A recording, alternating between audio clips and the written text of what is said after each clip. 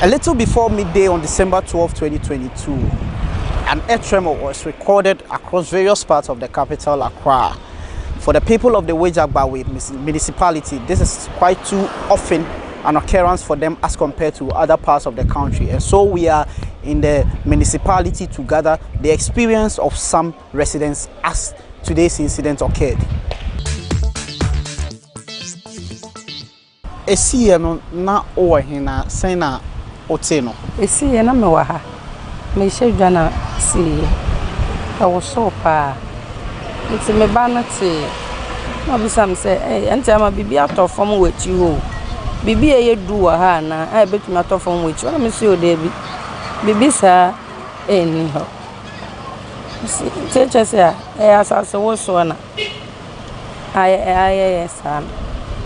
Nandiye ya kasa ho say ya afi Christmas ye no ho asase wo so abade ne na chese anka ye ewu bi anka ye wu ne ya kasa ho ya gusu kasa ho na modi abe mo se mo area ha mo no makati no ade a nyama sa no frequent kakra otina ha mo mfie sen nie ha de metna ache. Now, how many times now wa feel this idea way? And then eba bi wo eba me ya be na de ndie me tinka pa. Na your first time. Na your first time. Area am na mo na ya ye ne mo be di nkomo efa nyama bi sa ho se bia bibi sa si a na sa no ye din a ne wo se mo ye ne se mo ye ne mo be di nkomo da. Ba cha de bibi sa currency da ken ne amona ye kasa. So Mamiama is a fruit seller, and she's telling us that she was here this morning trying to put two and two together when she heard the tremor. She felt it and she had a discussion with her daughter about it. Her daughter was actually the one that prompted her to the occurrence, and she also felt it. And that she has lived here for a while now, but usually when it happens, she's out of the neighborhood or something. And so this is her first time of actually experiencing an earth tremor. What was the experience like? How did it feel? I was just inside and I heard moving. So I didn't know what was that. So I just went back to the container and I was like, maybe something has fallen down. So when I went, nothing was there, and I asked my mom whether she heard it, and she said she heard nothing. So one of my cousins came here and she informed me that it was earthquake. So that was it. Is this your first time of experiencing it? Yeah, something like that. So how's the feeling? Were you scared I or what? scared. I was like, Jesus, what's that? As of the time of the tremor, some of these men were busily engaged in their daily hustle, as you would call it. They were on their construction site. I asked him how he felt the tremor. Where were you when it happened? I was going to fetch water. So when I bent down and I heard that, like, I felt the shake. So I came and asked my brother whether he felt it, and he was like, no. So I was like, okay. But I felt it. How long did it last? Oh, something like 5 minutes. Yeah, I think 5 minutes, yeah. It was just... Yeah, some shaking. How many times did it happen? Once. I heard it once. Okay. Yeah. Were you scared or...? A bit scared. Because I've never experienced that thing before, so I was like... I was scared.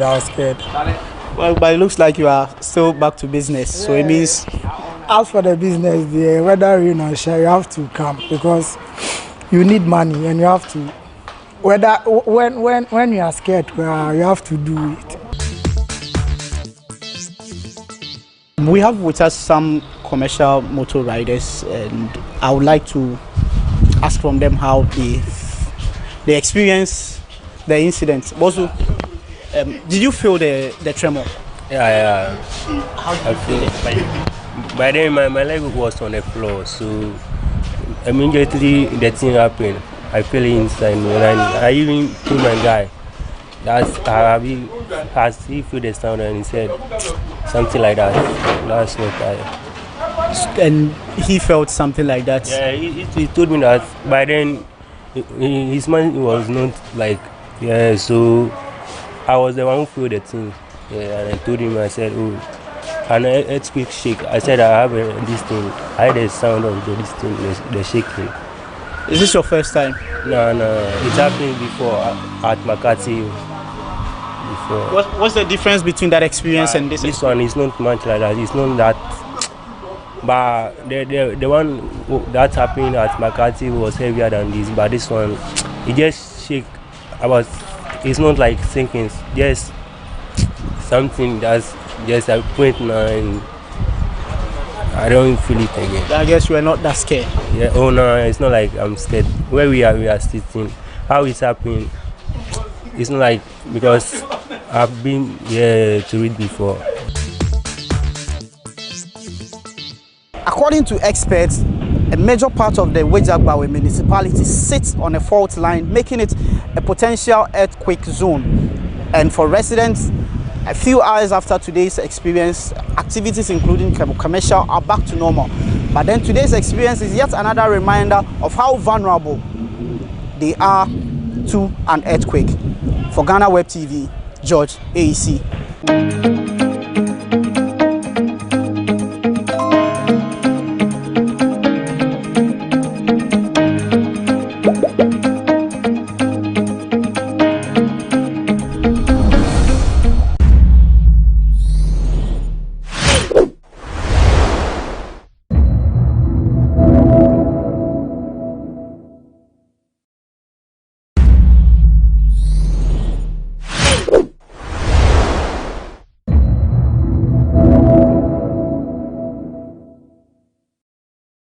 When I was young, we did not have the same kind of social media that we have today. We've always had social media. Conversation is social media. So people would gather under a tree and converse and all that. So it's not like we did not have any social interaction, but the medium was different. So today we have it on our phones.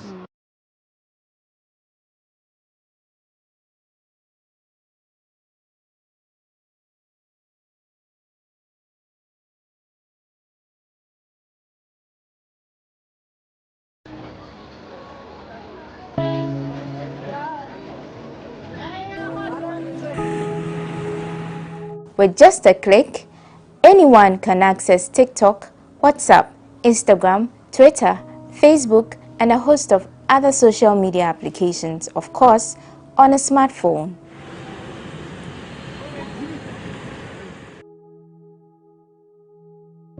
Defined by the Merriam-Webster Dictionary as any form of electronic communication through which users create online communities to share information, ideas, personal messages, and other content, social media, since its invention and introduction in 1997, has become the new trend. Now, 9 out of 10 internet users use social media, according to global statistics. Data provided by the Ghana Statistical Service indicates that the country currently has a population of 30.8 million people. Out of this number, some 15.7 million are internet users. A further breakdown by Statistica.com shows that 8.2 million out of the 15.7 million are social media users. This figure represents a 2.2 million increase in January 2021 from the 6 million figure in 2020. From these figures, one thing is clear: social media has come to stay. Social media has virtually been encoded into everyday life. Social media is now a space you cannot escape from. It's like wherever you pass, there is an element of social media, not necessarily an app, but infused in everyday life.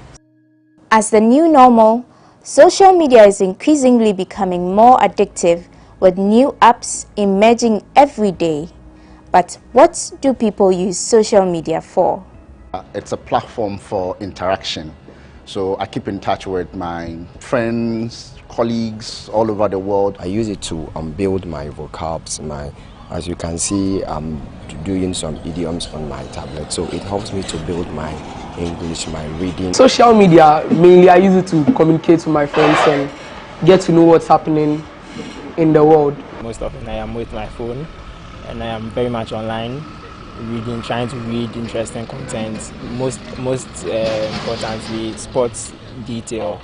I'm able to interact with our listeners every day, those that are contributing via WhatsApp, Twitter or Facebook. I make money from there because if I post snippets of interviews and jobs that I've done, I get reaction from people who would want to call in. So there's those whose primary source of fun is social media, and there are those who use social media platforms to gain knowledge. How much of the latter is happening? Research around the world shows there's a direct link between social media and declining reading habits across all ages, but for especially the youth category, the statistics are staggering. Considering the youth form a relatively greater percentage of social media users, this has become increasingly concerning. A study conducted on the University College London on 11,000 children tracked from their birth in 2000, for instance, found that social media could be distracting them from reading and homework, with a potential knock-on effect on their literacy. The American Time Use Survey's latest figures also indicates that the number of Americans who read for pleasure each day has reduced by 30% since 2004. And in Nigeria, a 2018 study by Samson Oyeniyi Akonde and Rachel Eyeranti Oyedapo of the University of Ibadan and Obafemi Awolowo University respectively on the impact of social media on senior high school students in Nigeria concluded that the use of social media has constituted a great havoc on the reading culture of high school students.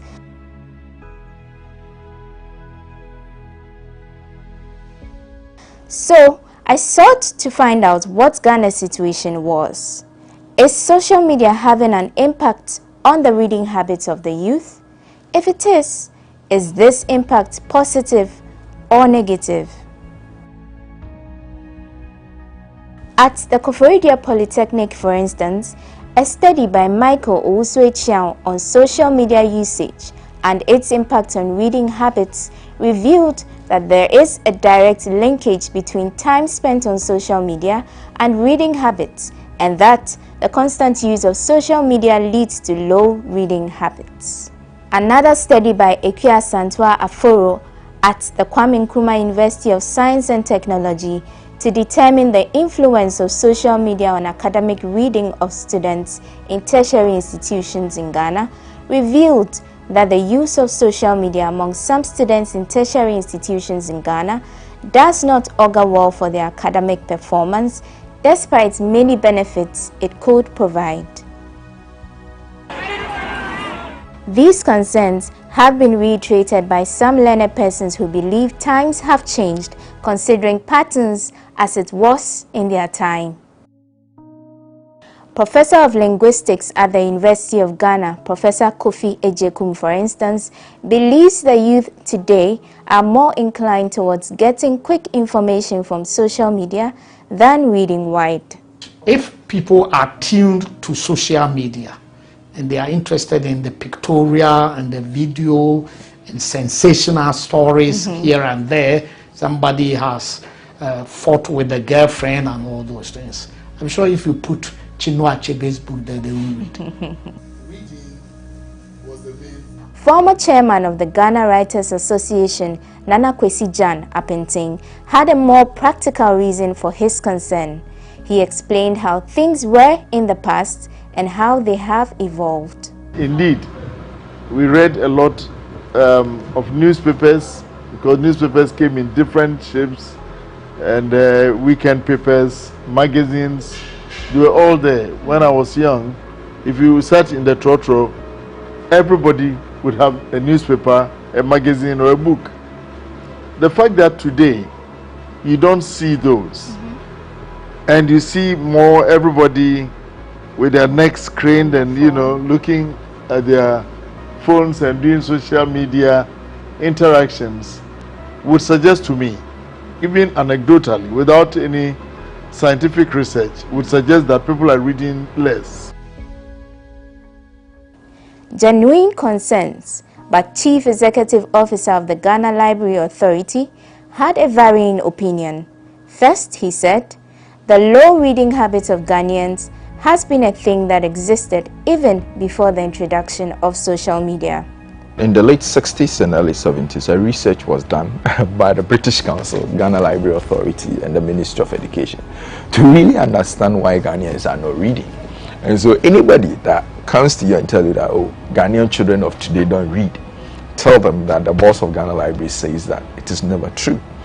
Ghana has never been a reading nation. And even if you check our annual report from the 1950s, it was evident that our libraries were being patronized by the expats. And then he quoted figures as recorded by his institution for the past 5 years that indicate a rather significant increase in reading habits of children and moderate figures for the youth in recent times. The United Nations will tell you between the age of 14 to 24. So if you want to take those, the age bracket, yes, they constitute the second majority of audience who patronize the library services. But the huge majority, which is about 60%, are the children. And then you could probably have, about, 25% being the youth, people that are in the senior high schools and tertiary institutions, looking for some resources. So they fall within that bracket. And then you have the adult population that also comes also to use the public library space. If you look at the data from 2016, library membership across the country was 7,246. And then in 2021, library membership alone is 44,234. So that's like over 600% increase. So that's really the trend we've recorded over the last few years. So I got the views of some youth to get a first-hand picture of the situation on the ground. Are they reading? I spoke to students at the Presbyterian Boys Senior High School, Legon, and the University of Ghana. Every day, I think I should read something, a passage, an article, something, but then I do read every day. Personally, I have keen interest in history, and I always want to have broad knowledge about stuffs. So, for instance, anywhere I find myself, whether being in a car or whatever, anything I see around, at least, I try getting a little knowledge about it. So that ushers me into liking more reading. And then some teaching assistants at the University of Ghana who explained what they have observed has become the norm with students they teach.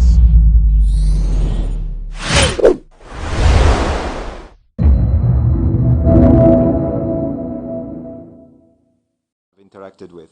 I'd also like to thank Parliament's Finance Committee and all the private sector, trade union, civil society representatives we have been engaging with over the past 6 months. Thank you.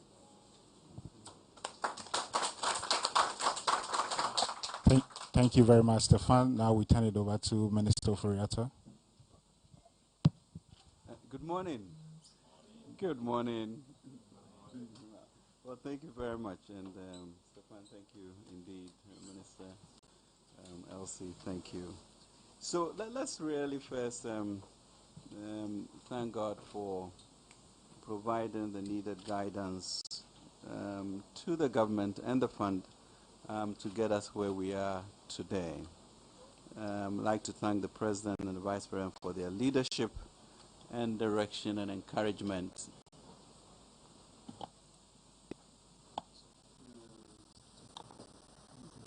Through this period. Let me also... Why is the mic favoring the IMF?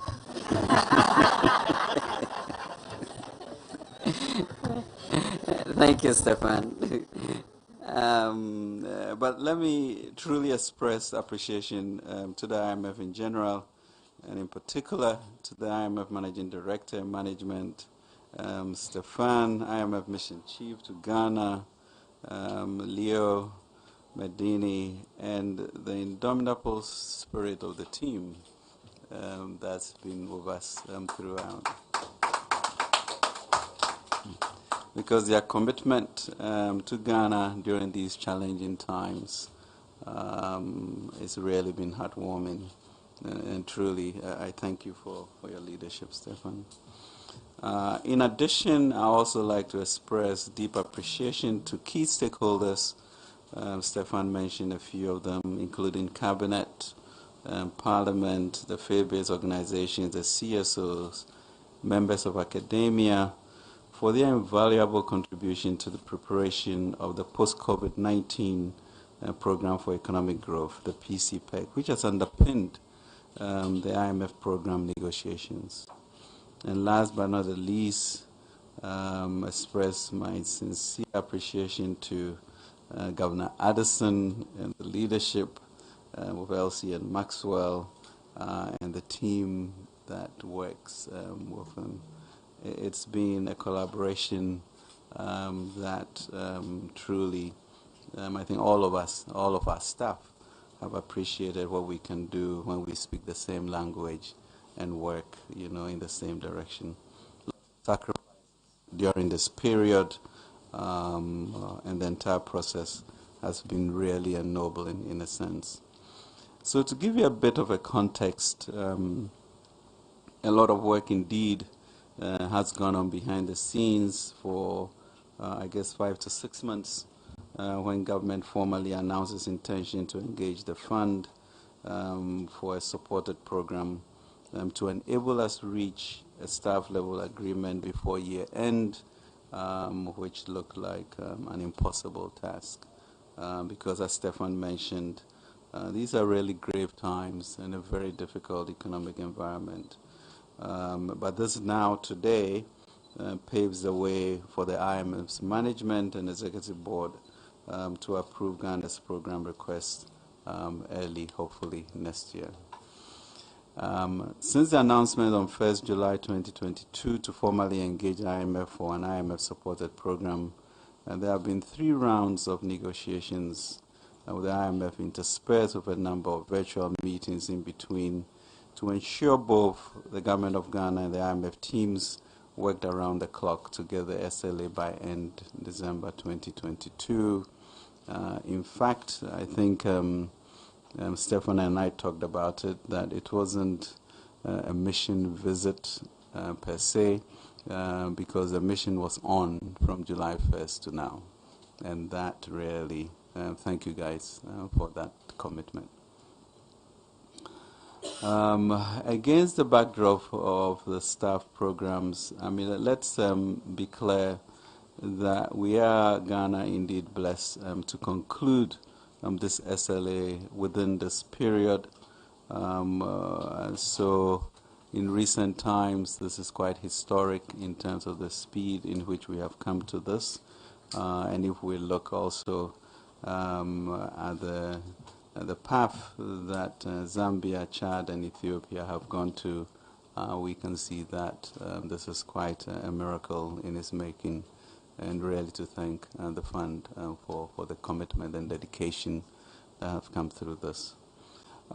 So the government and IMF teams, have really sacrificed to be here, and the team behind all of this, the staff, once again, at BoG and the staff at the Ministry of Finance under the leadership of Patrick Nomo, has been phenomenal, and we thank them for this. Key to this has also been our 2 deputies, Abner and John, and also Charles, who left us. Just lots of work has gone into this. So the key deliverables over the period include the preparation of the PCPEC program, medium-term macroeconomic framework, debt sustainability analysis and debt management strategy, structural reforms to address structural bottlenecks, improve competitiveness, and promote efficiency and effectiveness, a memorandum of economic and financial policies, and an agreement on prior actions which are expected to be completed before the fund goes to the board. All of this indicate that Ghana stands ready to complete all the prior actions before this is successfully done, certainly within the first quarter of next year, looking at end of January, if we can push it as we have done this one. So we are committed to the program as a whole, and we will do our part to make it happen. The SLA is only one aspect of the approval process. More is yet to be done to secure IMF management and board approval, and that is what we, all of us as Ghanaians, should work to ensure that we go through.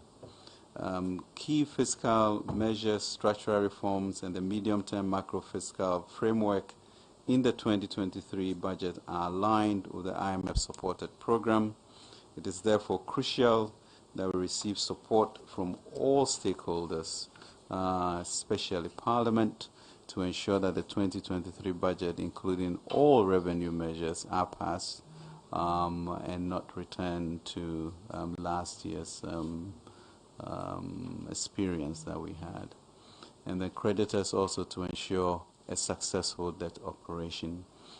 So even as we engage the domestic in the exchange, we'll be looking for our discussions with the bilateral partners and also with our bond investors. And we expect to get through that so that we'll conclude with the fund and the board.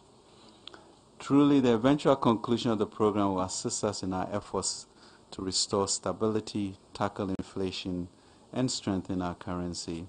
That is why the various ingredients of the program should be supported by all Ghanaians and all stakeholders. We can only get to the IMF board if we get sufficient commitment from our creditors in support of the debt operation. The 2023 budget is anchored on increasing domestic revenue mobilization effort by 1.2 percentage points of DGP. On the expenditure side, the 2023 budget proposes to reduce expenditures on commitment basis by about 2 percentage points of GDP from 2022 to 2023. Primary expenditures are expected to be reduced through a reduction in allocation on the use of goods and services and domestically financed capital expenditure on a commitment basis. These fiscal adjustments alone are not enough to address the country's economic challenges, hence the ongoing debt restructuring aimed at restoring debt sustainability in the medium term. The 2023 budget contains important social protection measures to support the most vulnerable, including measures that seek to gradually increase the number of beneficiary households as well as the value cash transfers under the LEAP. Other social protection programs which will be prioritized under the programs include the NHIS, the capitalization grant, capitation grant, and the school feeding program. A key part, as Stefan mentioned, is also private sector engagement. As we look through austerity and ensure that we have social protection, the drive for growth should not be forgotten, and the PCPEC is key to that. We are optimistic that the 2023 budget adjustment strikes the right balance between determination and pragmatism. Already the economy is responding positively to the news of Government of Ghana and the IMF reaching an SLA, and we are eager to leverage this momentum at the very moment when the IMF Executive Board approves the program request. We're already seeing significant improvement in the exchange rate, with the Ghana cedi recovering against major currencies. We are confident as a resilient people that we shall rally to support this great enterprise to restore macroeconomic stability and promote robust and inclusive growth. The world is looking at us, and I know that we can do it. So indeed, to God be the glory for these great things He have done within 5 months. I'm certain that He who began the good work will continue until it is finally finished. The greater things I believe he will do, and let us all gather the harvest with joy. These indeed are both times for a Joseph recovery and also a Nehemiah rebuilding. Let's continue with courage, a spirit of love for each other and self-discipline to go through this program. Thank you, and may God bless our nation, Ghana. Well, thank you very much, Minister. So now we'll move to taking your questions. We have colleagues joining us online as well. So I'll take some questions from the room and some online as well. So where's the microphone? So I'll call first 3 people to come to the microphone. So you, lady there, Cooper, and then you. Yes. So first 3, please, to the microphone. Please state your name, affiliation, and please keep it to 1 question so that we can take more questions. Please try and keep it to 1 question. Name and affiliation, please. Thanks. My name is Nanoye. I work with Asasi Radio. It took 5 months to get to this level. When should we anticipate that the board will... Okay, anyways.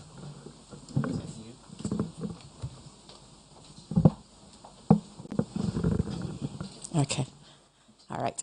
My name is Nanoye Accra. I work with Asasi Radio. It took 5 months for us to get to this level. When should we anticipate that the board will approve this deal? And I want to know how long it would take after that for the money to hit Ghana's account. I wish I had an opportunity for another question. But. All right. Thank you very much. So, hello. My name is Joshua from the Business and Financial Times. I want to find out how concerned is the fund with regards to resistance that which the domestic debt exchange has faced currently, and how critical is it in terms of the approval from the management and the executive board? Thank you. All right, thank you, Joshua. Hi, Cooper Inveen from Reuters. Could we get a firmer date on when we might expect a external debt restructuring? Thanks. All right, thank you. So we have a question on how long it will take for the board to approve, when to expect an approval and the money to hit the account, when to expect external restructuring, and then whether Ghana is concerned about, whether the IMF is concerned about how the debt restructuring is going. So maybe, Stefan, you can take the 2 questions about when to expect an approval and the debt restructuring. Thank you, thank you. So let me tackle first the first question on in terms of the timeline for consideration by our executive board of Ghana's program request. As I mentioned at the beginning in my introductory remarks, what is necessary for us to be able to present that program request to the board is assurances from Ghana's partners and Ghana's creditors that one, the program is fully financed. In other words, the financial support that will be provided to the authorities during the program period is sufficient to finance the program. And 2, that the program taken together, the fiscal consolidation path, the comprehensive debt restructuring that the authorities have launched will be sufficient to reestablish debt sustainability. And so as soon as we have assurances from creditors that this will be the case, when sufficient progress has been made on that front, we will be able to present the program to our board. And as to the follow-up question that you had on when the money would hit Ghana's accounts, that would happen very, very shortly after the program has been approved by the board. There were a couple of questions on debt issues, so maybe I can just say a couple of words before I turn to the Honourable Minister regarding the issues related to the debt restructuring. I would like just to clarify a few issues. What is very important for the IMF is that the government strategy as a whole be sufficient to put debt on a sustainable path and to bring debt sustainability over the medium term. This is really the overarching goal one of the overarching goals of the program. Now, when it comes to the specifics of the government's debt restructuring strategy, when it comes to, for example, the perimeter of the debt restructuring, which debt would be included or not included, when it comes to the parameters of the debt restructuring, in other words, what type of relief would be sought from one type of creditors or another, and when it comes to engagement between the government and the creditors, all of that are very much sovereign decisions, and they are very much for the government to decide on in collaboration with their financial and legal advisors. Thanks, Stefan. Minister, do you want to take the question on external debt? Yeah, thank you. Stefan leaves the difficult questions, but at least I've learned two things: the parameters, and then what will be the third one? So yes, I mean, I think the parameters are clear to us with regards to where the London zone should be, and those are the bookends that we are talking about: 55% debt to GDP, and then 18%. 18% external debt service over revenue. So those become the bookends that we work with, and within there will then be the parameters as we have outlined in our domestic exchange program, and therefore also continuing with that, with the externals. We hope that, we've been having discussions, but maybe formalized discussions going through beginning, this week also. So that's the trajectory that we are looking at. But I think for all of these three partners with the debt operations, is really the lift that we have of this SLA, and therefore all of us doing our part to make sure that this confidence is built on, and we move on to create the macro stability, and that would then ensure that we all participate in a much stronger Ghana. So yes, the challenges that we'll have, we're going to have challenges with the parameters that we unfold for each of these groupings, and the issue for all of us is a commitment to end this crisis in a way, and so we'll have I expect that we'll have positive discussions, and as always move to a solution that would ensure that we remain within the landing zone that has been ascribed. Thank you. Thank you very much, Minister. I'll take another round of questions. Gentleman in the back there. Sorry. And then a gentleman here. Let's pick somebody from the middle. Anybody in the middle there? And I see George. George as well, please. Please state your name, your affiliation, and please keep it to one question. Thank you. Thank you so much. My name is Sani Abdurrahman. I work with Media General. My question is to Minister Ken Ofori-Atta. Looking at the agitations emerging since the announcement of the debt exchange program, are you in any way considering any sort of adjustment in the program, and what will be the implication? Thank you. Thank you.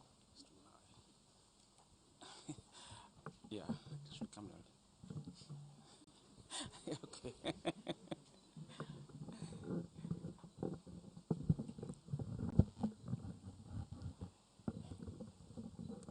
Thank you. The question goes to the Honourable Minister. Can you state your name? My name is Nana Poku from Daily Searchlight. Sorry. Okay. Please keep it to one question. Okay, one question, yeah. Honourable Minister, yesterday the TUC had a press conference, and they did indicate that they are not going to ascribe or subscribe to, one, the pension funds mustn't be touched by government whatsoever. Two, that they don't also want to hear anything about freezing of employment in the public sector, because they think that that will not inure to the benefit of their members. And then three, they said the tax regime that we want to implement is not in their favor because it will impoverish the workers. And they also say that some of the conditionalities of the IMF are so inimical. How would you react to such a statement from the TUC? Thank you very much. Thank you. Yes, we'll take you and then we'll take George as well. Good morning. Please, my name is Akono Banana Boadu, and I'm with Movement Television, an affiliate of Ultimo Multimedia. Please, my question goes to the Finance Minister. There's this perception coming from Ghanaians that some government policies are going to scrap off with IMF implementation, especially to that of the free education policy. I want to know from the Finance Minister, how possible is this going to? All right, thank you. One last question. My name is George Rafi from Multimedia Group Joy FM. And just to get back to your statement, there's a portion that says that to support the objective of restoring public debt sustainability, authorities have announced a comprehensive debt restructuring. Sufficient assurances and progress on this front to be needed before the proposed fund-supported program is presented to the board. On the issue about the debt discussions, Minister, you've been a little bit silent on the Paris Club. Are you going to get a debt cancellation or what? And are you sure that from now till the end of the first quarter, you can close the page or the book when it comes to reaching a deal with both your external partners and the Paris Club? Thank you. Thank you very much. So, Minister, it looks like this round of questions are for you. I just want to add one more, which we received online from DebtWire, which asks that, will Ghana use the common framework to conduct debt restructuring? Thank you. I don't know. I now begin to understand why Kwabna wanted to manage this so that all the questions will be moved away from the fund to me.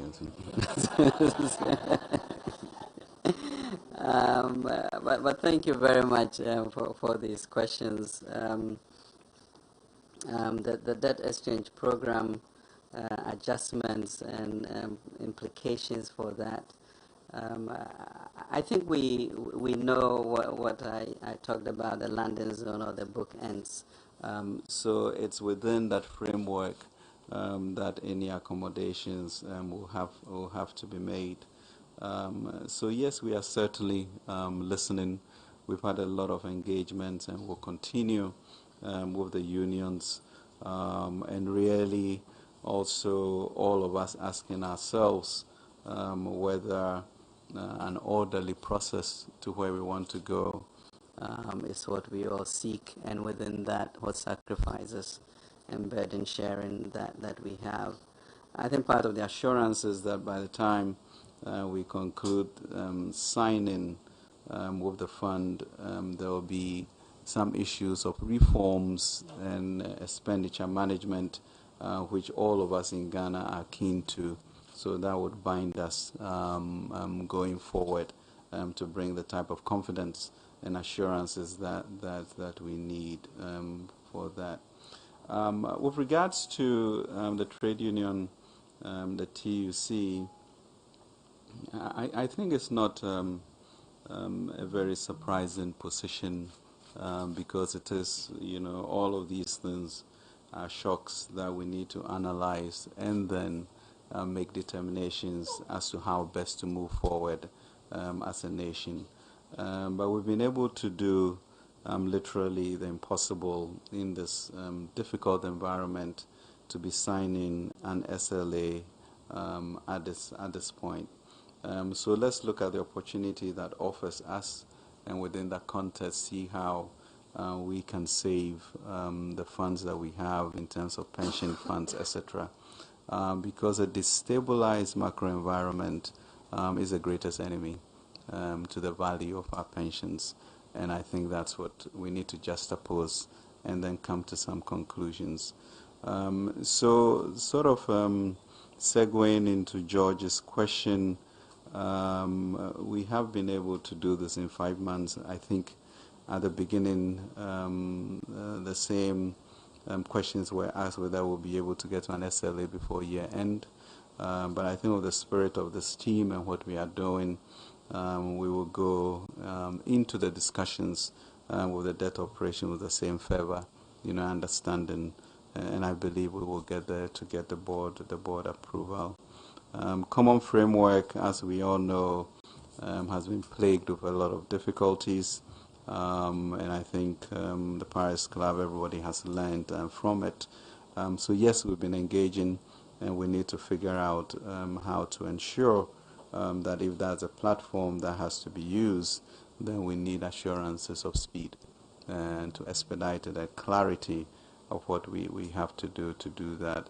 Else, you know, let's design an alternative which will make sure that we don't derail this momentum that we have built. So that is how we looked at it. The issue of various programs, including free education, I think if you listen to Stefan, there was a clarity of the issue of preservation and enhancing actually social interventions, and free education falls within that. I think we are doing a review to look at efficiencies of all of these programs, and that has already kicked off. And as we then continue, we'll make sure that these are run efficiently. I mean, free education, the issue of human capital is something that, you know, I think the government of President Akufo-Addo is completely committed to and clear about that, because that always remains our future and also ensures social mobility for every Ghanaian. The sense of citizenhood is important. So yes, we can make it more efficient. I think within the 5-6 years that we've been here, we saw sort of average results move from, what, 45% to 50%. And this year we had an average of 60%, which was just phenomenal. So the resources are being deployed to some 1.4 million people, which secures our future, and there's nothing better than that. So I'm not sure anybody should worry about that going forward. Thank you very much indeed. I hope I covered all. Yes, indeed. So I will now take some questions online, and then I'll come back to the room. We've received questions from Gabriel Steinhauser, Wall Street Journal, and then Laura from Death Wire.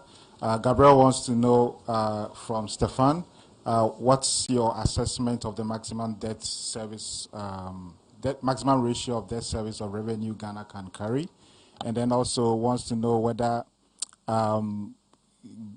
Ghana's plan, or it's been muted, that Ghana wants to pursue a 30% haircut on dollar-denominated debt. Is that in line with the fund's assessment of debt sustainability? And does it take into account structural reforms which are part of the program? And then Laura also wants to know whether the 55% debt to GDP and the 18% debt service will be after the program or is within the program period. Thank you.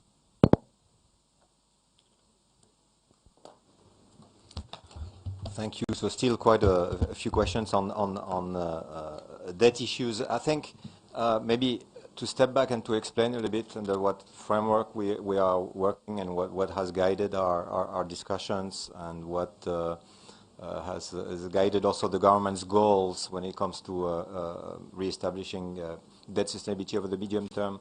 We are working within the framework of what we call the IMF and World Bank low-income country debt sustainability framework. This is what has been used over the years to assess debt sustainability in Ghana, but also lots of other member countries of the IMF.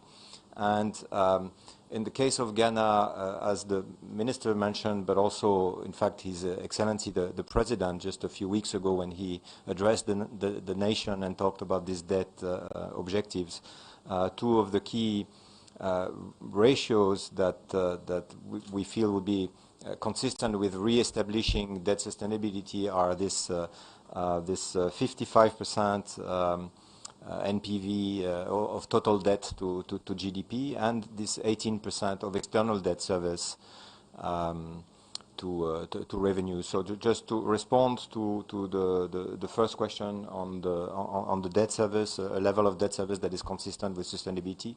This is the 18% that we are looking at. Then there is a question about the time frame or the horizon that we have in mind. So this is not something that could possibly be achieved immediately at the time of program approval. What the government is seeking to achieve is to put debt and public finances on a path so as to achieve these objectives over the medium term. So not immediately, but over the medium term. Did I respond to all questions? No, there was also the question about the speculations in the press as to the haircuts on external debt. I would just go back to refer you again to what I mentioned in my the response to a previous question. Anything that has to do with the perimeter of the debt restructuring, of the government's debt restructuring strategy, the specific parameters and interactions with the various groups of creditors and the government, all of these are really sovereign decisions, and for the government to decide on in collaboration with their advisors. Thank you, Stefan. We'll take another round of questions. So let me start from there, gentleman there. Somebody from the middle, lady in the back, orange. And then on the far right. Thank you. Please limit it to one question. As usual, your name, your affiliation, one question, please. Okay, thank you very much. My name is Edem Kujo. I work with Star FM here in Accra. So this is to the IMF. In your statement, you said you were going to employ a strong reform program that aims at restoring macroeconomic stability and debt sustainability. We've seen a lot of focus on the debt sustainability. When it comes to the micro, there's been a lot of conversation about how much we need to make some expenditure cuts to our budget. My question to the fund is that, looking at government's budget, are you satisfied with the level of cuts? And do you think that some more cuts needs to be done to ensure that we have that macroeconomic stability? And a quick one, please. This will be like the 17th or 18th time the countries come to the fund, and we say we are putting in reforms that will make sure that we have a robust economy. What different thing is happening now to ensure that Ghana will not have to come back here in the next 3 or 4 years seeking some relief from the fund? Thank you. Thank you. Next questioner. Please keep it to one question. My name is Stella J. Sugli. I work with GhanaWeb. And so my question will have to do with the revenue measures that the government is putting in place to at least hold up before the IMF funding is secured. Because last year we were told that the e-levy was going to generate a lot of revenue, but it faced a lot of resistances, and then it was not able to meet the proposed target. So as the VAT that government introduced into the 2023 budget is being debated in Parliament and all of that, how is government going to hold up until we receive funding from the IMF? And a quick one. So there's data that government would have to pay about 3.5 billion in loan repayments and interest in the coming year. And that's a bit higher than the money we are expecting from the IMF. How is government going to be able to do all of that? Thank you. All right, thank you. Hello, good morning. My name is Francis Into. I write for the Ghana News Agency. Since the announcement of the engagement with the IMF, one thing that's come out is that individuals are going to be exempted from any debt sustainability. On the grounds, people are really not receiving the funds that are due them. The government has given numerous assurances that their funds are not going to be touched, but people are getting their funds being touched by various financial institutions. Beyond the assurances, what is the government doing to ensure that people really get their investment returns? Thank you. All right, thank you. One last question. All right, thank you very much. My name is Akko, and I report for Bloomberg. Honorable, your Financial Stability Fund is estimated at 15 billion cedis. That is just a little over $1 billion. and it doesn't seem substantial enough. Do you plan further support on that? And do you think that if we were to up it, you may get a bit more buy-in from debt holders? Thank you very much. All right, thank you very much. So we basically have two sets of questions. So Stefan, if you could take the questions on the budget and also revenue measures in the program.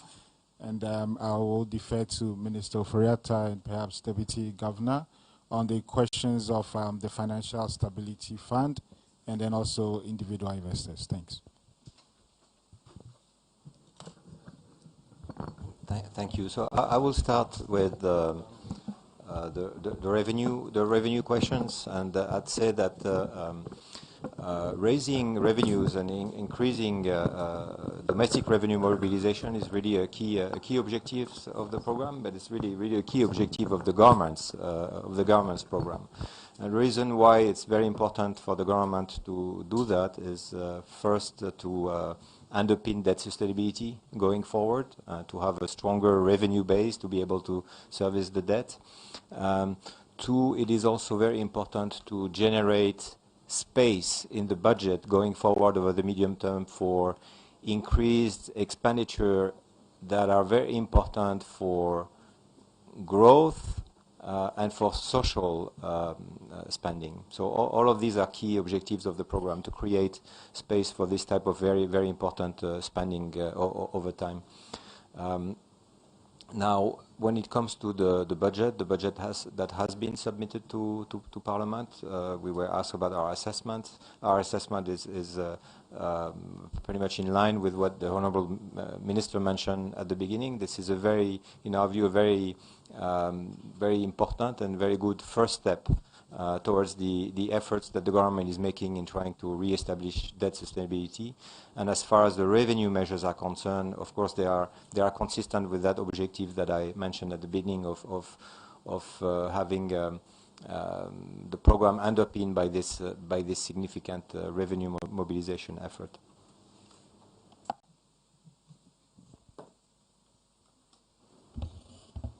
Thank you very much, Stefan. I think that going from Carl's question, the Financial Stability Fund, the challenge for most of these funds is to engender confidence, and once you do have the confidence as to where we are going, you don't have people dependent on that fund. But certainly we will stand ready to enhance it as and when it is necessary. But my expectation is that from hence, with the signing of the SLA, we should all kind of rest assured that we are on a path that we can depend on, and therefore the issue of people thinking they need to pick up their money from their investments will not be necessary, as stability will be coming. So yes, if it needs to be enhanced, it will, but I think in Jamaica it was not even taken up at all, even though it brought a sense of confidence to the market. So we expect that. And the key issue about returns on our investment is really, in the end, macro stability. And that is what we are seeking to achieve, so that we can work together through this. I think the other question on the revenue measures, certainly we all experience the devastating impact of Parliament not approving our measures on time, and the resistance that occurred.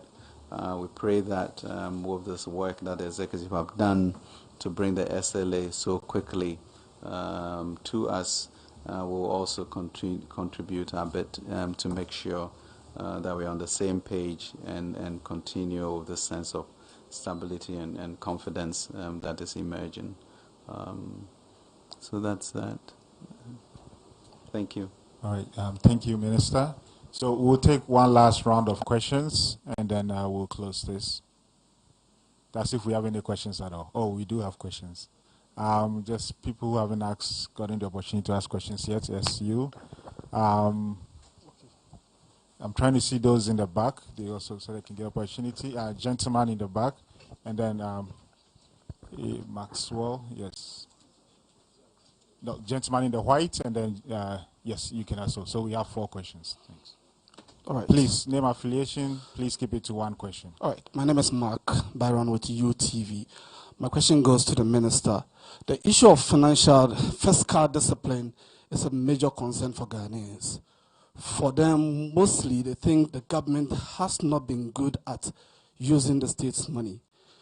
This $3 billion that is coming, what is assurance that, just as you are saying, is going to turn the economy around? Are we assured of this? Thank you. All right, thank you. Next person.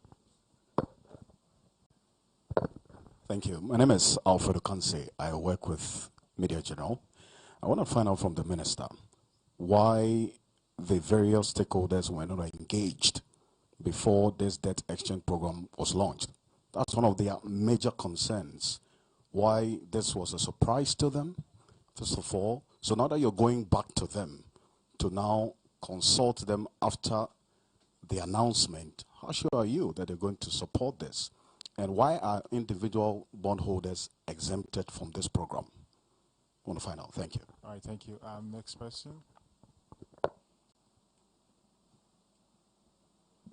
Hello, my name is Maxwell Adumbile from Graphic. I don't know if the question on when the external debt restructuring will commence, whether the answer escaped me or the answer wasn't given. If you can clarify that, Minister.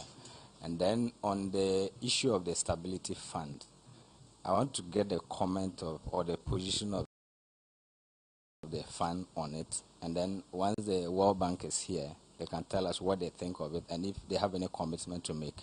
Thank you. Yeah, okay, thank you. So just an add-on to his question about the external debt. We're asking what form would the external debt restructuring take? We want to have an answer to that. And again, my friend asked the question but we didn't get an answer. This will be the 17th time Ghana is coming to the IMF. Why is it that anytime you leave us, we are not able to work on our own? We have to come back to you for the same things you helped us get out of.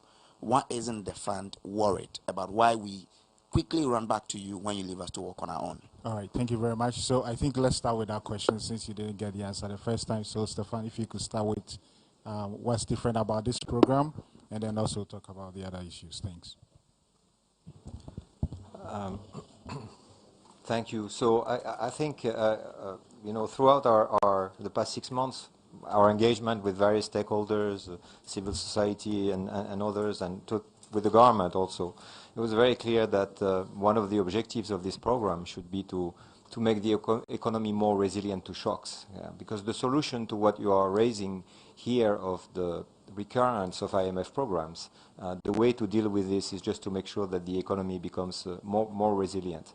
And it is certainly a key objective of the program, and how that would be achieved under the program is by implementing reforms that aim at tackling the underlying structural weaknesses that make the economy less resilient to shock. So this is really a key objective of the program, and this is why I referred to at the beginning in my introductory remarks to a wide-ranging reform program. Just a quick comment. I believe there was a question addressed to us on the Financial Stability Fund and our views on this. We are very supportive of the initiative, of course. The more safety nets there are to preserve financial stability, the better. And so we think it is a very good initiative. And I would like to take that opportunity actually to encourage partners to support the government of Ghana in this endeavor.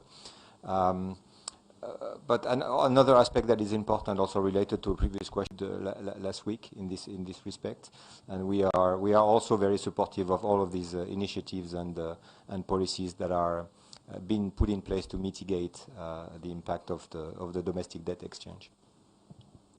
All right, thank you, Minister. Thank you very much indeed, and thank you for your questions.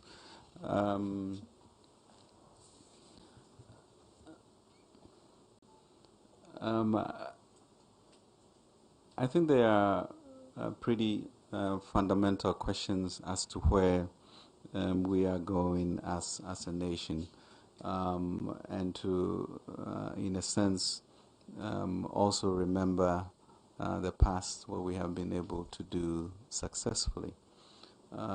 So, yes, let us remember that we were in a fund program from 2015, and we successfully got out of it.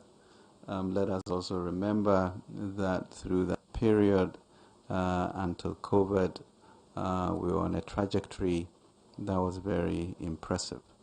Let us also remember that we, more than most countries during the COVID period,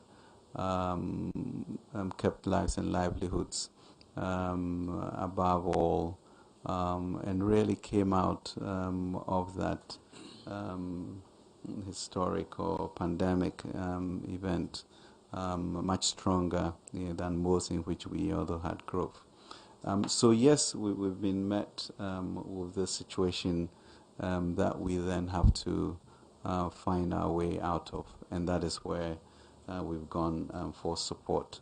But as Stefan mentioned, there are some structural things that need to be done in terms of diversification, in terms of reliance on imports, and therefore become an export-driven entrepreneurial society.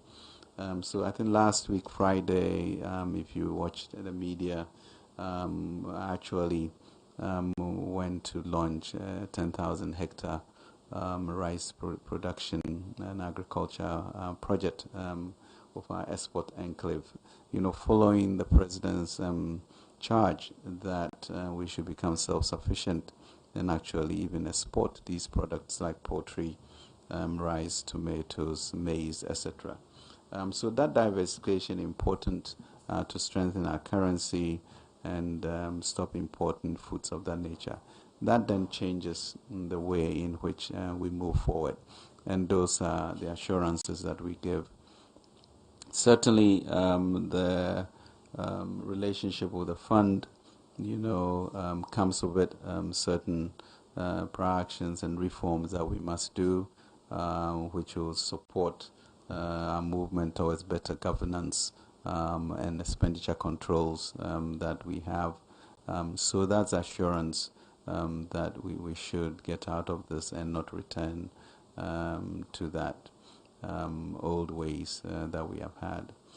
The question on the external discussions, really, as I mentioned, we have started conversations, and we really will look to kick off strongly this week, both the bilaterals and the external bond investors.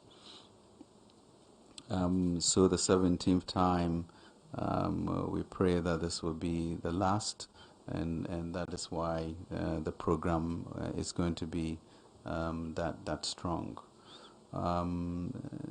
So, I mean, for me, the experience that we had gone through since 2017 leaves me in no doubt that we can go over this problem that we have and actually institute a strong, resilient economy that is diversified and export-oriented, and that is the goal. So the other part of this whole program is now the PCPEC program, which is looking to get substantial investments to get a private sector-oriented economy that is then diversified and supports our currency in a strong way.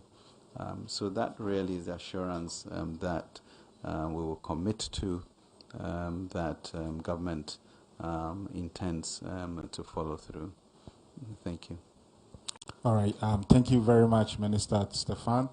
So I think we can bring this press conference to a close. But before we do that, just want to check whether we have any last comments before we go.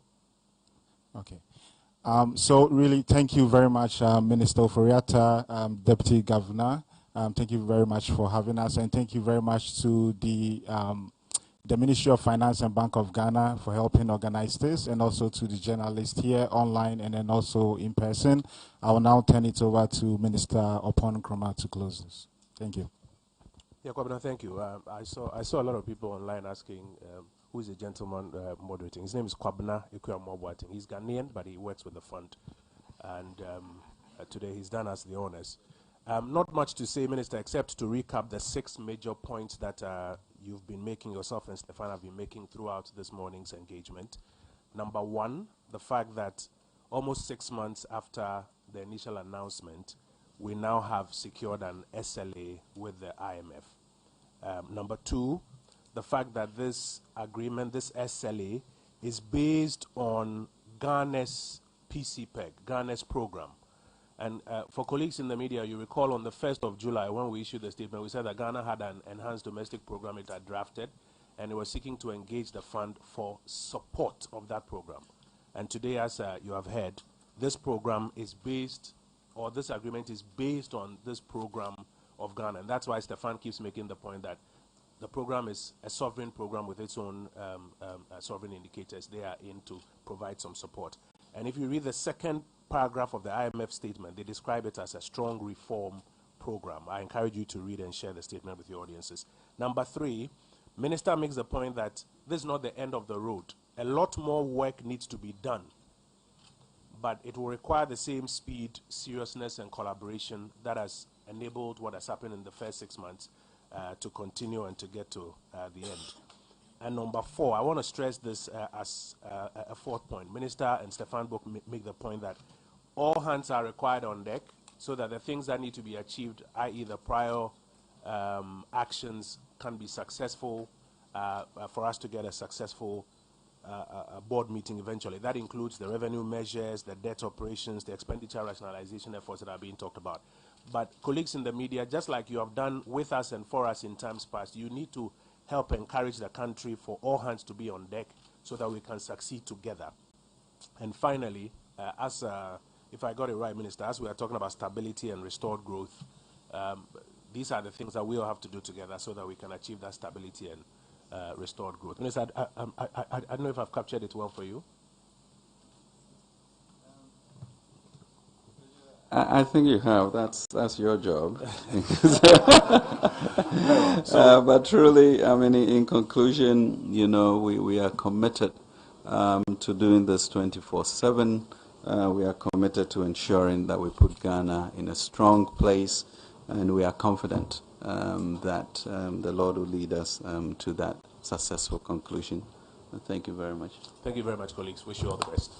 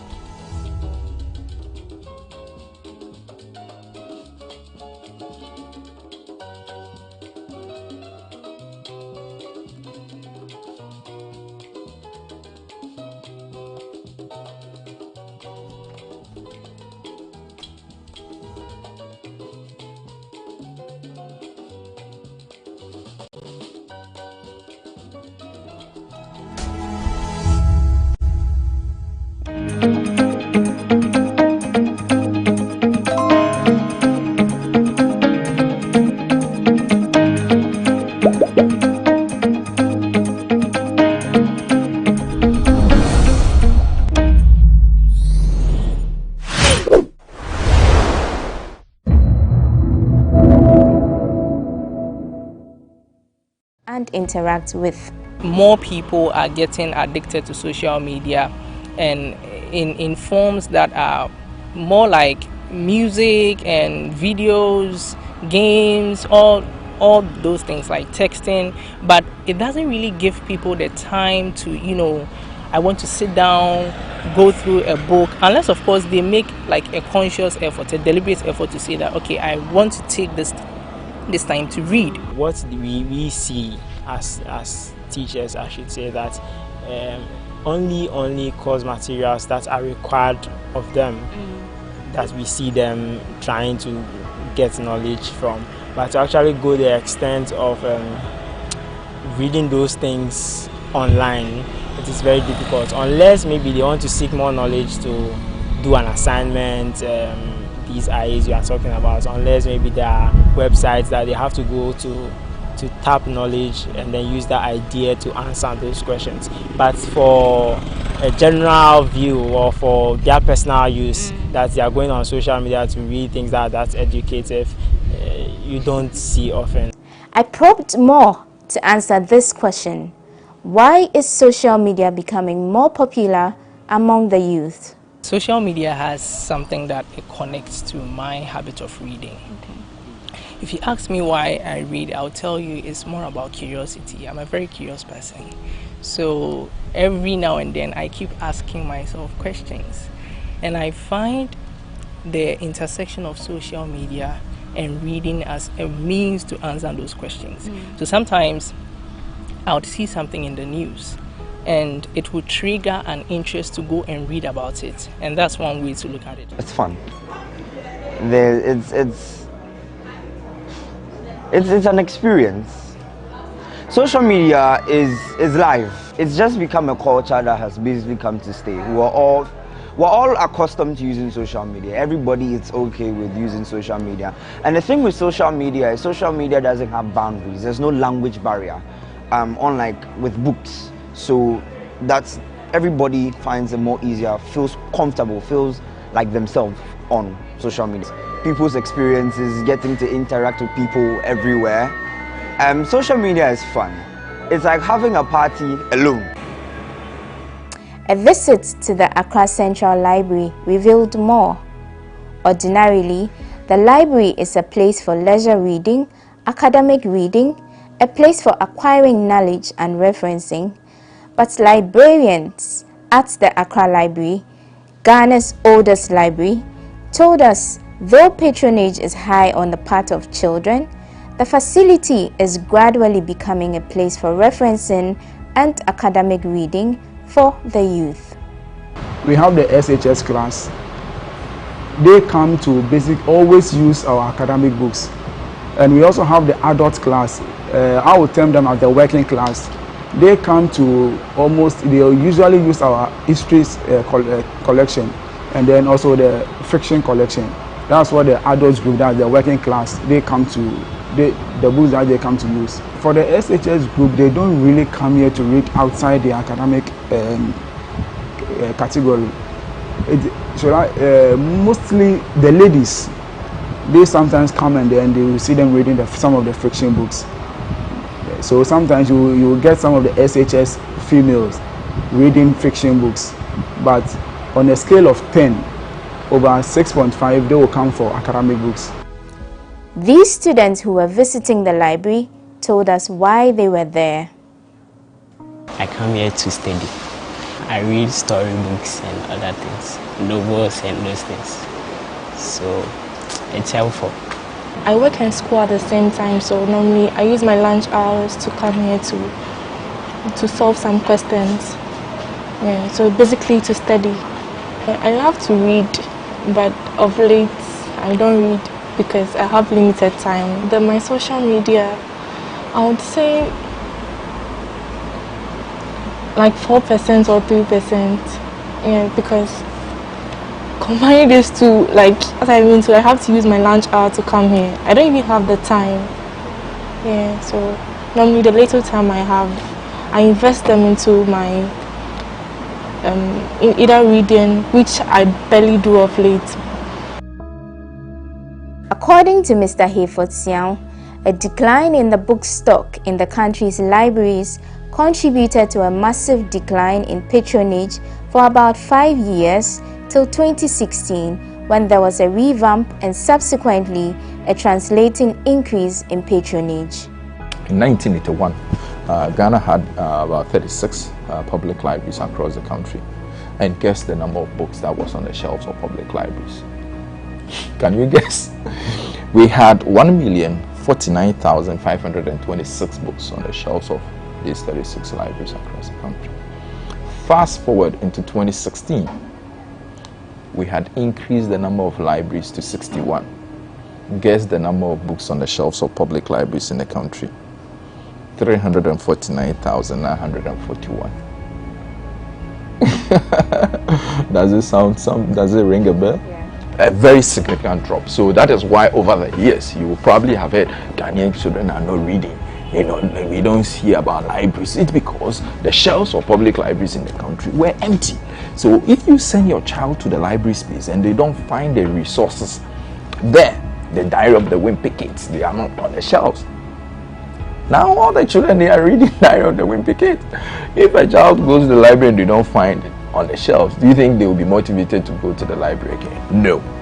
Now, over the past 4 years, we've increased the number of books now to 1,195,008 books on the shelves of public libraries. And that is why you've also seen a corresponding increase in the number of people that visit. That's one way to look at it. But now, there are electronic books which are accessible on many social media platforms.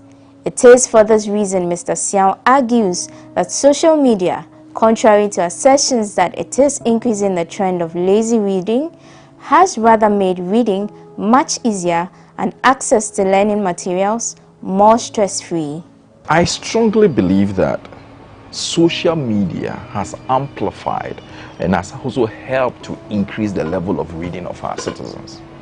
Because in those days, consumption of text now through electronic devices is high, and information is rapidly evolving and is moving at a faster pace than ever before.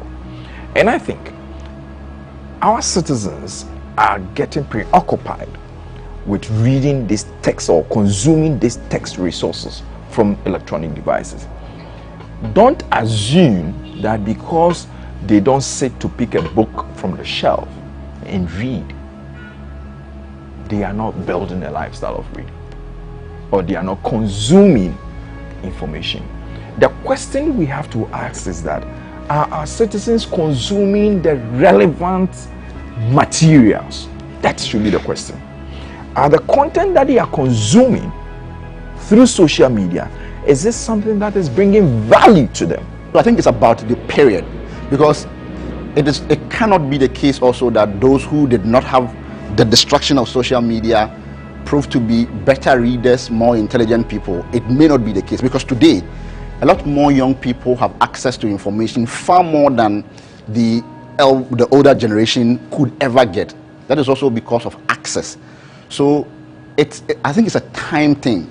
And if you were born in this period, this generation, as a student, any other thing, you would really learn the ropes of how to still deliver and fulfill your responsibilities, duties as someone who is integrated into the social media culture, and also as someone who is a student who loves reading and all of that. So there's room for all of that. I mean, these days, if you take, iPads, mobile phones, people have files, tons of reading materials on those platforms. There are people who find it very difficult, for me personally, apart from maybe philosophy books, because there's something with the nature of those books, how old they are, and it feels nice when you are reading them physically like that. Otherwise, given the option, I would always choose a soft copy over a hard copy.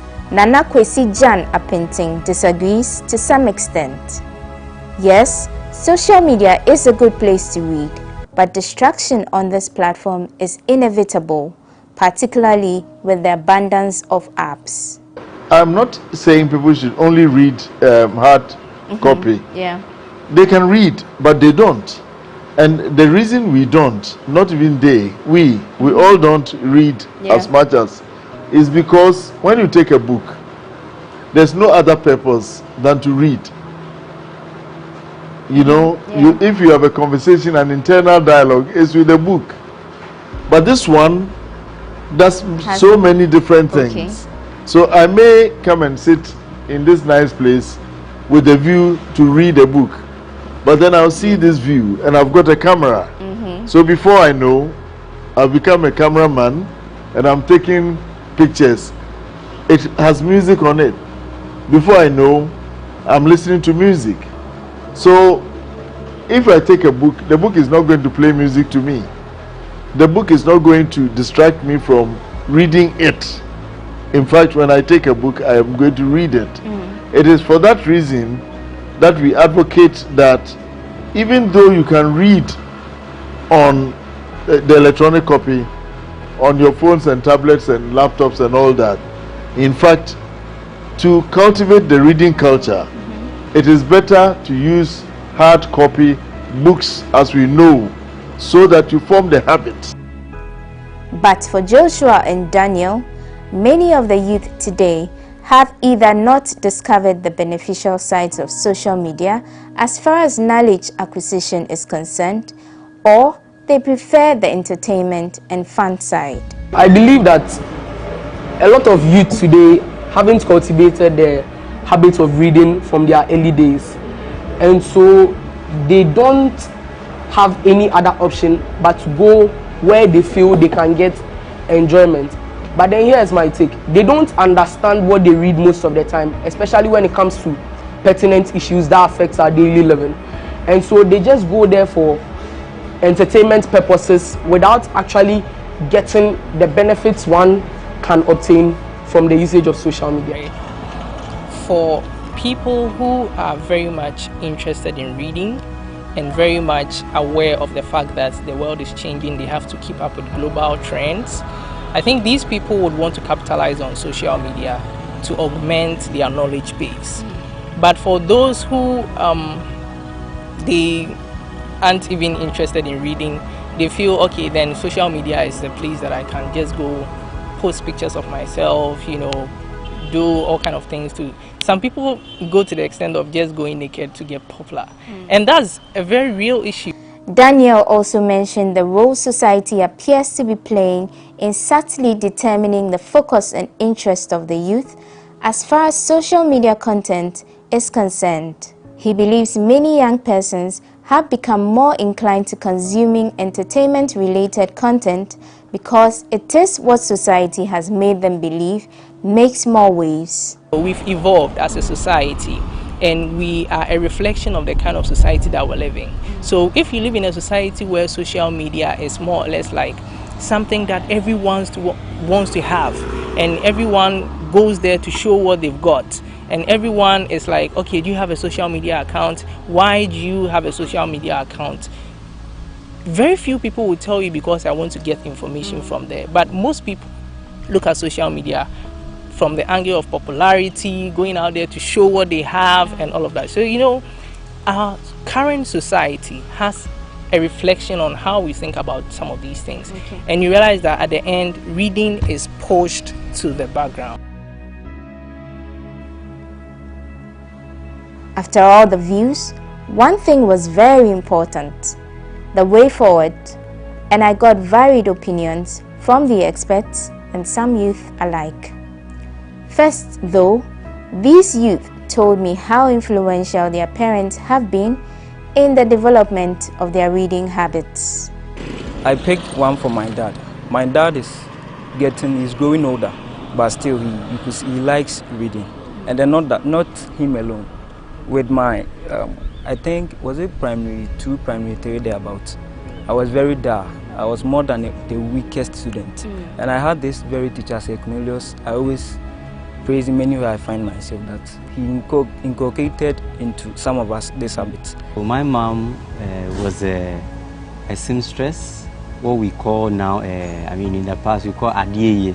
Growing up, my mom was not educated, and so she realized that the only way she could develop her kids' was to get them things like books.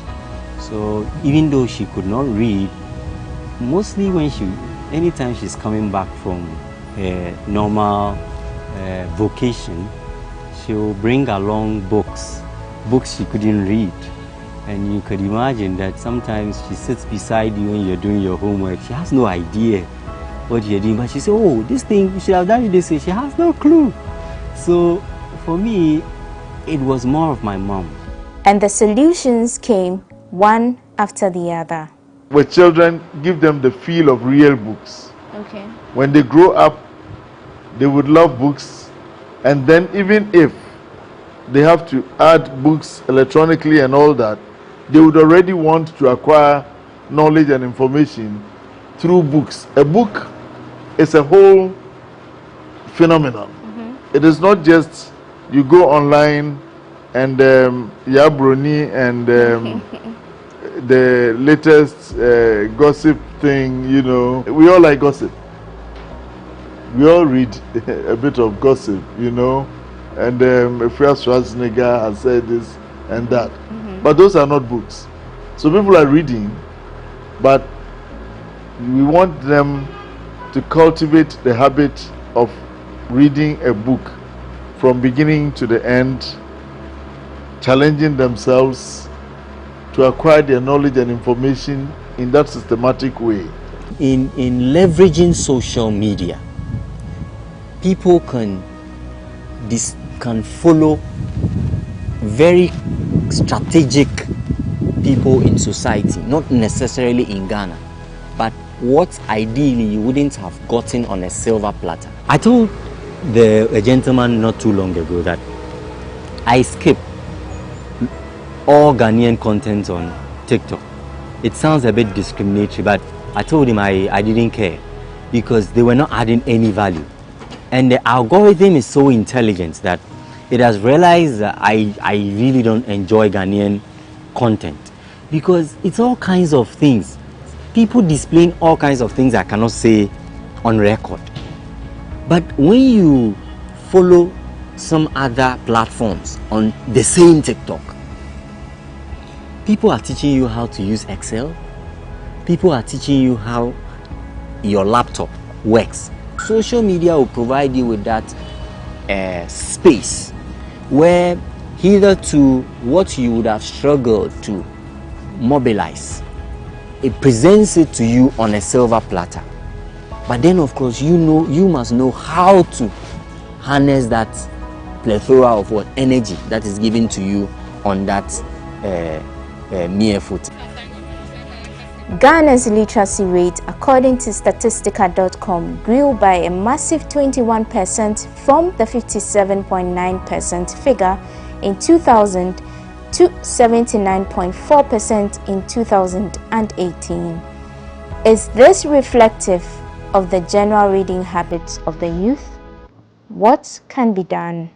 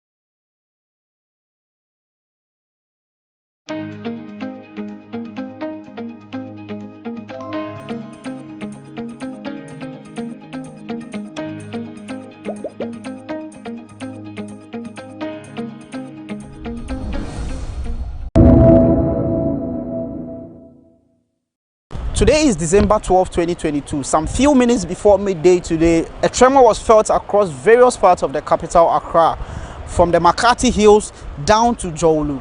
This was felt all across the capital town. We are currently at the NHIS head office in Jolu to speak to officials and workers here to find out their experience of this incident.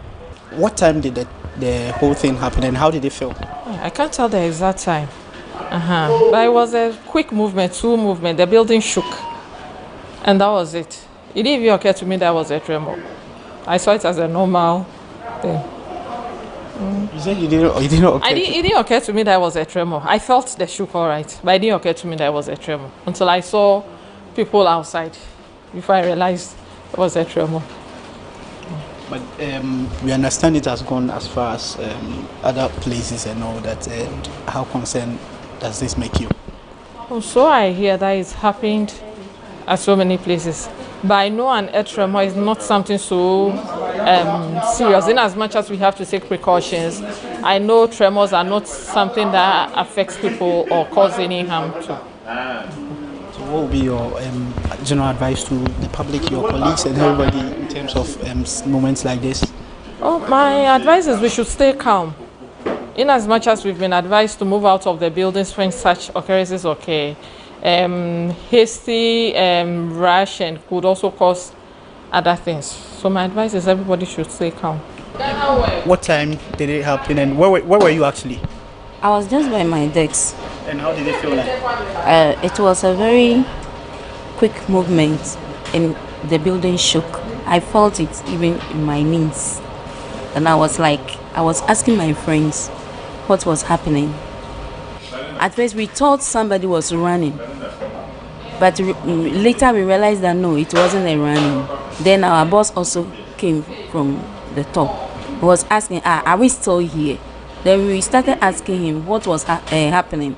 Then he said that it was earth trauma that was happening.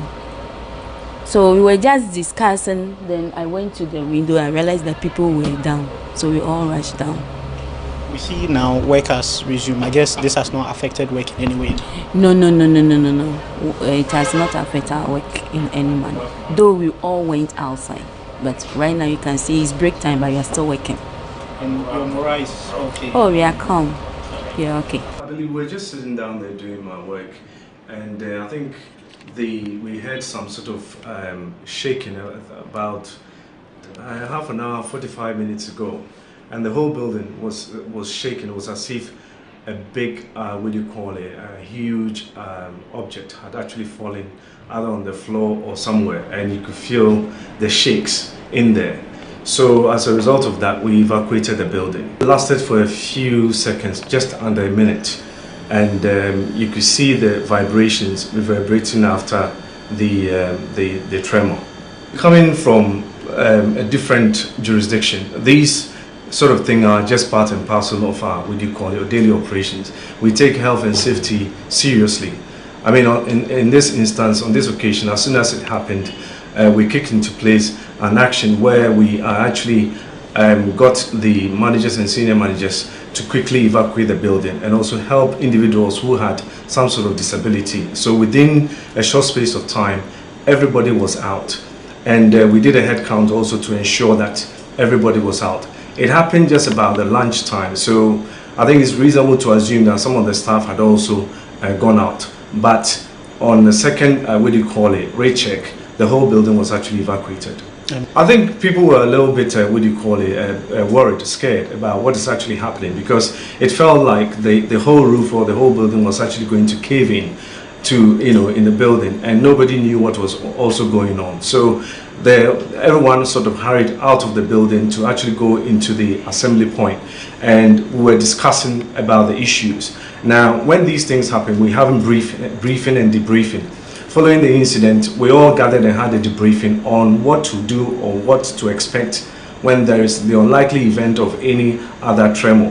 Some of the things that we discussed was that they evacuate the building immediately, and also if anyone was actually leaving the building, make sure that their colleagues are aware of it, so that if there's got to be search and rescue, then we'll be able to identify who is in the building or who is actually outside. Well, so far everything has actually resumed to normalcy, but we are still on the lookout for any unlikely event of any further tremors, and if it does, we'll kick into operation our health and safety measures. Moments after the tremor, the entire building was evacuated for safety reasons, and as it stands now, work has resumed back to normalcy, and officials say they have briefed staff and they are hoping that operations continue.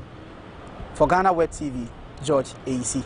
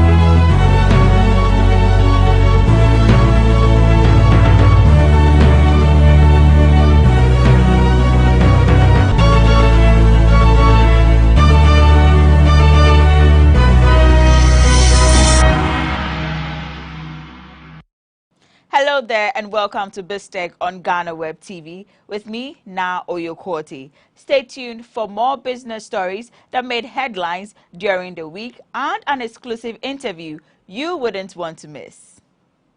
Now, crafting any form of miniature, whether painting or sculpture, takes a lot of precision.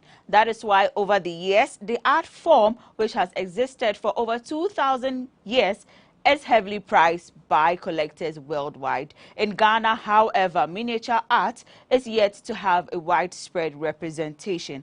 But an indigenous miniature artist is changing the narrative. He is Meshach Ajete, CEO of Meshach Architecture. Catch up on the conversation with my colleague, Maoli Aholumega.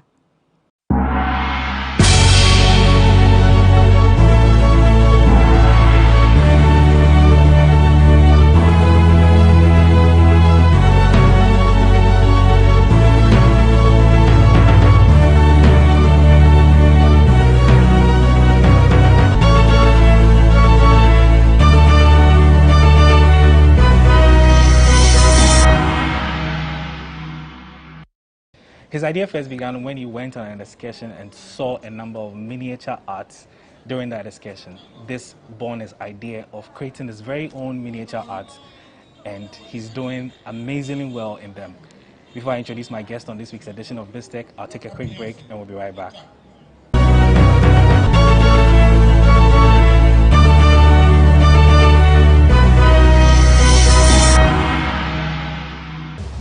Welcome for that break. My guest on this week's edition of BizTech is Meshach Ajete, and he is a miniature artist. He's going to be taking us through some of the very beautiful and amazing things that he's been creating. Meshach, welcome to BizTech. How are you doing? Doing great. Yeah, yeah, very, very well. Many thanks for having us. Yeah, so you are into miniature arts. First of all, explain to us what exactly miniature art is.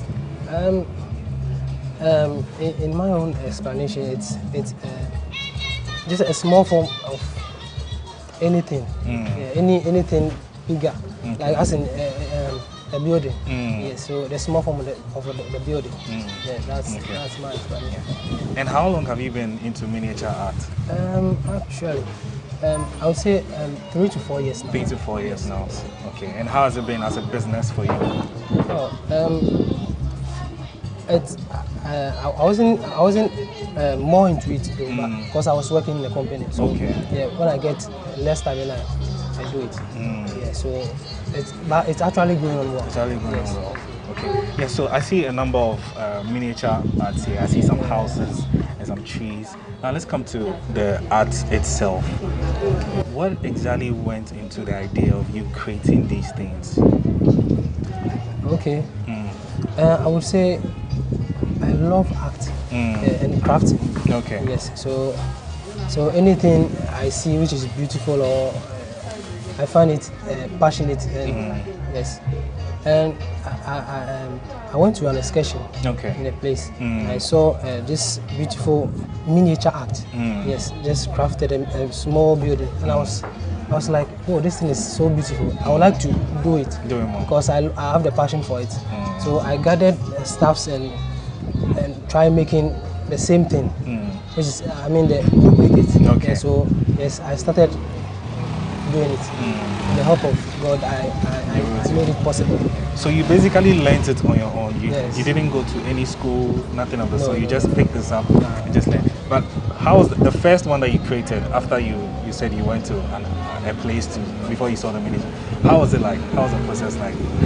How do you mean? I mean, the first miniature that you created, after seeing the pictures that you said where you went initially, how was it like? How was the process creating that? I didn't see the person creating it. Okay. I just took the pictures of the sample. The miniature there, okay. And I used the pictures in. Okay. So you just conceptualized everything and you just started working at it. Wow. So I noticed some of your raw materials are chopsticks. Yeah, chopsticks. Any reason why you decided to go for chopsticks? Yeah, because it's easier, and it's just easier using it.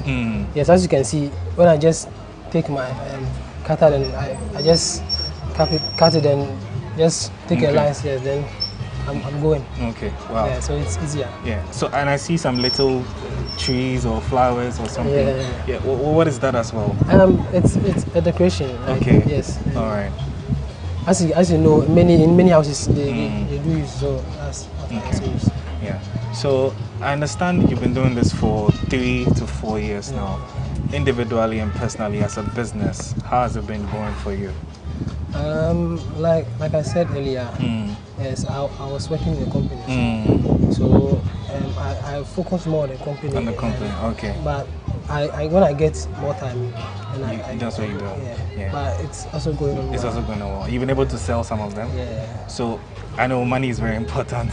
So how much does one go for? Or it depends on what you create. Yes. Okay. So like let's say this one for instance, how much is it? 300 cities. 300 cities. Yes, wow. And then this the same price? That's the same. This was the first one I did. Okay. Yeah, so wow. Yes, okay. This was the first one I did. Wow. So I just created it with my own and okay. Then what about the bigger one as well? The bigger one. I'm sure this one took a lot more time to do because it took me 6 months. 6 months. Yeah. To create this. Yes. Wow. Why? Because I was just starting. Like that was the first. The first one. Yeah, so okay. I didn't get more of the instrument and tools to make it easier and faster. So yes. Okay. But along the way, you started getting them. Yeah. So usually, what do you use to make these things? I see some super glue and some stuff Yes, and all that. that's the super glue. This main 2 things. Okay. Yeah. All right. And a dye. Yes. So the brown stick you are seeing, they are all dye. So you paint them as well, or it comes with the sticks that you? No, I painted them. Okay. Yeah. So you said you've been doing this for about 3 to 4 years now. Where do you want to take this in terms of? Because virtually you're like an architect in your own way. Do you have any plans of venturing into architecture? Yeah, actually I have. Okay. I have plans. Yeah. Now, what I can do is just build with something, but I don't have the knowledge or I would say the knowledge to maybe draw a plan or something. So I was thinking of going to a course then and doing a 3D. A 3D design. Yeah. Okay. Yeah. Speaking of which, this is part of our show is business and technology and stuff. And since you said you want to start learning about 3D and all of that, how best do you think that 3D can help you, conceptualize all these amazing concepts that you have, and then bring it into these larger miniatures out there? Okay.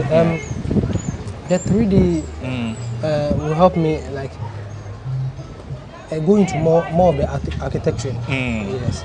And I can this one here I can also use it like just decorating. I can do some for you. You can use it in your living room or yes. So okay. Yeah. I mean, for me, this is my first time seeing something like this.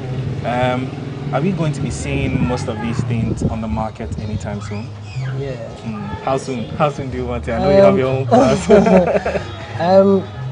I don't know, but actually, I do my marketing most on WhatsApp. Okay. Yeah, the friends on my. So you use the social media. Yes. Okay. So I just when I do that, send it to my friends, then they post it, then so okay. yes, possible. Yeah. So hopefully in the future you are looking to build a proper team where this is your main focus, or maybe you have any other plans. What about you personally? Do you have any plans for future, or this is what you want to do? Yeah, this is actually what I want to do. Okay. Yeah. And how long do you want to do this? How long do you want to do this? Or how long do you see yourself doing this?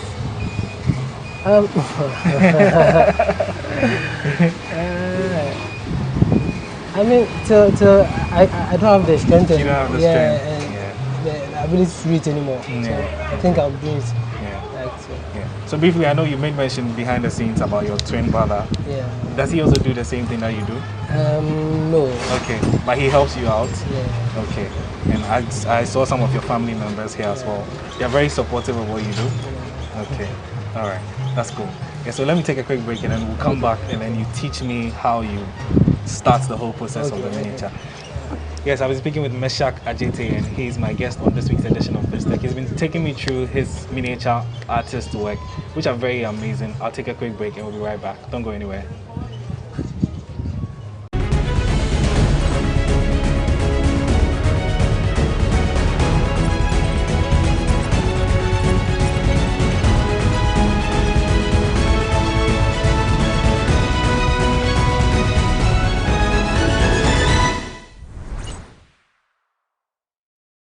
Welcome up on a break on BizTech. Meshek Ajete is my guest on this week's edition, and he's a miniature artist, and he's been creating some really, really amazing miniature art. And he's going to take us through exactly how he creates these miniature art.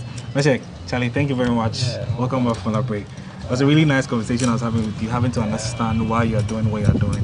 Now I want to see exactly how you undertake the whole process. So what's step one before we see the complete miniature? Okay, so step one,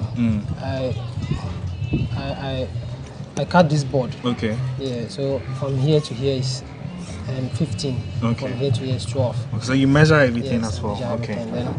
Then I just simplify it for a smooth surface. Okay. Yes. Then I just lay down this stand. This stands. So like I could get straight. So that's like the foundation Yes. of the entire thing. Okay. So then I go on with this. So I usually cut everything. Okay. So immediately I start, then I just be joining everything. So I join this and this and the gates and you see, then the windows. Okay. And it becomes one piece. And I just place it here. Okay. Then the same goes to here. Okay. Yes. Then I just join them. Then it become one piece. Okay. And I just place it there. The same goes to here and the other side. Okay. Yeah. So then it comes to the things inside. Okay. So basically, you work from just this one board. Yeah. Okay. So you draw the lines, you do all the measurements and everything. So once you lay the foundation, that's when then the design inside. Because I see, like you have a sink and some TV and some all kinds of things. So, first of all, where do you get these raw materials from? It's actually funny because I sometimes take some of the things from my mom's jewelry stuff. Okay, so you've been stealing your mom's, you've been stealing some of the mom's jewelry to do it. Okay, that's amazing. Yeah. So once you get these resources, that's when your artistic expression comes in. Yes, then you begin to fix them. Because you virtually built this like an entire home somebody walks in. The only thing that's missing here is probably a car. Are you looking to build some cars along the way? Actually, this whole flat has a car. Really? Yes, that's a car. Wow. That's a car. Interesting. So it makes the entire thing complete. Yes. Okay. All right. Yeah. This is really amazing. So in a day, how many of these are you able to make in a day? I can't exactly tell whether it's a day because it's very stressful and you need a lot of concentration. Thinking. Okay. Concentration. Right. So when I feel like if I'm doing something and I feel like I'm feeling dizzy or something, I just relax and go outside and go in the room. Then I come back and continue. Usually, when you're from the beginning to the end, how many hours does it take for you to complete? Or days? I would say 3 days. 3 days to finish one completely. Okay. All right. 3 days. Amazing. Normally, when I started first, I used 1 week. 1 week. Yeah, because I was beginning to get the idea of everything. Okay. All right. So Meshek, you've been really telling me exactly why you're doing what you're doing. But personally, I want to finally, before we go, where do you want to see this form of art that you are? Because this is very rare. I've not seen a lot of people do this. You personally, where do you want to see this go for you? Personally, and as a business as well. I wanna go far. How far do you want to go? Tell me how far you want to go. Okay. I mean, do you want an architecture company to come for you and you start working for them? I just want to know where your plans are. Okay. Because this is amazing. Yeah. Okay, personally, I want to start my own business, like create my own, maybe an institution, to train people to use their own ideas to create their own miniature. Okay, all right. Yeah. Okay. Any final words you want to share with us? I mean, any final words? I mean, you can give shout outs to all your people. Okay. So, to my people out there. When you know you have any talent at all and you are maybe feeling shy or you think you won't get a chance to go far, just rely on God, and God will help you with everything you do. Trust me. There you have it, Meshek. Thank you very much. There you have it. I've been speaking with Meshek Ajeti, and he's a miniature artist. He's been creating some very amazing miniature art, all from the scratch. And he uses chopsticks and then cardboards as well. And he's been my guest on this week's edition of BizTech on GhanaWeb TV. Many thanks for watching. My name is Mauli Ahomega.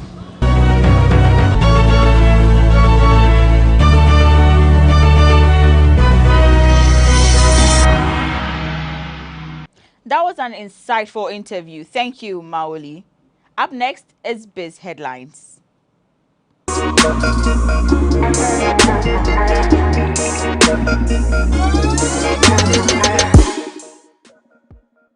To our very first story, which is on the cedi depreciation, the local currency has again suffered a worrying state of depreciation in just a week into March. According to the portal, the rate of the cedi's depreciation against the US dollar doubled to 14.21% in the first week of March since the start of 2022. This comes after the local currency earlier recorded a 7.60% depreciation at the end of February this year. The current fall in the value of the cedi has, however, ranked it as the worst performing currency in Africa according to a 15-nation ranking. Market analysts have, however, attributed the cedi's decline to some risk factors associated with Ghana's economy. These include high interest payments, revenue generation constraints, among others. So on Ghana's economic situation, the World Bank has admonished the government of Ghana to remain transparent with citizens on the country's current economic situation. According to the country director of the World Bank for Ghana, Pierre Laporte predicts Ghana will face a tough time in its bid towards restoring macroeconomic sustainability. Is it a really serious situation? Well, the numbers speak for themselves. The situation is very serious. At the World Bank, we have not hidden the fact when we've held discussions with government officials and even the head of state that Ghana faces a very tough road ahead to restore macro sustainability. Yes, COVID-19 has not helped, but even before COVID, there were signs that the situations were getting a little bit challenging. So the key thing is to be transparent with the people. This is according to Pierre Laporte. The Ghana Statistical Service has announced that the rate of inflation for February 2022 has increased to 15.7% from a previous 13.9% in January. The 15.7% recorded in February indicates a 1.8% increase from January this year, showing that prices are increasing sharply within a short period. Addressing journalists, government statistician Samuel Kobena Enim stated that this is the second highest inflation rate recorded since the rebasing of the CPI and inflation in August 2019. The highest was recorded during the COVID-19 period between the months of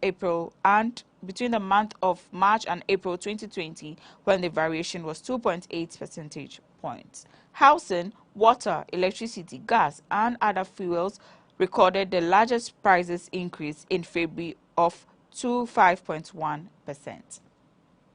Now on cryptocurrency trading in Ghana, the central bank has cautioned the general public against an impending launch of a cryptocurrency named Freedom Coin. According to a statement on March 9, Freedom Coin has not been approved by the Bank of Ghana to operate in the banking and payment sector. According to the bank, the public is hereby cautioned that neither this cryptocurrency nor the promoting company has approval from the central bank to operate in the banking sector. In line with a notice issued on January 22, 2018, which can be found on the Bank of Ghana's website, the central bank wishes to reiterate that cryptocurrencies such as Bitcoin are not regulated under any laws in Ghana and are therefore not backed by any guarantees or safeguards. Now to our final story on Ghana's public debt stock. The World Bank has said Ghana's public debt stock in terms of gross domestic product may have exceeded the 80% mark. The development comes after the Bank of Ghana, in its January 2022 monetary policy report, said the country's public debt stock had reached 78.4% of GDP at the end of 2021. But the country director for the bank, Pierre Laporte, speaking at a public lecture organized by the One Ghana movement on March 7, said Ghana's public debt situation may have changed due to increased government borrowing. He said the data, as we know, is close to 80% of GDP. Probably now as we speak, it might have exceeded.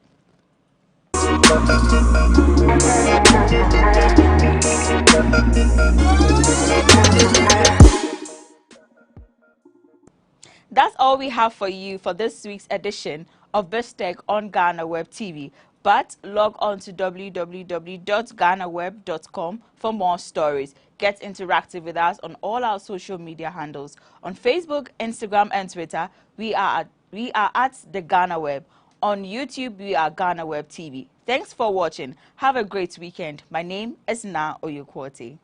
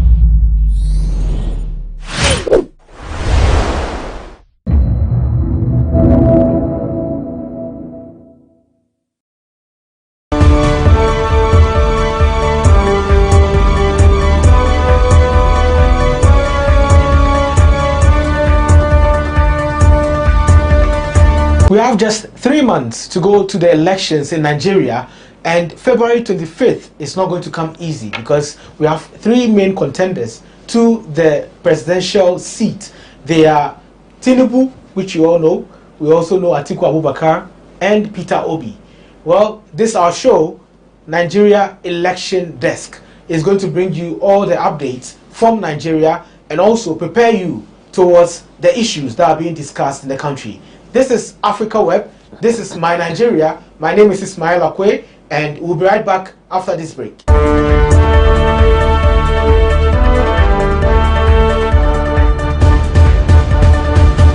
Welcome from the break. This is Election Desk on My Nigeria. My name is Ismail Akwe, and we are going to Oshogbo in Osun State to speak with our correspondent. He's called Francis Ikemefune, and he's going to give us updates on the election process and also all the things that are happening in Nigeria.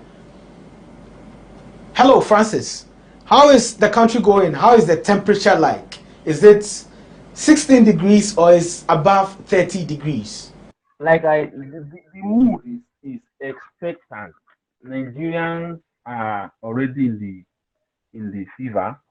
We are getting set for the election come February 2023, and activities are on. Today, the APC presidential candidate is in Jos. They are starting the presidential campaign from there. They are there. Most of them, APC governors, the president and the vice, the presidential candidate, they are there. Apart from that, Osun being an APC state, even though there will be a change of baton, a change of government from APC to PDP by the end of this month, the mood is high, either from the APC and from the PDP. The mood is high, preparations are on, all parties are putting hands on deck for a successful election and come next year. The atmosphere is, we are in election fever in Nigeria. Okay. And mentally, do you think Nigerians are prepared to vote if the elections were supposed to be held today? Yeah, Nigerians are prepared to vote. If the election is to be held today, Nigerians are 100% set to vote. The electoral umpire is set, even though they are still putting one or two things in place. There's a law on ground, the Electoral Act 2022 as amended. There's the introduction of BVAT, there's electronic transmission of results, not electronic voting. We have not gotten to that stage yet, but there's electronic transfer of election results from the polling units to the INEC server, and there's introduction of BVAT, where you will come, the machine will verify you if you are doing registered, and if you are registered, you will now go on to vote. Or if the machine does not verify you, you will not be able to vote.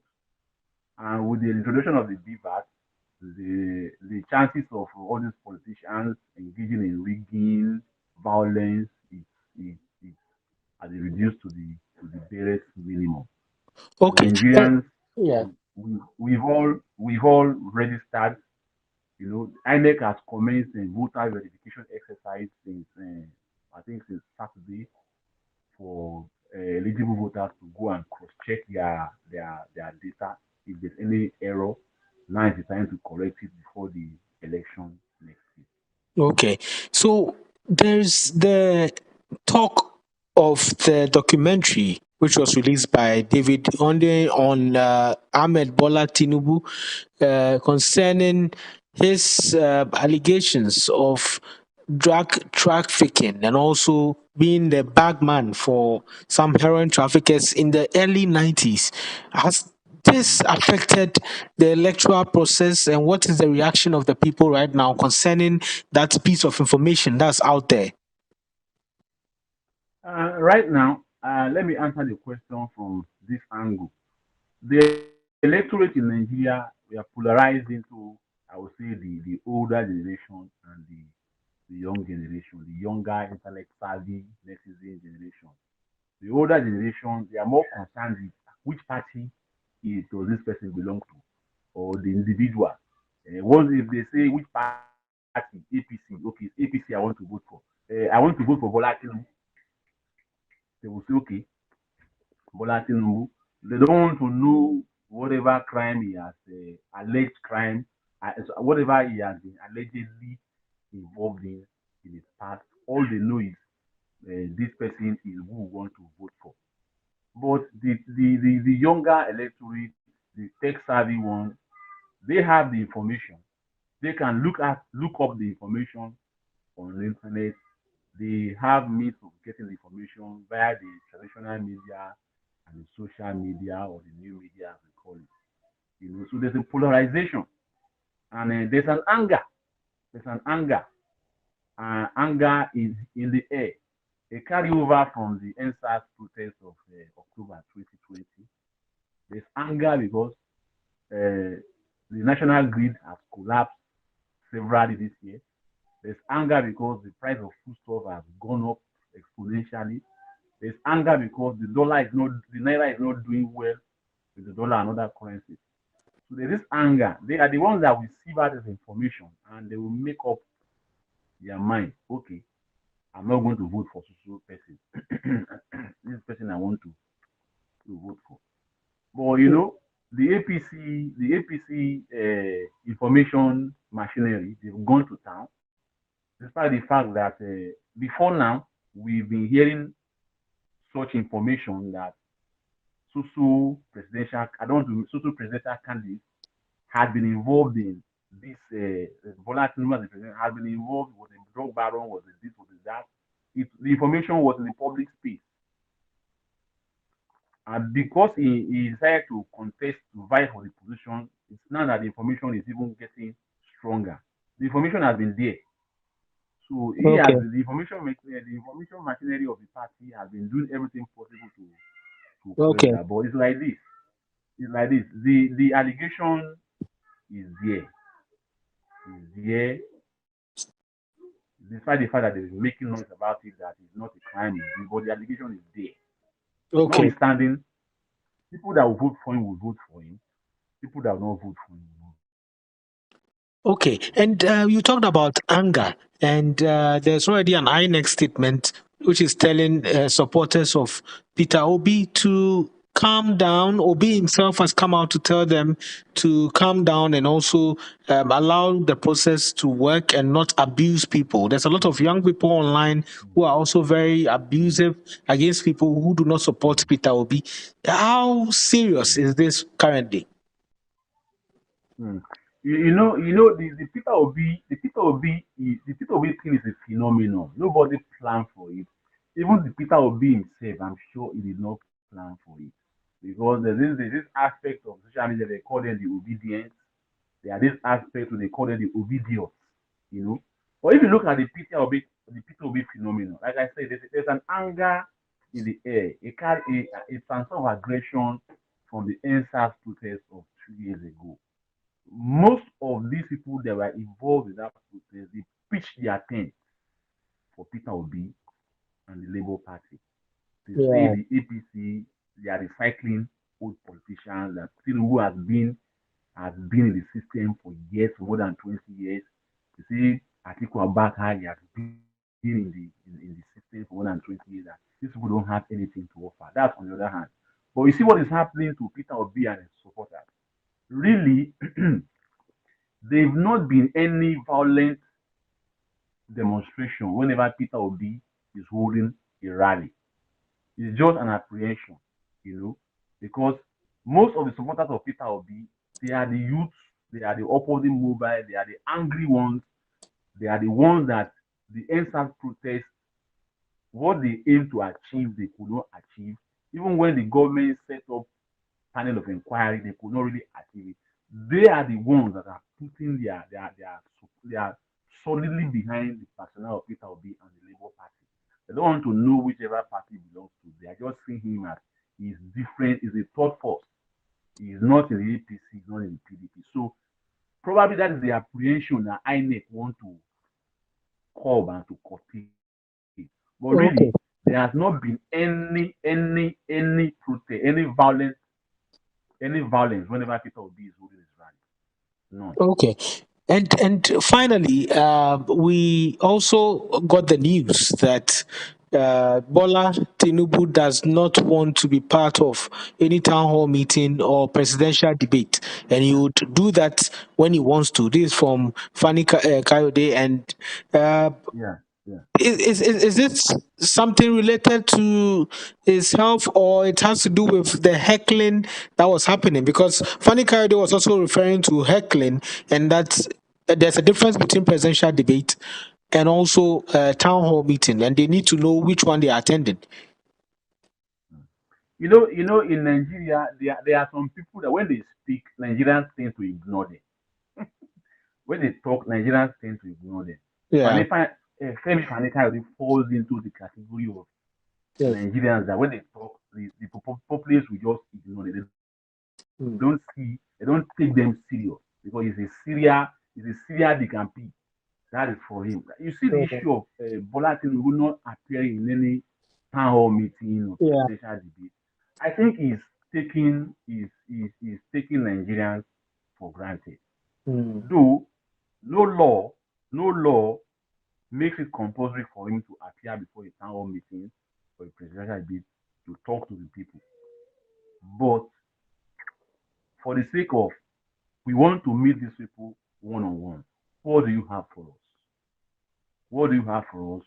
This is what we want for you. Can you give us this? It's not the issue of manifesto.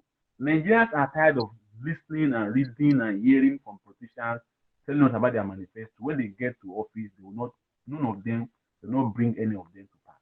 We want to hear you speak. Tell us what you want to do, and we'll hold you accountable through what you say. Okay. So I see it's not appearing before any presidential candidate, presidential debate or town hall meeting as being arrogant. Though no law makes it compulsory for him to appear before any. It has become a norm for public office aspirants to come before the people and lay out their plans. People will get to see them and talk to them and hear them and see them. He too will feel the pulse of the people. But so he not doing it, I wouldn't know why. For me, I feel he's taking Nigerians for a ride. Okay. Thank you very much, Francis. We'll talk to you again next week on the happenings and the things that are going on in Nigeria towards the election. Thank you. Thank you very much. Okay. That was some great insights from Nigeria. And thank you very much, Francis Ikemefune from Oshogbo in Osun State. We'll be coming back into the studio to discuss some of the topical issues that Francis brought up. This is the election desk on My Nigeria, and we are going to talk about some of the things that are happening, including the accusation that Bola Ahmed Tinubu is or has been indicted on some drug charges in the US. The documentary is going far, and we need to look at it and see if indeed it's something we should worry about, or the country shouldn't worry about it and move on. There are so many other topics to discuss. This is the election desk on My Nigeria. My name is Ismail Akwe. We'll be right back to introduce our guest and also to delve into the discussions.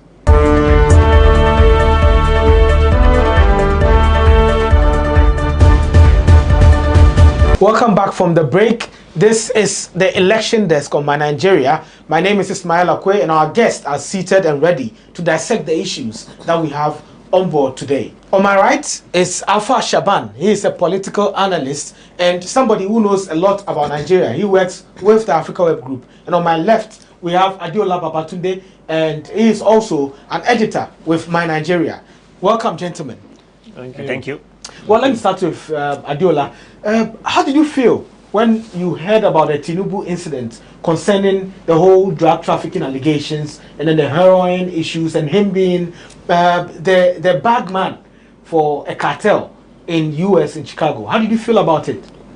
Well, I think that stuff like this are normal, seeing that we are in an election period. You know, your opponent, that's the PDP and the Labour Party and every other, who would more or less try to discredit a candidate of the ruling party, not just any candidate.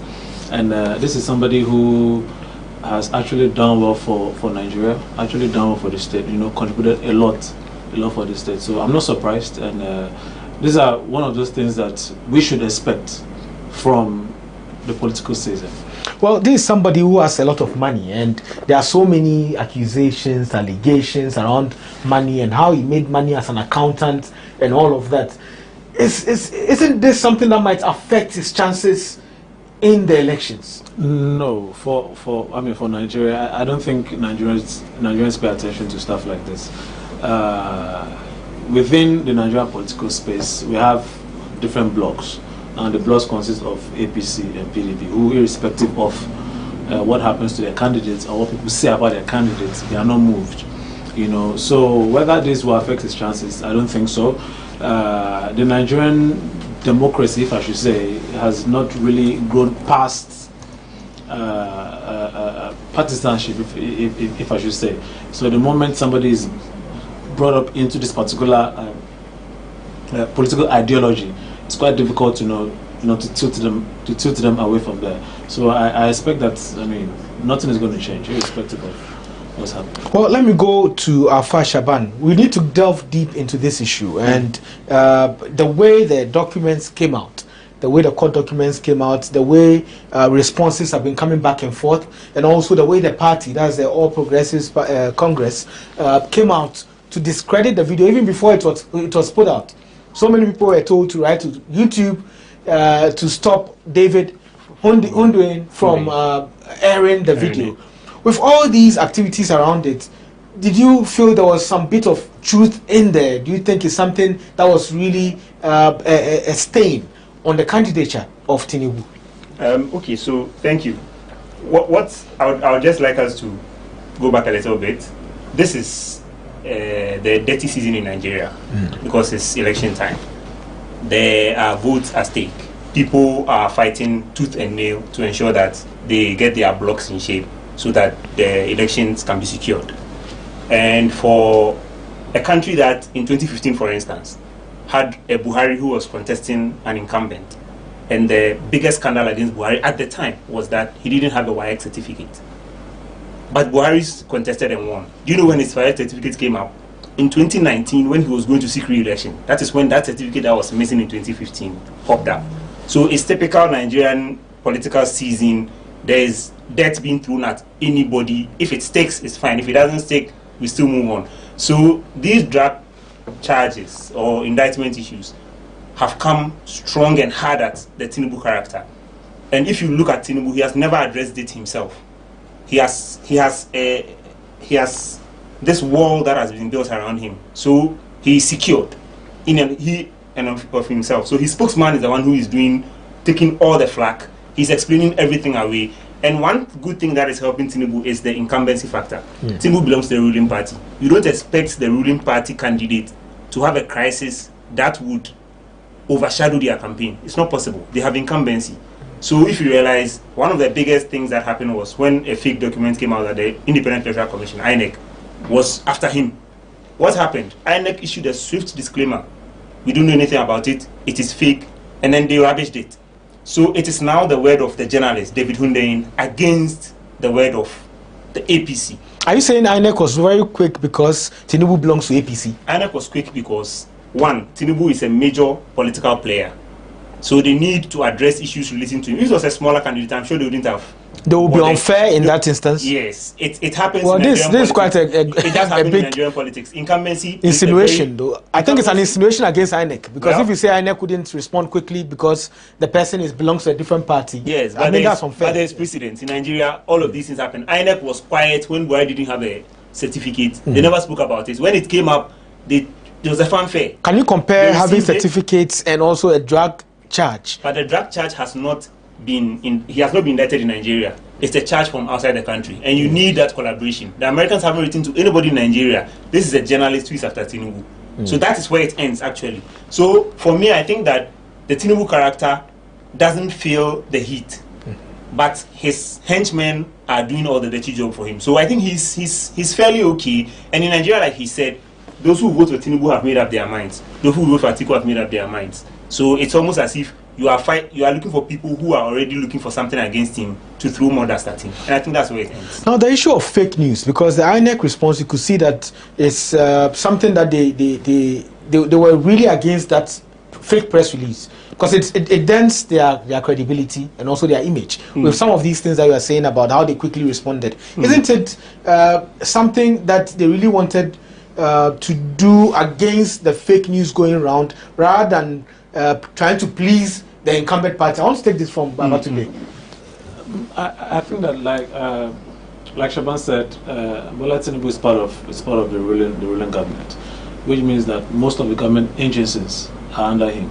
I remember in 2019 or so, the EFCC were actually attempting to investigate Bola Ahmed Tinubu. Unfortunately, because of this same government in power, the case had to be dropped. And you know, for stuff like this, obviously, if INEC decides to investigate him, or if EFCC decides to investigate him on a matter like this, it would definitely affect him, and it's more or less like you're painting his campaign with a black brush, which would definitely affect him. So the best thing they had to do was just to ensure that they more or less sweep the so-called allegation under the carpet and make sure that, okay, I mean, Tinubu is clean. Tinubu is not a drug lord. We are not investigating him. The EFCC also issued a statement that they were not going to investigate him. Even if they were going to investigate Tinubu, it will most definitely affect the 2023 election, seeing that it's too close, you know. And if they start to investigate him, there's the tendency of there being a court case will come into the picture. And the moment a court case comes into the picture, most likely elections will not hold in February, and probably that is what they are trying to avoid in terms of they issuing a disclaimer that the statement is untrue, or EFCC saying that they were not going to investigate the matter. They're trying to avoid a situation where Nigeria goes into that uncertainty. And now in the Nigerian system, there's too much uncertainty to add this, you know. So probably it's for the greater good that indeed they just came out to do what they want. And if I may add, EFCC, INEC, most of them take orders from the villa. True. It must be clear that go ahead with this investigation. True. That is why Buhari orders that drop this investigation against this person, and they do.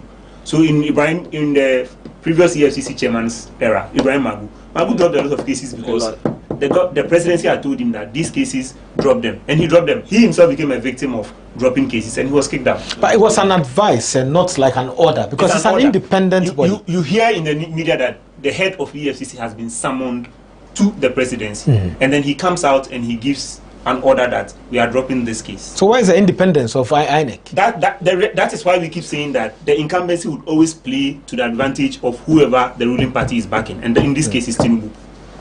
Well, that's quite interesting, because putting an independent body in the light of like a stooge of the ruling party, it makes it quite a bit incomprehensible, and definitely Nigerians will not be happy about having an election body that takes orders from the presidency, which is also part of the election. And I want to dissociate ourselves from the statements of our guests, because this isn't something that we align with. That is the harsh reality of Nigerian politics. Very harsh, and we don't know if it's true or not. However, David, now the person who brought up all this documentary, a lot of people think he has some personal scores against the ruling party.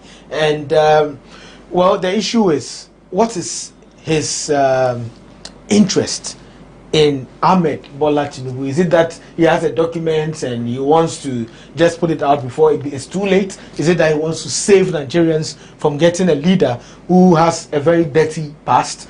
What could be the issue? I think that firstly, David is just doing his job as a journalist, if I should say, and an investigative one. And you know, anybody who rules Nigeria has a very, very big say in what happens to Nigerians in the diaspora and what happens to Africa as a continent, you know. And David feels like having a so-called drug lord or somebody who has been indicted in drug trafficking ruling your country, it creates a certain perception for Nigerians, not in Nigeria, but Nigerians in the diaspora.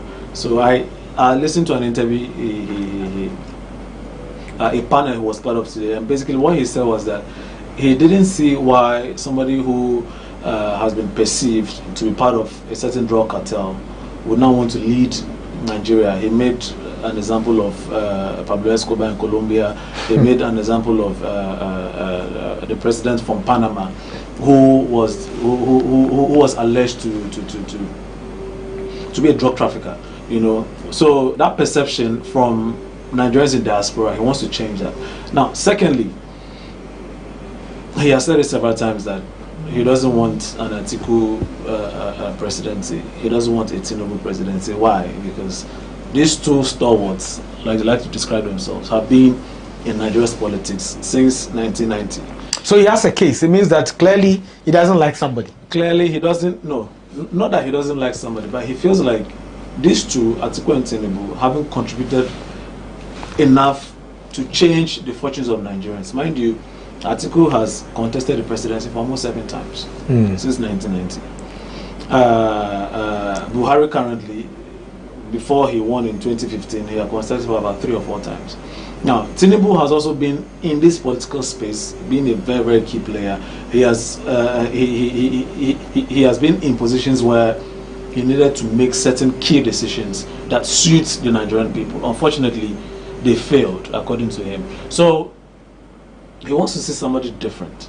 He wants to see a new Nigeria led by a candidate who doesn't have any political string, who is not attached to any political party, who doesn't have any political foundation that is dirty.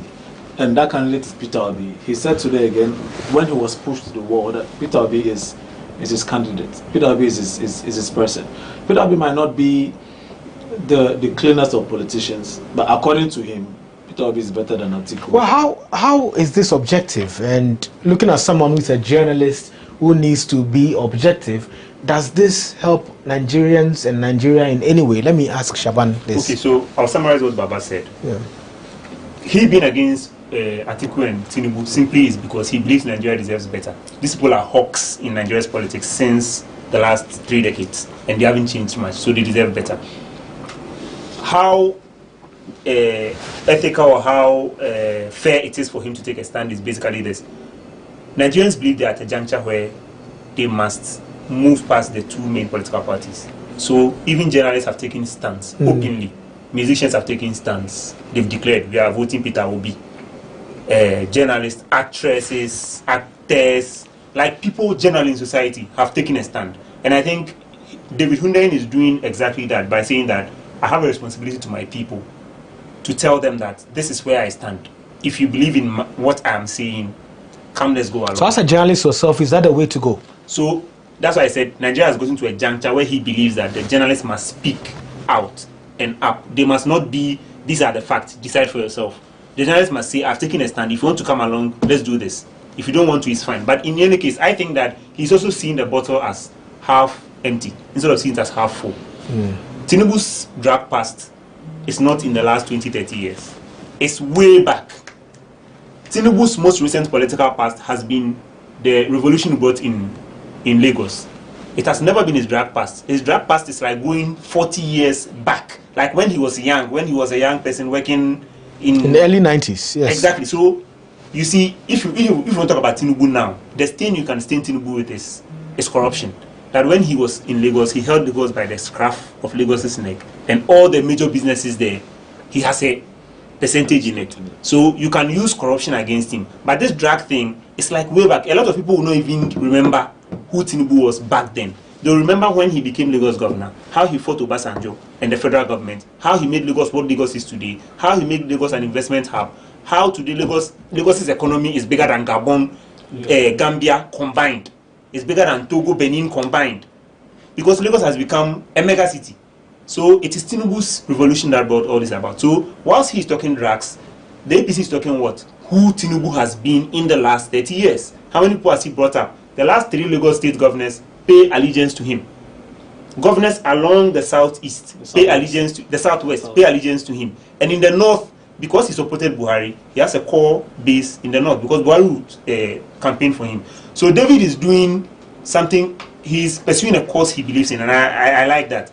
But I think that he's chasing shadows, really. And populism, I'll call it.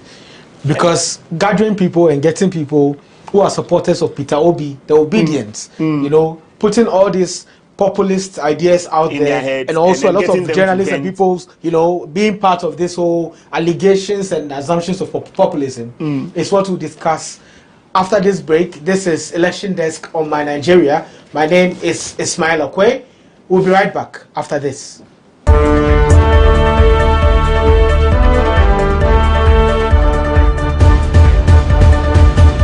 Welcome back from the break. This is the Election Desk on My Nigeria. My name is Ismail Okwe, and we are discussing issues surrounding the elections in Nigeria. February 25th, 2023, we are voting in Nigeria. We are voting for a president and also for governors and other elected officials. However, there are so many things going on, and currently one of the main things are violence. Well, there's a lot of violence online. When you go to Twitter, say something against Peter Obi, and you find a huge number of people, you know, an army of obedience, as they call themselves, attacking you.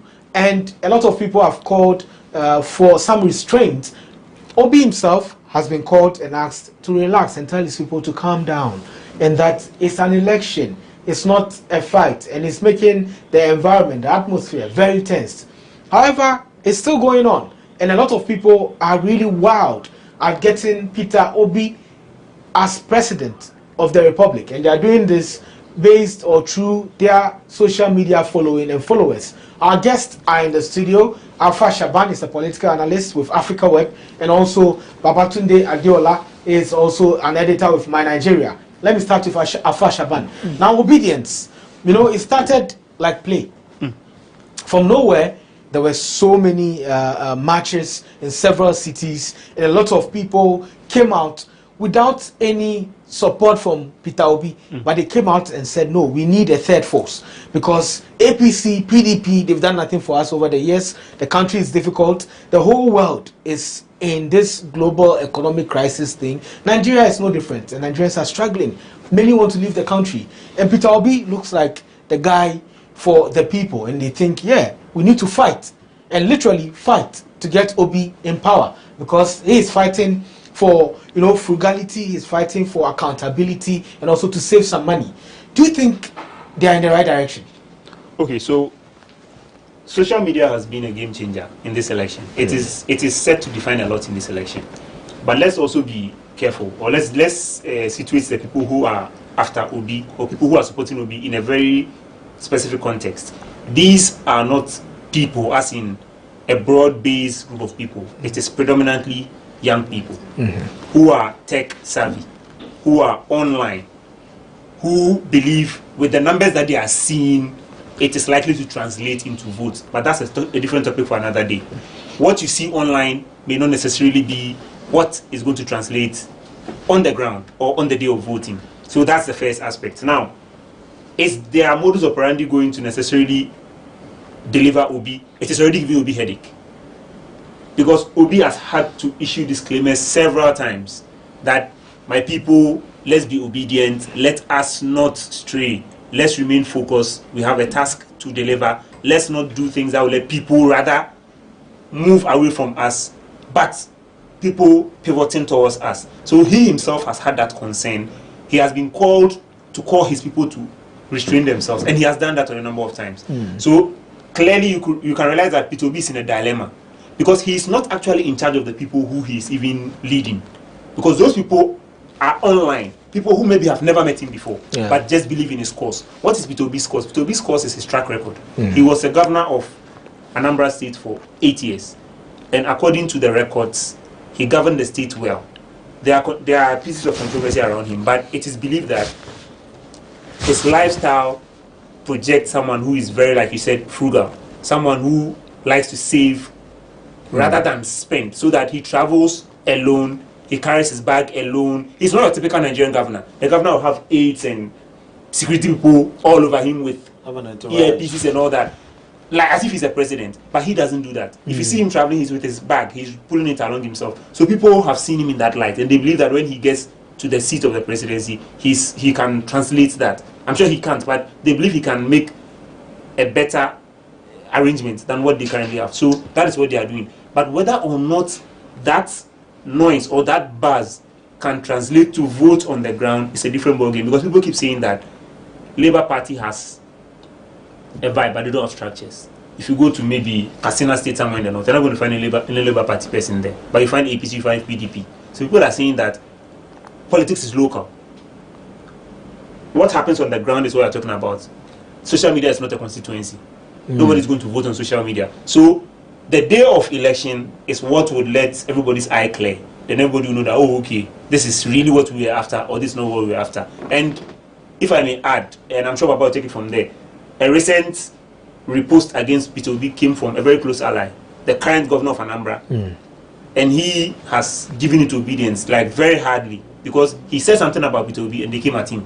And he has replied. And he's actually a former central bank governor. And he's also a professor. So you can imagine, he wrote a very long treatise. And then he was given to them. So you can imagine, people in society are already tired of the kind of vile and bile that they are throwing out. So it's affecting Obi.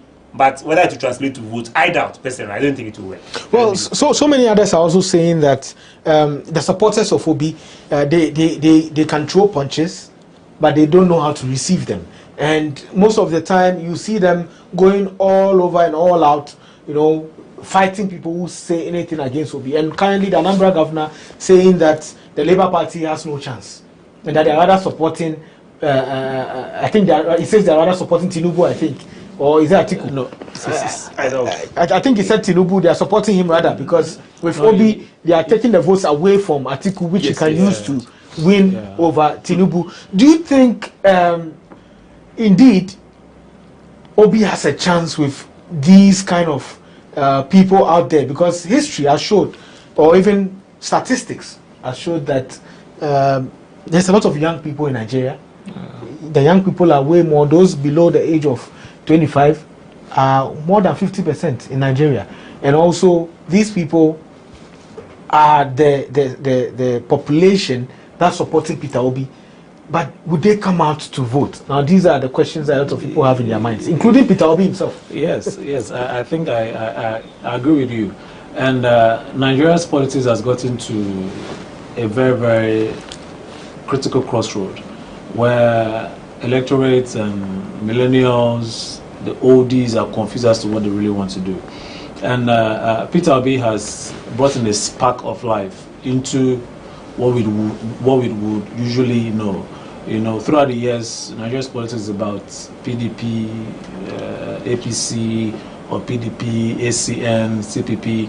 You know, two parties who are gunning for the main prize. However, Peter Obi's emergence from the PDP, where he defected to the Labour Party, has brought a different bite to what we typically know. Now, what makes it more interesting is the fact that he has an army of supporters behind him, mostly on social media.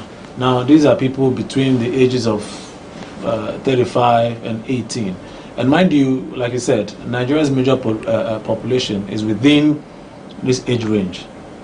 Now, the fear is that these guys are on social media. Fine, they can say all they want to say. They can be aggressive all they want.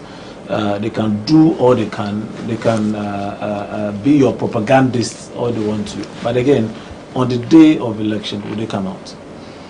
Another fear about Peter Obi and his chances is about his structure. Now, this is somebody who was in the PDP up until, I mean, days before the presidential primaries of the PDP. He was there. The PDP has a structure. Like Shaban said, if you go to Katsina, PDP is there.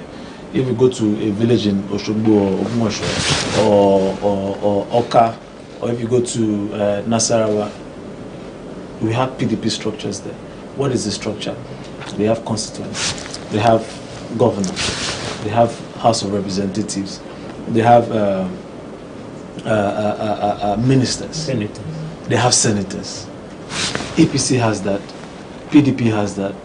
ABGA, Charles Soludo of ABGA, they have that in Anambra.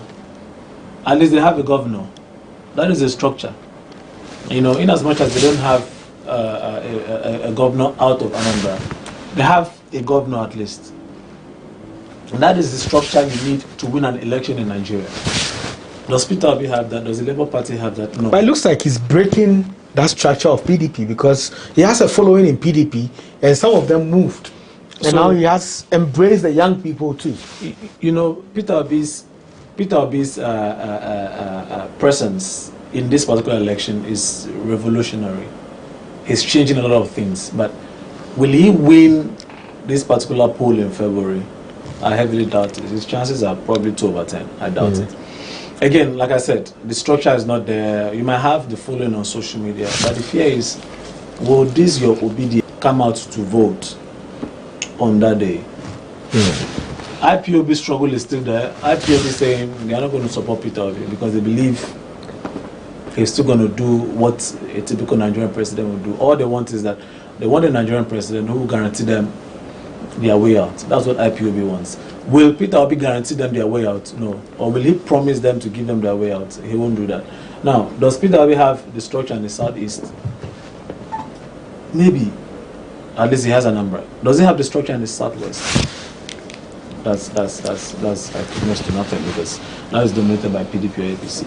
In the north, his running mate might decide to pull could pull a few votes, but I don't think that's actually okay for him to win a presidency. So we are looking at the statistics and looking at what we all know as Nigeria's politics or the road to Ashurok in Nigeria's politics. It doesn't happen.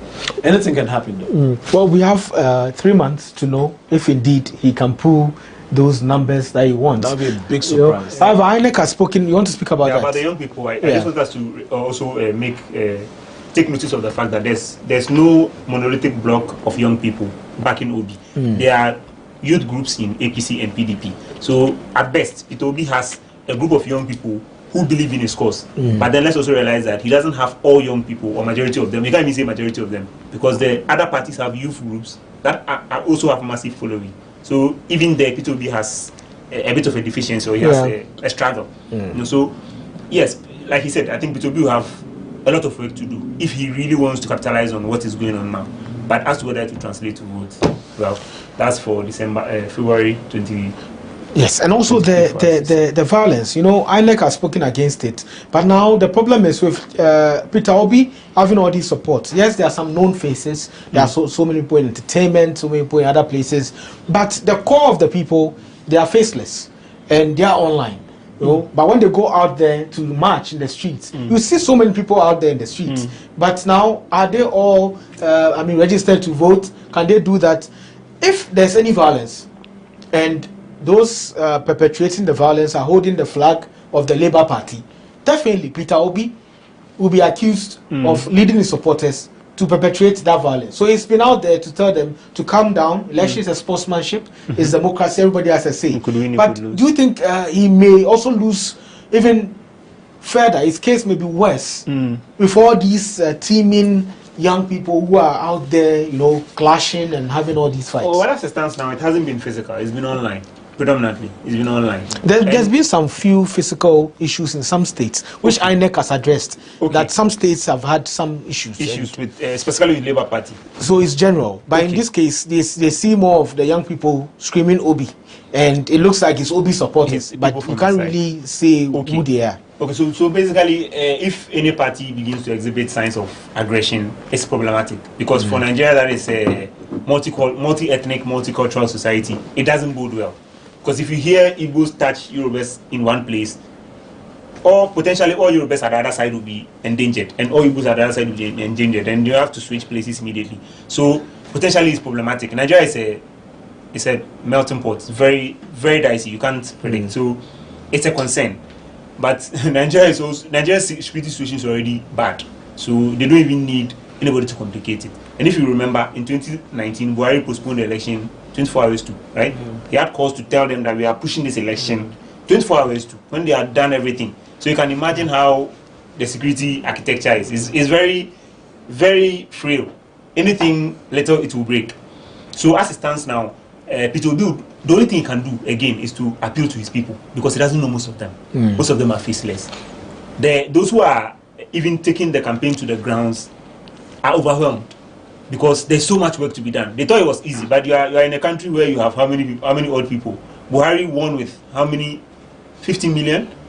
Atiku had the same thing. So you can imagine, you are gunning for 30-40 million votes. That's a lot.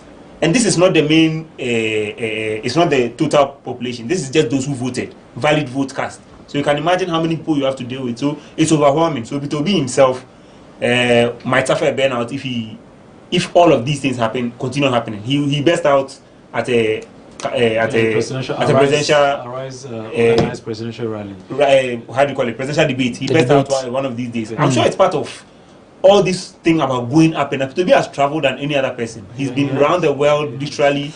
He's been in country. So Peter Obi has a responsibility to convince people, but also convince more than anything his core base. Could this burnout be what Bola Ahmed Tinubu is facing, reason why he withdrew from taking part in presidential debate? We'll discuss that after this break. This is Election Desk on My Nigeria. We'll be right back.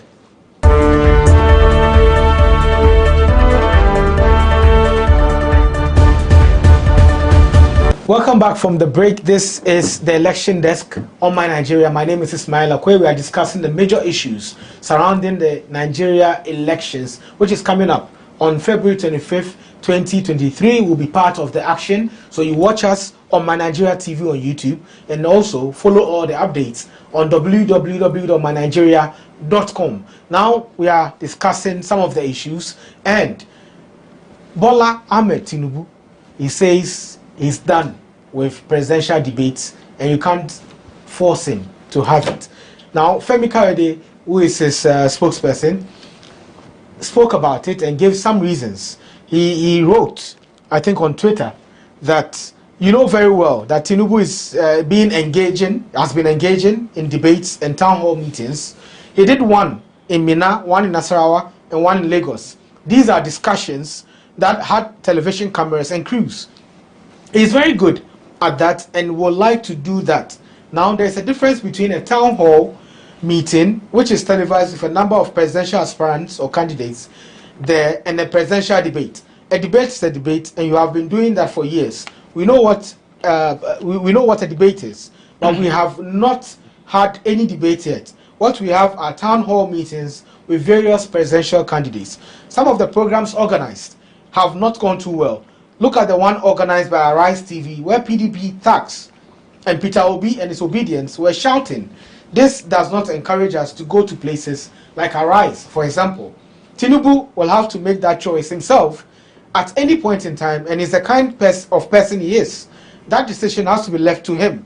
We never say never to anything, but at the same time, if and when he's ready, it is to be on his own terms, and when he's ready, and when he feels like the atmosphere is good.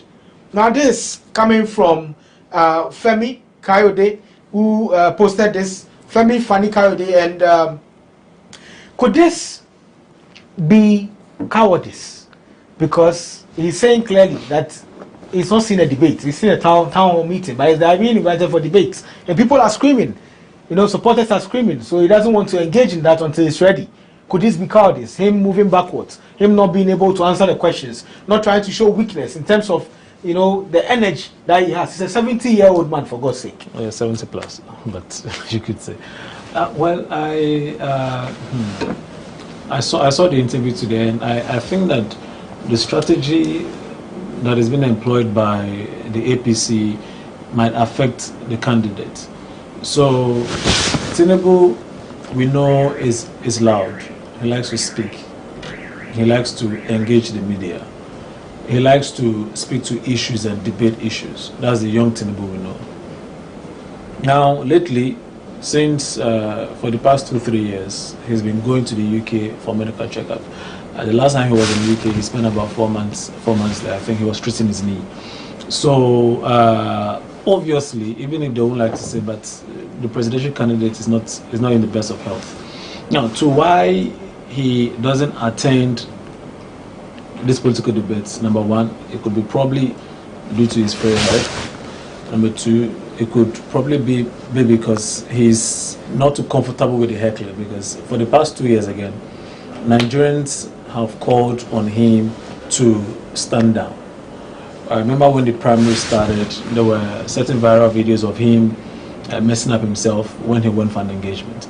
There are viral videos of him sleeping at certain engagements. Now, this tells you that his body is weak. Are you talking about the fake ones? No, these are actual. Because so many others also came up and they were actually deep fakes. No, these are actual videos. These are actual videos of him stealing himself. These are actual videos of him sleeping at engagements. So his health is a concern. And Nigerians... But that's not what Femi was saying. I'll get there. Nigerians over the past years in the Buhari presidency have not been comfortable with a leader who has ought to travel, for medical checkups. Buhari the last time spent about a year in London treating himself. So the health. The most recent time, I think he did a few weeks. A few weeks, he went again. Yeah. So that concern about the health of the Nigerian president is there. Now, what is APC hiding? Are they hiding the fact that he's not healthy, or are they hiding the fact that he doesn't know how to debate the issues, or are they protecting Tinubu from what Nigerians will say? Mind you, he made mention of the Arise TV, the Arise TV town hall, and it was terrible because if Tinubu were there, I wouldn't want to imagine what would have happened, because the Obedients were actually very, very aggressive. His absence alone put them off. Tinubu wasn't there. Atiku wasn't there. Shettima represented Tinubu. Shettima is much more healthy, or stronger, or younger, if I should say. Tinubu, Atiku, due to certain engagement, wasn't present. His vice was there. Fanny Okowa was there. Peter Obi was there as well. So for FFK, who interestingly had said in the past that Tinubu would never be president, and he now supporting the same man, I believe the APC are protecting Tinubu from something we Nigerians don't know. But the lines are ticking to the fact that Tinubu is no more healthy. Tinubu is weak due to age, and the controversies surrounding him are quite terrible, that exposing him to media might ridicule him. And the conversation is still there, and I mean, as FFK said, he wants to choose his battle. He wants to be comfortable. If indeed I'm going to go for this engagement or this debate or this town hall, it has to be on my terms. What are his terms? FFK will have to tell us that. That's quite interesting. And as you're talking about age, you know, Atiku is 76 and Tinubu is 71. Even though there is also another confusion around the age of Tinubu, because they claim that he doesn't know when he was born. And these are some of the things that really you hear when it comes to elections, where like the YX situation of Buhari it keeps happening. But how do you see Femi Fani-Kayode's statement? Do you think it really gave out what Tinubu should have said? So if I had the first bite, I would have taken it from where you ended. Was it cowardice? That's just what it is. Why is it so? It's so because look at Tinubu's engagement since the last few months. It has been monologues with people coming to praise sing. Nothing more, nothing less. Tinubu has hardly had journalists posing questions to him. Tinubu goes for a town hall meeting where he addresses the people. This is what I'm going to do, this is what I'm going to do. And then the media carries it hook, line, and sinker. That's what he does. Tinubu has not subjected himself to any critical questioning since he began his campaigning. Even through his bid for the APC ticket, he did not go through any rigorous interview process. So this is a man who, one, he lacks the capacity.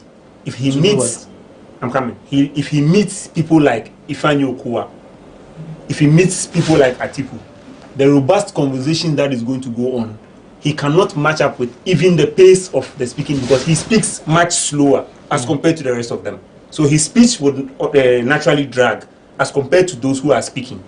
So one, capacity-wise, he's not healthy. He's not like as healthy as you expect. That's why he has to ride a bicycle. He has to ride a treadmill, a 6-minute treadmill for everybody to be happy that, yeah, our president is in shape. Meanwhile, we know that he has been walking bent in a certain...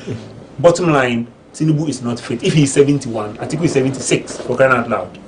So the point is that the APC is comfortable with drawing their own terms and then bringing their own marking scheme and then marking whatever they want. So they tell them, we are not going to allow him to go here, I'm not going to allow him to go here. So what they do is that they push Shetima to go at a point. He goes, and then when they don't like even anything to happen, they just say that we have boycotted it.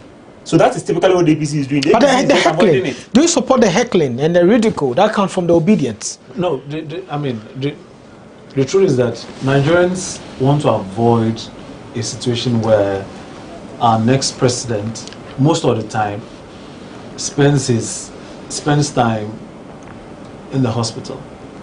And I remember the situation where Buhari was in the UK. It affected Nigeria because obviously there was no leader to lead. So that was more, yes, it did. And now Nigerians. Are you saying Osinbajo didn't have any role in that instance?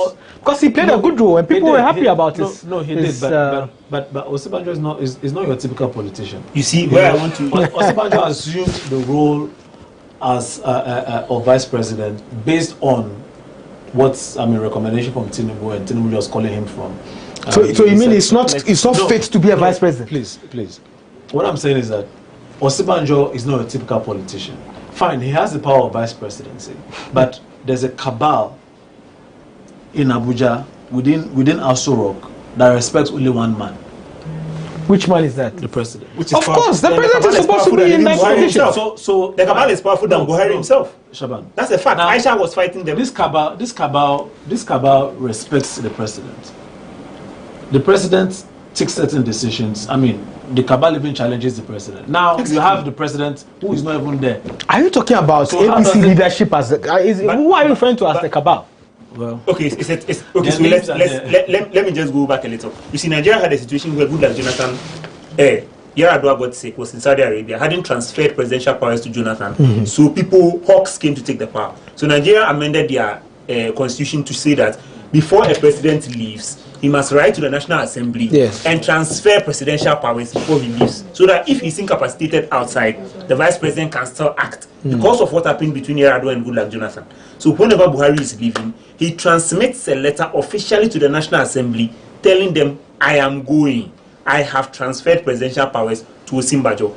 Two things Osinbajo did that shows that he took presidential power. He fired the spy chief when dollars were found in Lagos, in the Lagos estate, and the spy chief was found to be there. He disbanded SARS.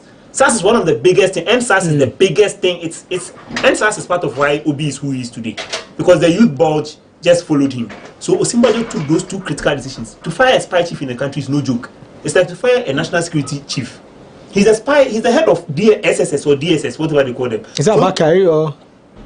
No, not Abakari. Abakari was a chief of staff who died from COVID. But he fired another Maman something. Yes, not yes, that one. But he fired that guy who was a very powerful guy at the time. He fired him in Buhari's absence. He disbanded NSAS in Buhari's absence. This is someone who took presidential authority and acted on it. So why are we saying that he's not a typical politician? I think he exercises presidential powers. So whether Buhari is there or Buhari is not there, I think that someone was there to act, even if there was a cabal. And I think Osinbajo, in those two instances, I think he showed that he was capable of taking the wheels if Buhari was not available. So what I think is that we should all agree that Nigeria needs a president. You cannot tell when the president will fall sick. If Buhari is sick, he goes for his medical checkups. He comes back. He went for 9 months. One of the years in his first term. 9 months. Buhari was away. But the country ran. Nothing happened. So I think that, yes, Nigerians don't want, no country wants a sick president. Every country wants their president to be present. But in this case, Tinubu is sick. That's a fact. I think that he's not totally fit. But Nigeria has to make do with who the people elect. Because it's a democracy. If the people elect Tinubu, you can't do anything about it. The state will take care of his ill health and everything.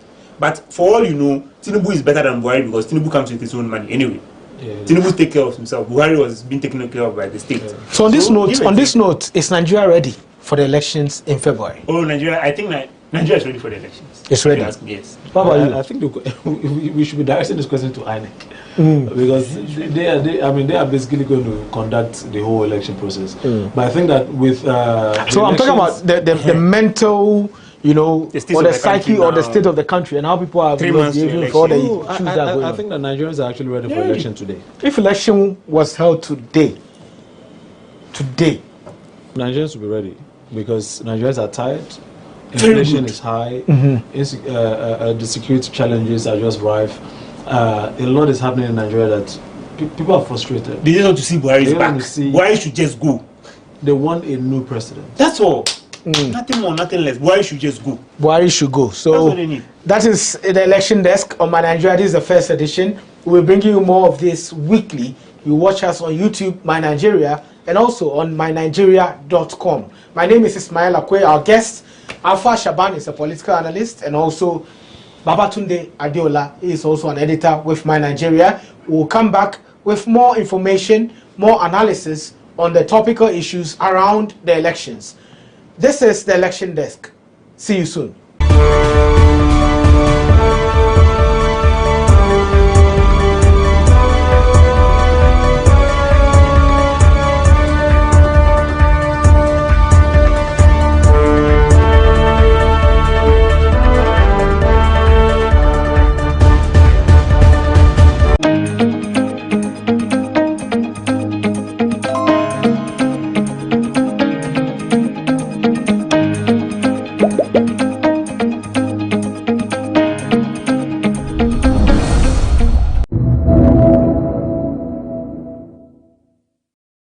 As you know, the school feeding program was introduced to, among other things, motivate parents to send their wards to school, to improve school attendance, participation and retention, improve nutritional status of primary children in vulnerable communities in our country. These are very laudable ideas. However, research studies available suggest that the implementation of this program is bedeviled with a lot of challenges. These challenges are hindering the realization of these laudable and lofty goals, which is enshrined in the long-term goals and then the sustainability of the program. The challenges are undermining the sustainability of the program. The combination of irregular funding and ineffective monitoring and evaluation process do not bode well for the program to realize its targets. There are reports of payments being made to caterers in respect of schools which are not benefiting from the school feeding program and bloating of the number of beneficiaries in some schools. The cumulative effects are that, one, food supply in our schools has been irregular, depending on the capacity of the caterer to finance the program. Because government is not paying regularly. In fact, as we speak, we are told that the caterers have served for first term, second term, we are in the third term, and they have been paid only for the first term. So if you don't have the capacity to deliver, then obviously there's a problem. Many schools in the country do not have well-equipped kitchens and other cooking facilities. In many schools, the food is prepared under trees, and in times of rains, the food is prepared in the classroom or its corridors. This unhygienic environment will not only affect the health status of our children, it will also impede their academic work. And you know that when you have such situations, obviously, the quality as well as the quantity of the food will be compromised. And so, as a matter of urgency, I'm urging the minister nominated by the president for the gender ministry that after the parliamentary approval, the minister on assumption of office must immediately ensure the complete overhaul of the school feeding program for the benefit of our children. If we cannot do anything for our children at all, we should be able to provide for their meals. We should be able to do that. And we should be able to give them decent meal, balanced diet to ensure their proper growth so that they can grow to become useful adult citizens of this country. So the minister on assumption of office must overhaul the school feeding program. Otherwise, the program is collapsing.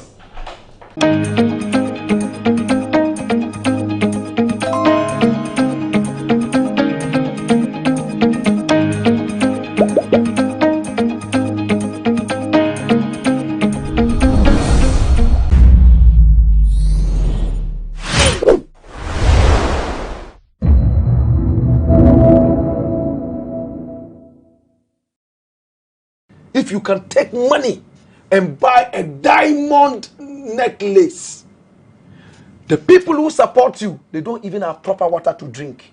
The people who are the core of your fan base, malaria is killing them, Qatar is killing them, almost everything bad is in their area.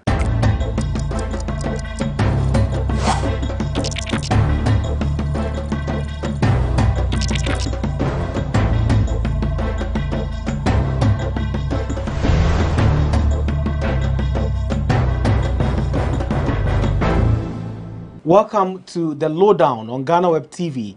This is your most informative socio-political and personality interview program you can find online. My name is Ismail Akwe. In this edition, our guest is going to take us through some music. He is bringing energy into the studio and also going to give us some important news about his life and also give us the lowdown about his business. He is also a media personality, a poet, and all you can think about in the art industry. We'll be right back after this break.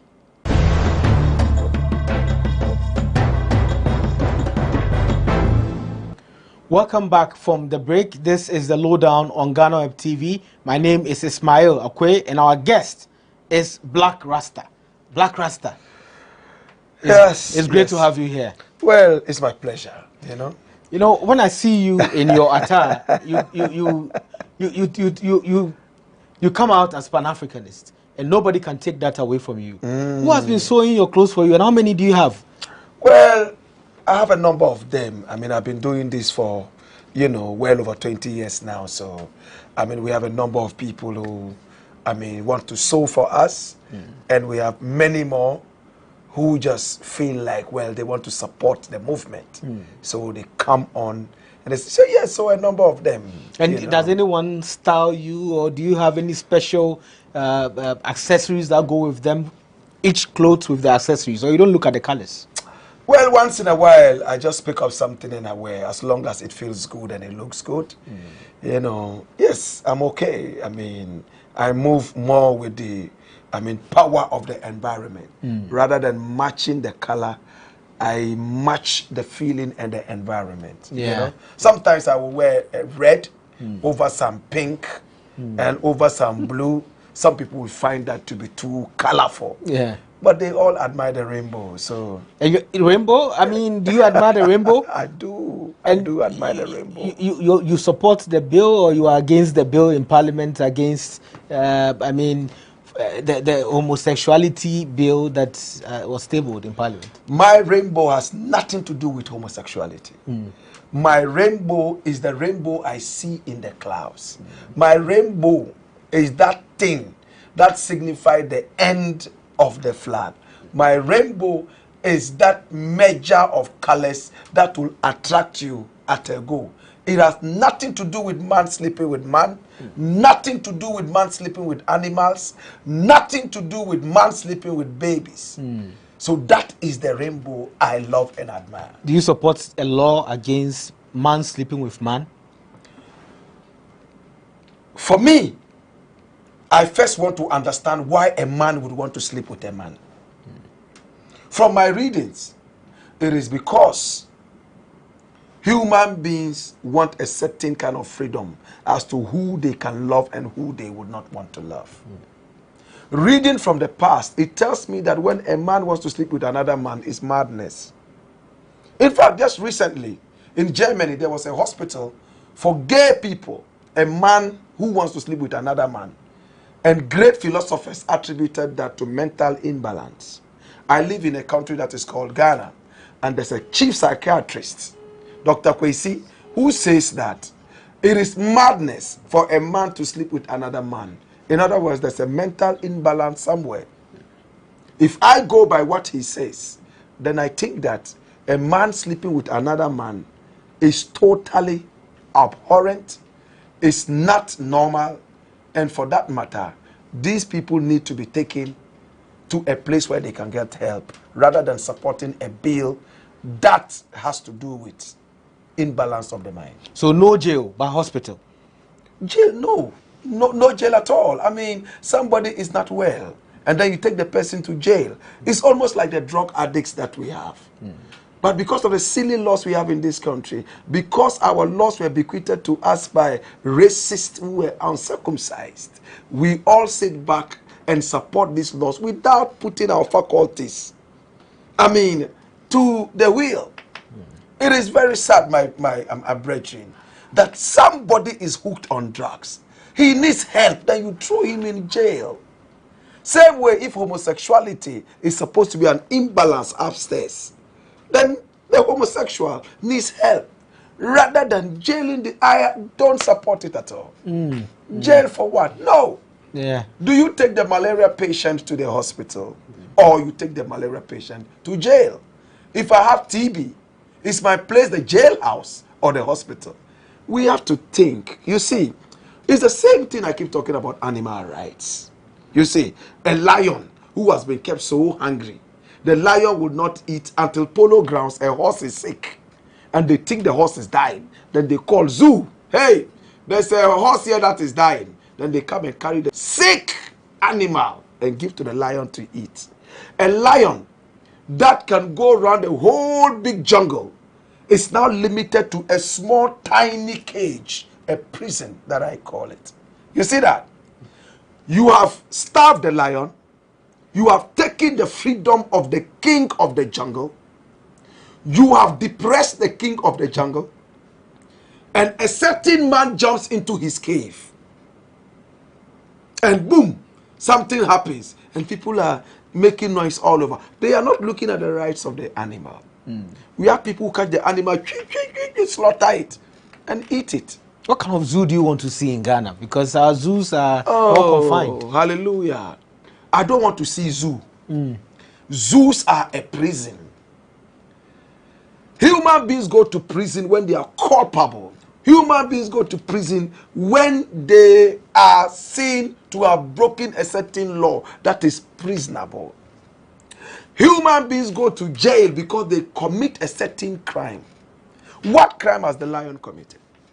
What crime has the zebra committed? The crime is that it lives in the jungle. Therefore, because of human greed, we want to see the lion, and we don't want to go to the home of the lion and see the lion. So we bring the lion from the jungle into our home, imprison it, and come to look at it anytime we want. And you want to go to heaven. Which heaven? Which God is going to put you in heaven? You are a wicked, wicked sadist. We make millions of dollars from tourism. Oh, yes, they do. They call it like cheddar. There's a self-styled millionaire called Cheddar that I met over the weekend. He brought in some white lions. They call them rare lions. Rare breed. Detected them and declawed them. It was published on GhanaWeb. We all saw it. Yeah. Detected them and declawed them. The neighbors called for, because the lions were there crying.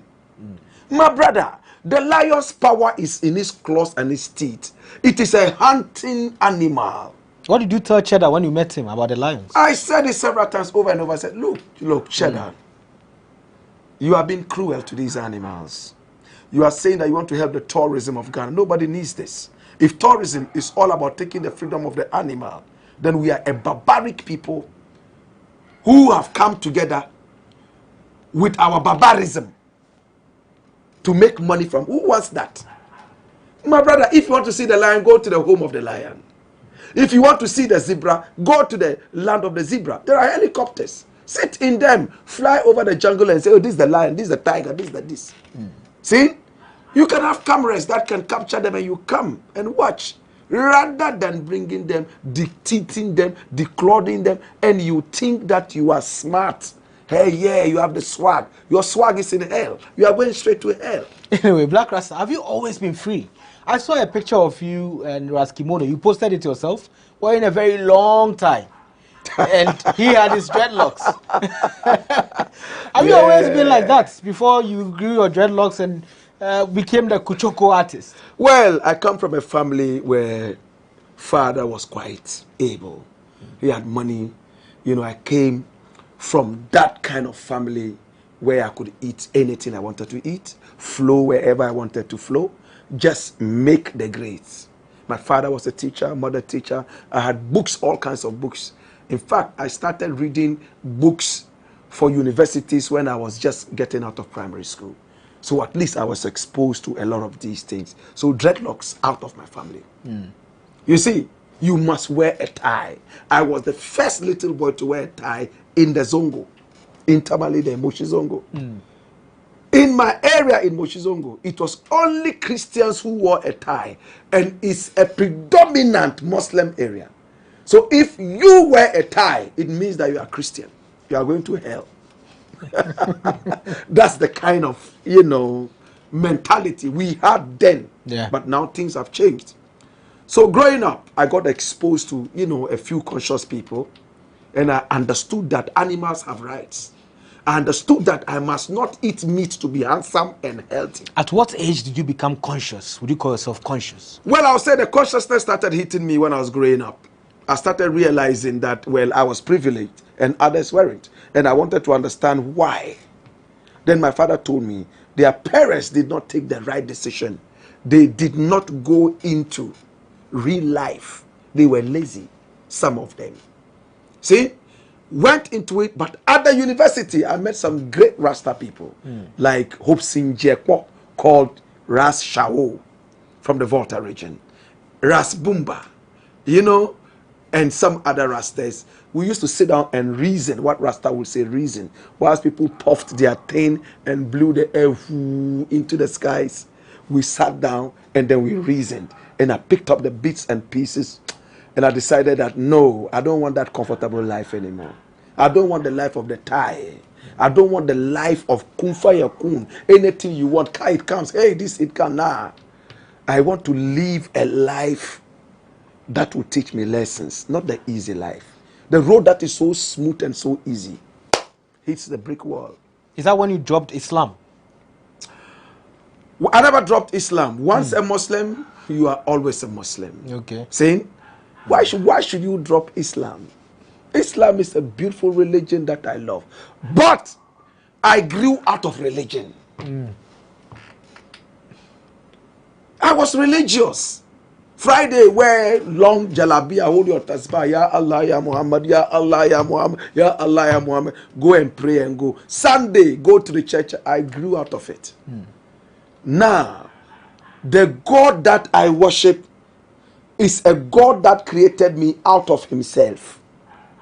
So when I worship God, I worship myself. When I worship myself, I worship God. It might be deep for some people to understand, but I grew out of religion. I do not belong to religions that slaughter and eat animals at random. I do not belong to any religion that cannot go to God until you wash your face and you wash your hand. No, that's religion. So you are not religious at all? No, sir. And what no, are you? Sir. I am spiritual. There's a difference between spirituality and religiousness. Religiousness is, hey, pray, it's time to go and pray. Hey, you wash your hand. Hey, then you go and sit down and pray. Hey, it's time to go to church. Then you run, you are in the church. That's religion.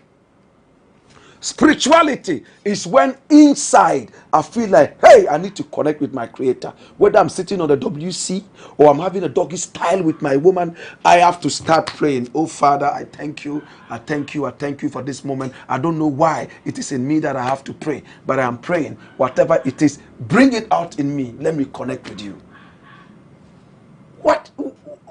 Why should I belong to a religion that has to dictate to me when to connect with my creator?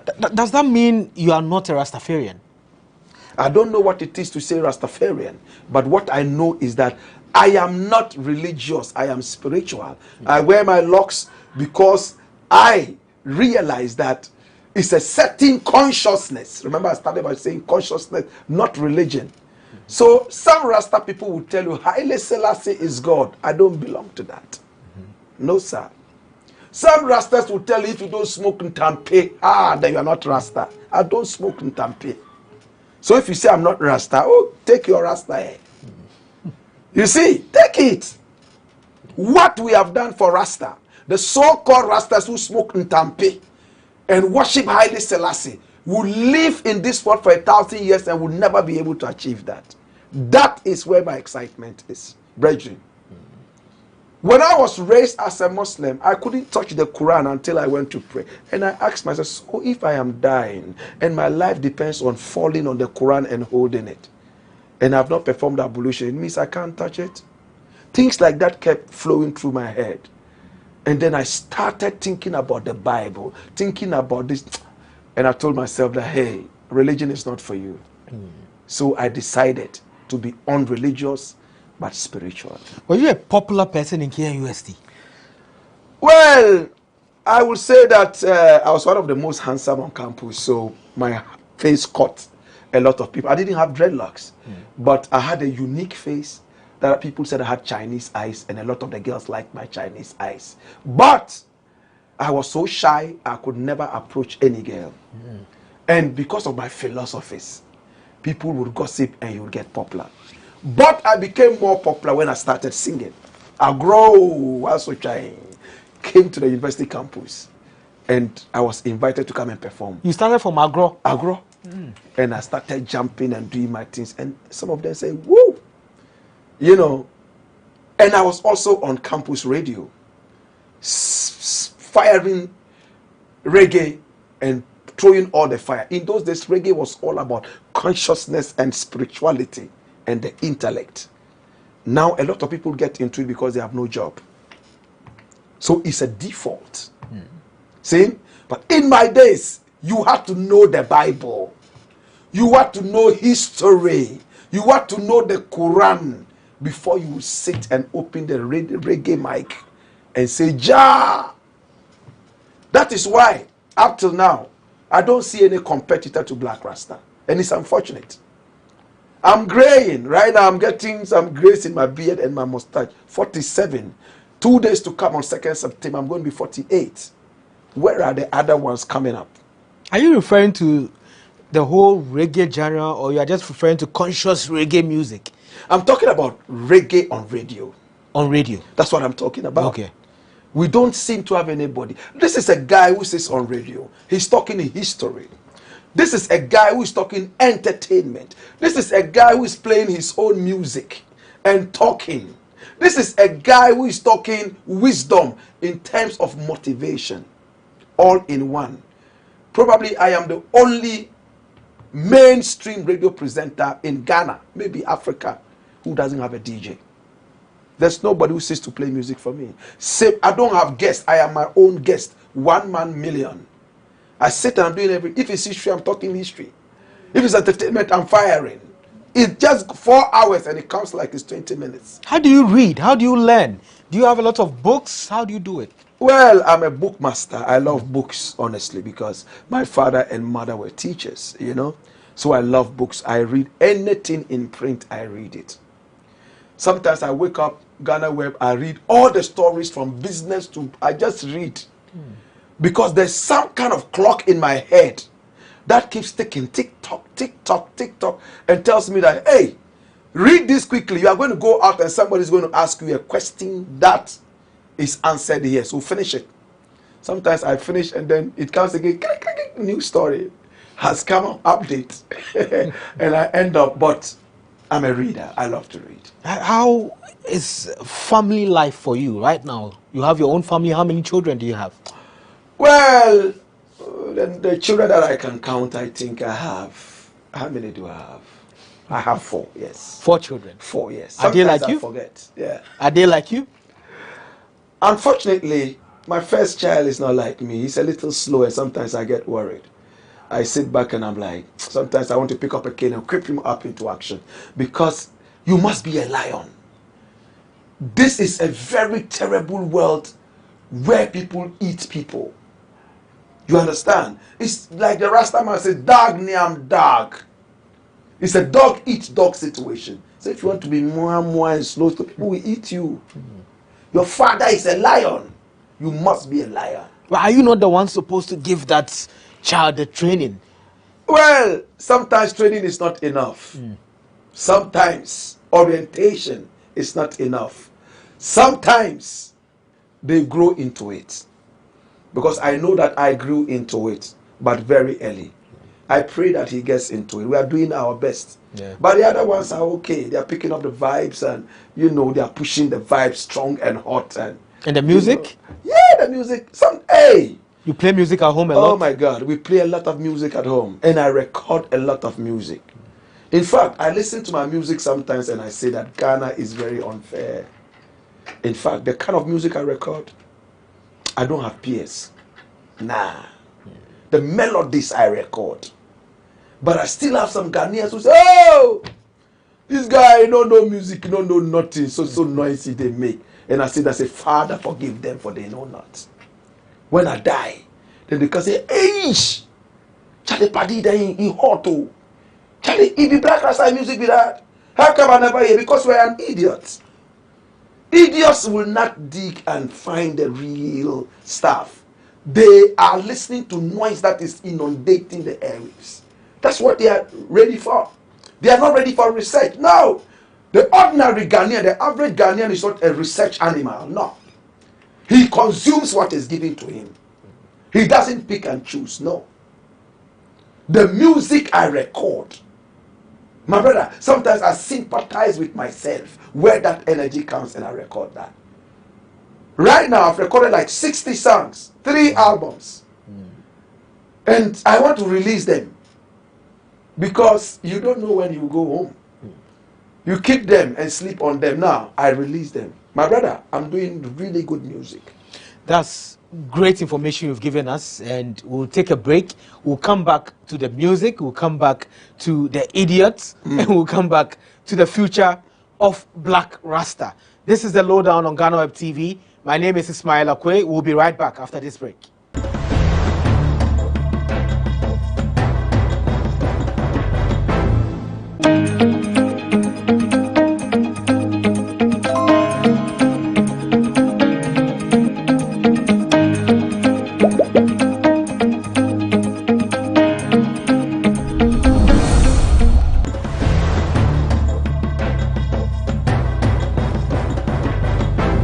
Welcome back from the break. This is the Lowdown on GhanaWeb TV. My name is Ismail Akwe, and our guest is Black Rasta.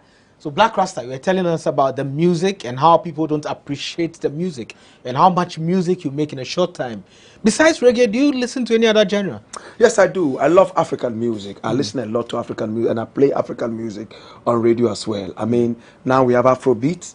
I mean, I listen to Afrobeat. Fela. Without the S. Without the S. I listen to Afrobeats as well. Okay. From the new generation. I listen to rap. I'm not a big fan of hip hop, but I listen to Hip Life, Reggie Rockstone, you know, but basically my music is reggae. And I listen to some selected dancehall, the old kind of dancehall. Now the new dancehall doesn't impress me at all because I think it's just trash. Oh, you know. You don't listen to Stonebwoy? No, well, I mean, Stonebwoy doesn't really do dancehall like that. Stonebwoy is more of Afro dancehall. Okay. Mix. I love Stonebwoy's music, but I do not listen to Jamaican trash that they call dancehall. Now, in the days, I would listen to Kote Ranks. See? I would listen to Nado Ranks, Shabba Ranks, you know, and all the wonderful artists, Super Cat, Silver Cat, and Yellow Man, my all-time favorite, Beanie Man, and all that. But now they are doing something they call trap dancehall. It's hip-hop laced. Yeah. You just hear hi-hat, then one dead drum beat. Dead as in it's not live. And that kind of music doesn't. And they put in a lot of effects, and it's like rats that are running around and squeaking, and I'm not interested. You had a lot of backlash when you released the Amapiano song, and you even responded. Is it because of some of these sentiments you've shared? Exactly that. You see, if I was lying, you would have cut these pants down. I love African music. When I travel to South Africa and I see the way the South Africans are enjoying their music and doing it, I'm a big fan of Qom. Correct pronunciation, Qom. G-Q-O-M. They say it with a click of the tongue. Jerusalem is Qom. See? Ting, ting, ting, ting, ting, ting, ting, ting, ting, ting. You know? That's Qom. I love it. Amapiano is not too much my kind of music. I love Qom. But Amapiano along the line, yes, it's easy music to make. Easy music to make. I can make 1 million Amapiano songs in 1 hour. 1 million. All you need is a small hook. You don't need verses. And hey, hey, hey, hey, hey.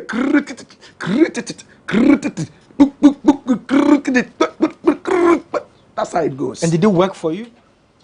Well, yes. I mean, I'm a versatile artist. I've recorded high life. See? I've recorded dancehall. I've even recorded, maybe I'm the first Ghanaian artist in contemporary times to record soca and then calypso. I travel a lot. I was in Guyana and they were enjoying the soca and calypso.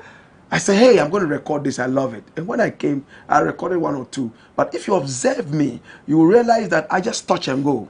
That's not my main genre. So I drop 1 or 2. Like Bob Marley would experiment with a rock guitar. But you won't find that in too many of his songs. It means, oh, I'm just experimenting. I won't call myself an Amapiano artist or a high life artist. No, that's not me. I am a Kuchoko artist. See? I am a Kuchoko artist. Reggae music plus African music gives you Kuchoko. That's who I am. Thief President. Is it a Kuchoko album? Yes, it's a Kuchoko song. Yes, it is. Thief President, why a thief, thief, sir?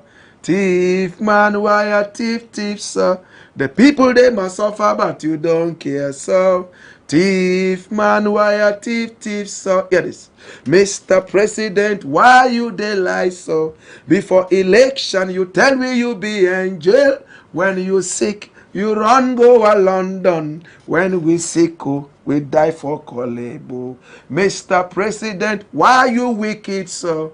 Tell me how you they sleep at night. Oh.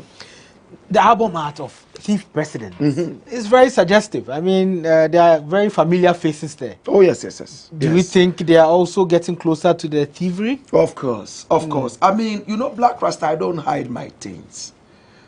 I've said it time and again that I don't like this president. Nana Akufo-Addo is the worst president we have had in this country. And he's not ashamed of his track record. He keeps going around laughing at himself. You see, I told you that I love to read. When I was a little boy reading, there was this character I read about called Don Quixote. Don Quixote. And Quixote is spelled Quixote. Don Quixote was a man who was seeing things which were not there. He said, I've seen 10 million soldiers coming. I'm going to fight them. You pick a spear. Hey, I've killed 20 of them so far. Hey, I see a lion. I'm going to kill the lion. I've killed the lion. You see, living an abstract life. That is Nana Addo. He sees things that do not exist. Your ministers have all flopped. Oh, your own party people are telling you, oh, Charlie, do something. I'm not. No, me, never. I like what they are doing. They are the best. You are building a cathedral. Today I was reading from GhanaWeb. Said, oh, now we don't have money to continue with the cathedral, so you've stopped what? Build it. Go and build that cathedral. Well-meaning Ghanaians told you that living. You said you made a promise to God. That's the religion I'm talking about. You want to build a cathedral. When you are sick, you are in London. Your finance minister is in London, treating his puffy face. We are here. Look at how Wache died. You reported it. Are you happy? The man who sat and stood and laid on your campaign stage. He died like a little fowl in one of these hospitals. It's sad. He was on my show before he passed on. And I asked him some of his sentiments. You could just see. The guy was gone. I don't want to die like that. I don't want my children to die like that. So I have to voice it out and try to change it. Without fear? No, sir. Or even summoned by Parliament? Oh, Jesus have mercy. By a court? You see, where we have reached now, we grow. Where we have reached now, it's not about the court. It's not about the Parliament House. Now, Parliament has ridiculed itself right now to the point that people think that Parliament is a joke. And I think Ghana Parliament is a joke. It is a joke. Look what they are there doing. Grown-ass men are punching each other's pot bellies and chewing ballot paper like goats and sheep. Is that the parliament you want to see? Look at the judiciary. Ex-President Mahama just came out and said that it's a ridicule that they call them unanimous FC. They are interested in eating goat meat as an ass exposed. Is this the judiciary I want to see? I say this, they say come to parliament and explain what. Next time they call me, I will not even bother go. You don't believe that? Even if I go, what I would say there, Bridget, they won't like it. You don't believe if dialogue fails, force must be applied? Because parliament, they judge or they argue and put together the laws and everything. Sometimes it doesn't work out. So they have to... If you were in parliament, what would you do when it's not working? Punch. Oh my God, have mercy. I mean, it's all about the discourse. Your ideas will not be taken every time. People have voted you from the constituencies for you to represent them in good faith. Then you go and turn yourselves into bukom bankom, boxing each other night and day. Who are you serving? The people or yourselves? In our country, we are so partisan. We are only interested in the political parties and not in the welfare of the people. That is why they are busily trying to break the eight when our necks are breaking. So talking about welfare, if you were president for a day, what would you do within that period? I will not build a road. I'm not going to build no hospital. I'm not going to build nothing. I'm going to build the minds of the people. Minds. What we lack the most is not hospitals. It's this. Rewire the minds of the people. When Nkrumah fought for the independence of this country, the very first words he mentioned after saying the independence of Ghana is meaningless, blah, blah, blah, he said, now that we have the independence, we must change our attitudes. The problem of Ghana is attitude now. We do not have what is called patriotism in us anymore. That's why a Ghanaian can trample his own country's flag. That's why a Ghanaian will stow away in a very dangerous ship to America, that he will go through Lampedusa and be slaughtered like a chicken, all because he wants to enter the white man's land. I did not bargain for this. We are too blessed to be cursed. Look at the gold, look at the diamond, we just discovered lithium in Cape Coast, in those areas. My brother, this will amount to nothing. Today I saw, what's his name? What's that guy's name? The Magdan, saying that salt in Songo salt is going to be the solution to Ghana's economic stabilization. And I said, this guy is a joker. Somebody should tell him the truth. Your gold couldn't save your economy. Your diamond couldn't save your economy. Demolishing that place there did not solve the economic problem of the country. It's Songo salt, that bloody salt. Salt that he has gone to take. Political goodwill and goodwill from some careless chiefs, some of who have lost their faculties. I was there, I recorded all of them. What is the history of the Songo salt? What is the history? Why would one man come and divert the history of the Songo salt? Now you are saying that that is what is going to help the Ghanaian economy. I say these guys are jokers. They manipulate the people's minds. That's why I said if I was president, I would deal with the people's minds.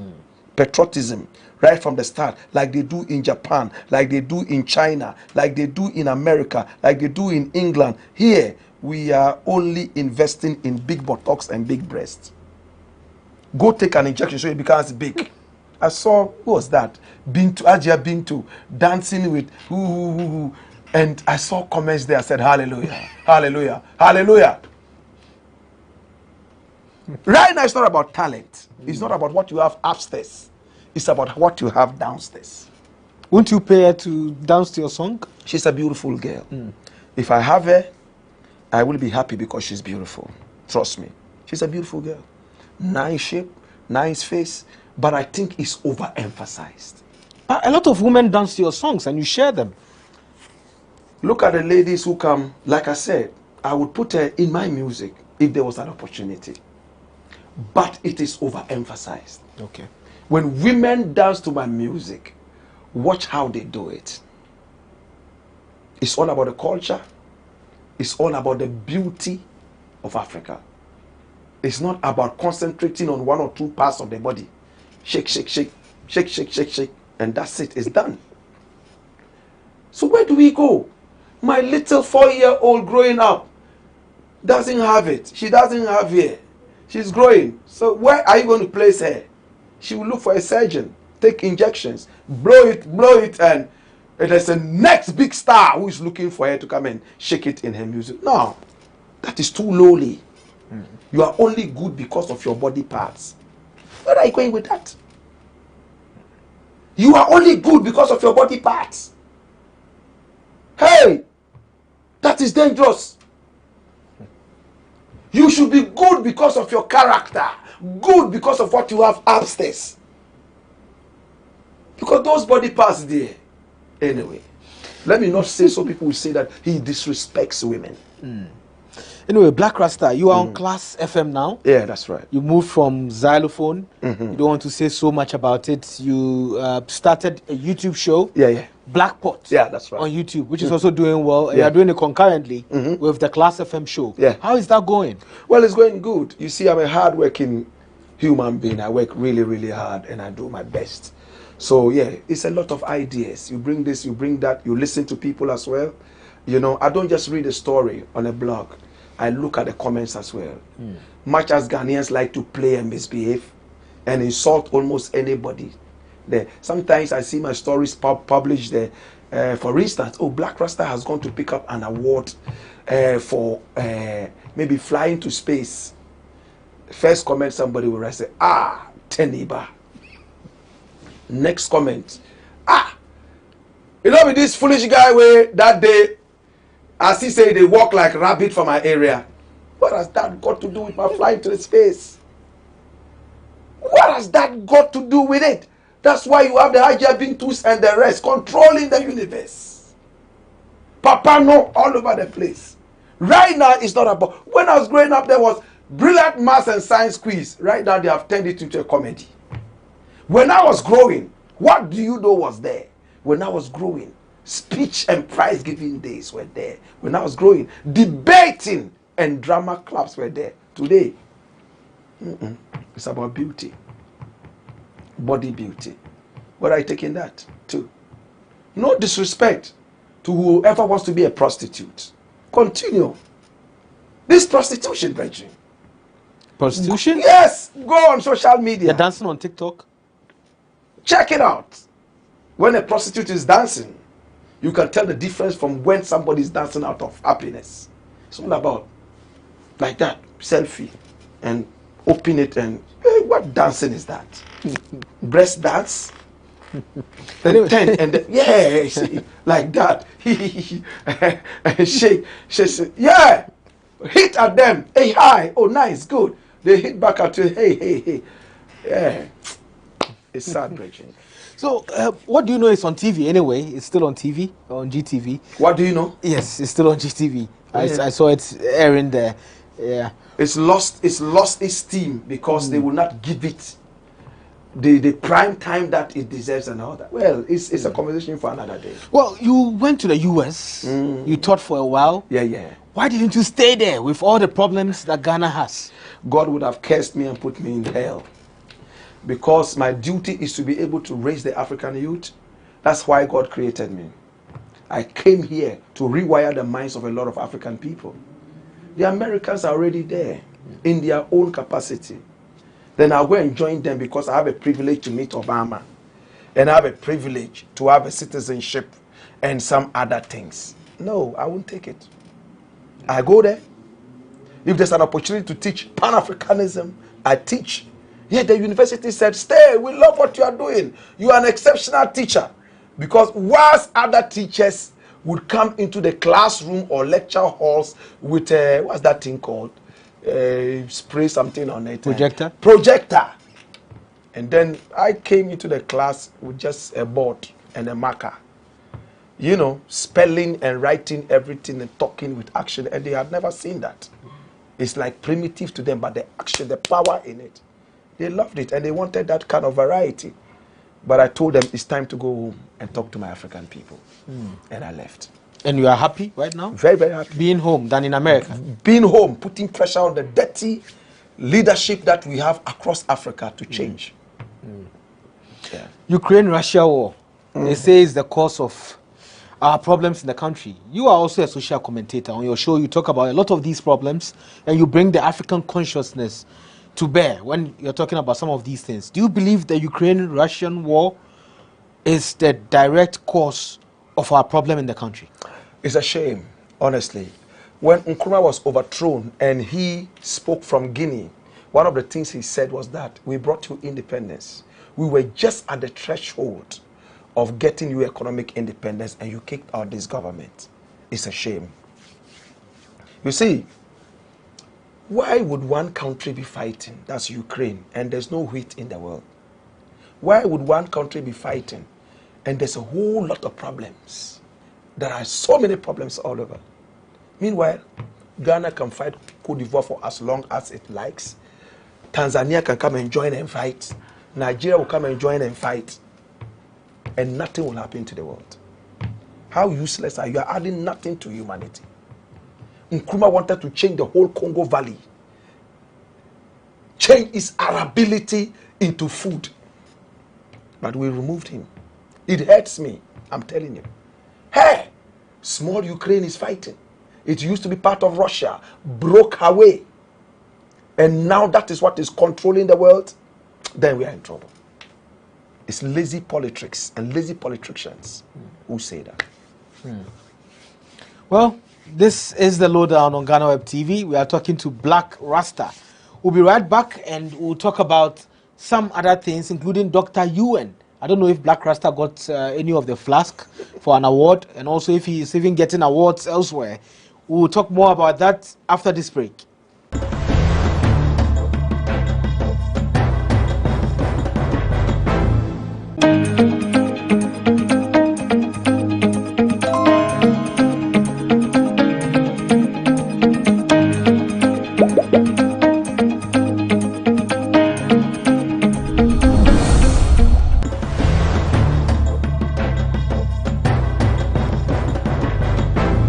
Welcome back from the break. This is the lowdown on GhanaWeb TV. My name is Ismail Akwe. Our guest is Black Rasta. Black Rasta, you're a big celebrity. Do you accept that? Well, I mean, it depends on who is talking and who sees me as one. There are people who see me as trash. See? You know, I do not have control over what people think about me. Yeah. But I think that whoever I have touched positive will, even if not now, accept it, would accept it later. Some people, because of ego, no matter how positive you are and they know you are positive, they still want you to feel like you are trash. But for me, I think that I'm doing my very best for the nation. So when it comes to celebrities and also their significance in the country, what do you think celebrities should do? We have a lot of actors, we have musicians, and some of them are supporting politicians because they think that's how they can give back to the nation.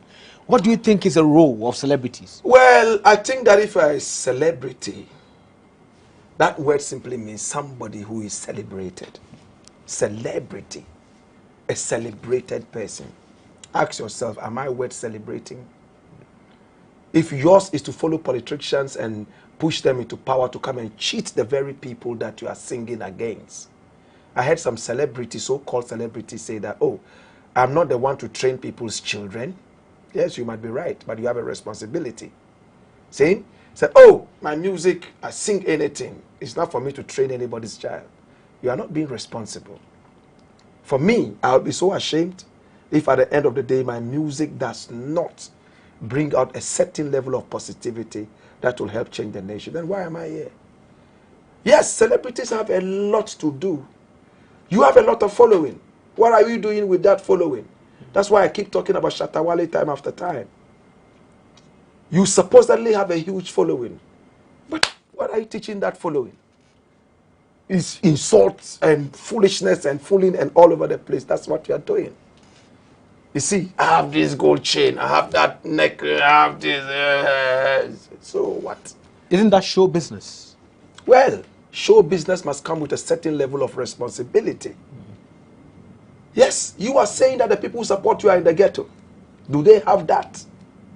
If you can take money and buy a diamond necklace, the people who support you, they don't even have proper water to drink. The people who are the core of your fan base, malaria is killing them, Qatar is killing them. Almost everything bad is in their area. What have you done? I would feel as a failed celebrity or an artist if I would wear a necklace that is made of diamond and my key supporters are those who are in the ghetto suffering. I must be seen doing something for them before I can do something even for myself. Have you built a hospital for them? If you ask him this question, he will say, am I the president? Why am I paying taxes? You claim you have it. You claim you are so rich. What legacy do you want to leave behind? A legacy of hoarding money and dying and going away and living it after living comfortably? How about the core people who are supporting you? Have you cleaned their gutters? Have you brought them together to teach them how to clean their environment? Have you bought them shovels and pickaxes? It's all about, I got this, I got this. Me, I get 20 cars. Me, my house, I get 20 swimming pools for inside. is too infantile. Celebrity should grow beyond that. Recently, Jackie Appiah also showed her house and all those. I'm happy for her. I speak with her. Oh, nice, nice. I don't know what kind of suffering she went through to be able to build that. So I am happy for her. See, she's not a boastful kind of person. She showed her house. You understand? I believe in growing in the quiet. My people have a saying that, you see that lizard with a red head, that it hides itself so that the head can grow red. The lizard that does not hide its head, for it to grow red, it dies early. To come out and be doing this. And, hey, children, hey, hey, pop! It's gone. It will hide itself. It's a proverb. Did the Gombe say it? Bandwa swarlo zokar mora. Bandwa is the lizard. It hides its head so it becomes red. So ubenyina chair. So is it right for them to also support politicians? It's not right. You don't know your work. I remember when I said, oh, you went and supported Obama. Hey, is it because Obama no be Ghanaian? I said, because you don't know. I am a Pan-Africanist. You understand? Everything black that is positive, I want to support it. It's different. You are supporting a politician so that he can support you. When some of the artists had the chance to meet Nana Akufo-Addo, what did they say? Buy me a car. I will feel so sad if I ever told that man that. You know what I would say? Nima is struggling. Please, we need something there. As for me, I can take care of myself. If you watch Titanic, when that guy was dying, what did he tell the wife or the lady or the girlfriend? Say, go! Say, I am a survivor. I'm a survivor. I can survive. The people who I'm not sure can survive are those I'm asking you to go and help. That's what it is. God is not giving the money to the people who can support the people. He's giving it to people who have no brains. That's why the Nigerians say, money don't miss road. Yeah. God is not making people who have wisdom presidents. He is making idiots presidents. God is not giving some of the things to some people who can really change the world. He's giving it to people who can do nothing. For a reason, I will ask God one day when I meet him. You are a Pan-Africanist, as I said earlier, and you follow African politics as well. For real? Yes, and you saw the election in Kenya. Yeah, I did. Is that a standard election to you?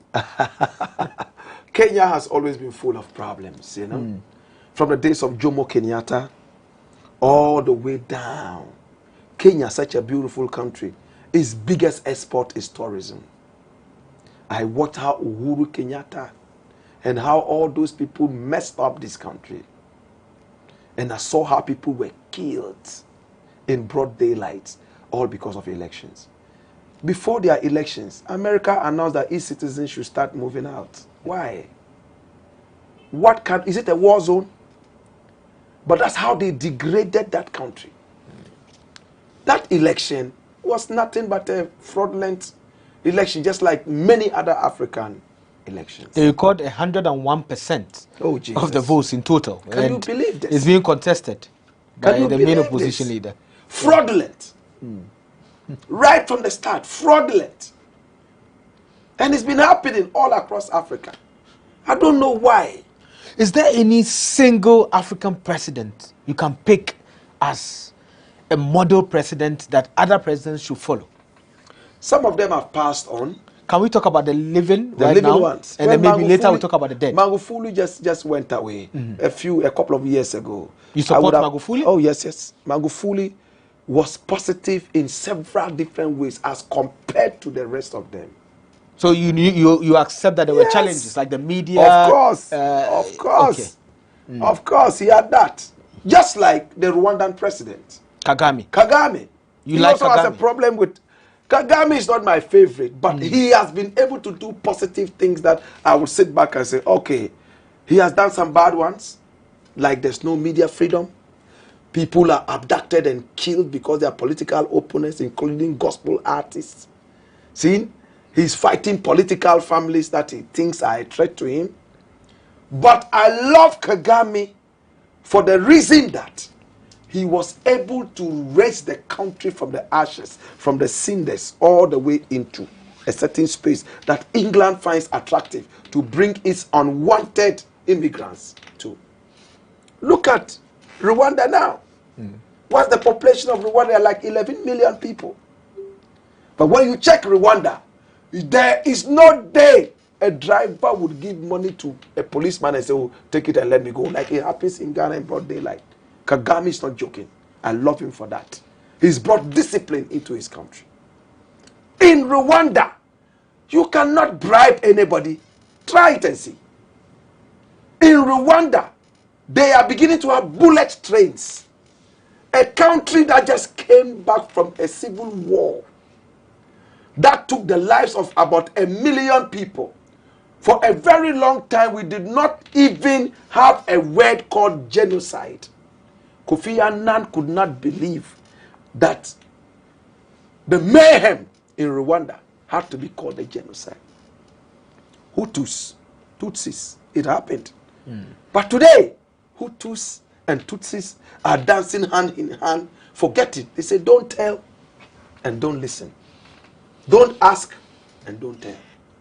We have forgotten it. We are one Rwandan people. That is enough. Yes, he has its negatives. But I think that these ones, you can't find a 100% president. I think that he's not bad at all. Who is your worst president alive? Worst president alive. Hallelujah. There are a number of them. Let me see. Out of the worst president, let me find the worst. They are there. A lot of them. Some of them have died and they are in hell right now. Like Mobutu Sese Seko, he is in hell, that I know. Yes. And I know that Yadima is also in hell. No two ways about that. Now, the next people to join him in hell. Hallelujah. Hallelujah. Hey, there is this guy. Which country? My God. Kai. Cameroon? Cameroon. Paul Biya. Paul Biya. In fact, he would be the class prefect in hell for all these people. I just did a song, and it's called Bastard Boy Biya. We just finished shooting the video, edited. We will release it on GhanaWeb. Paul Biya, Mr. Biya. Paul Biya is a bastard boy, Dotty Biya. You bastard. Paul Biya is a bastard boy. Say, I cry for kwa. Yawunde Douala. It's a very emotional song. Because of the language you speak, they gun you down. Language. You can't speak English in Cameroon.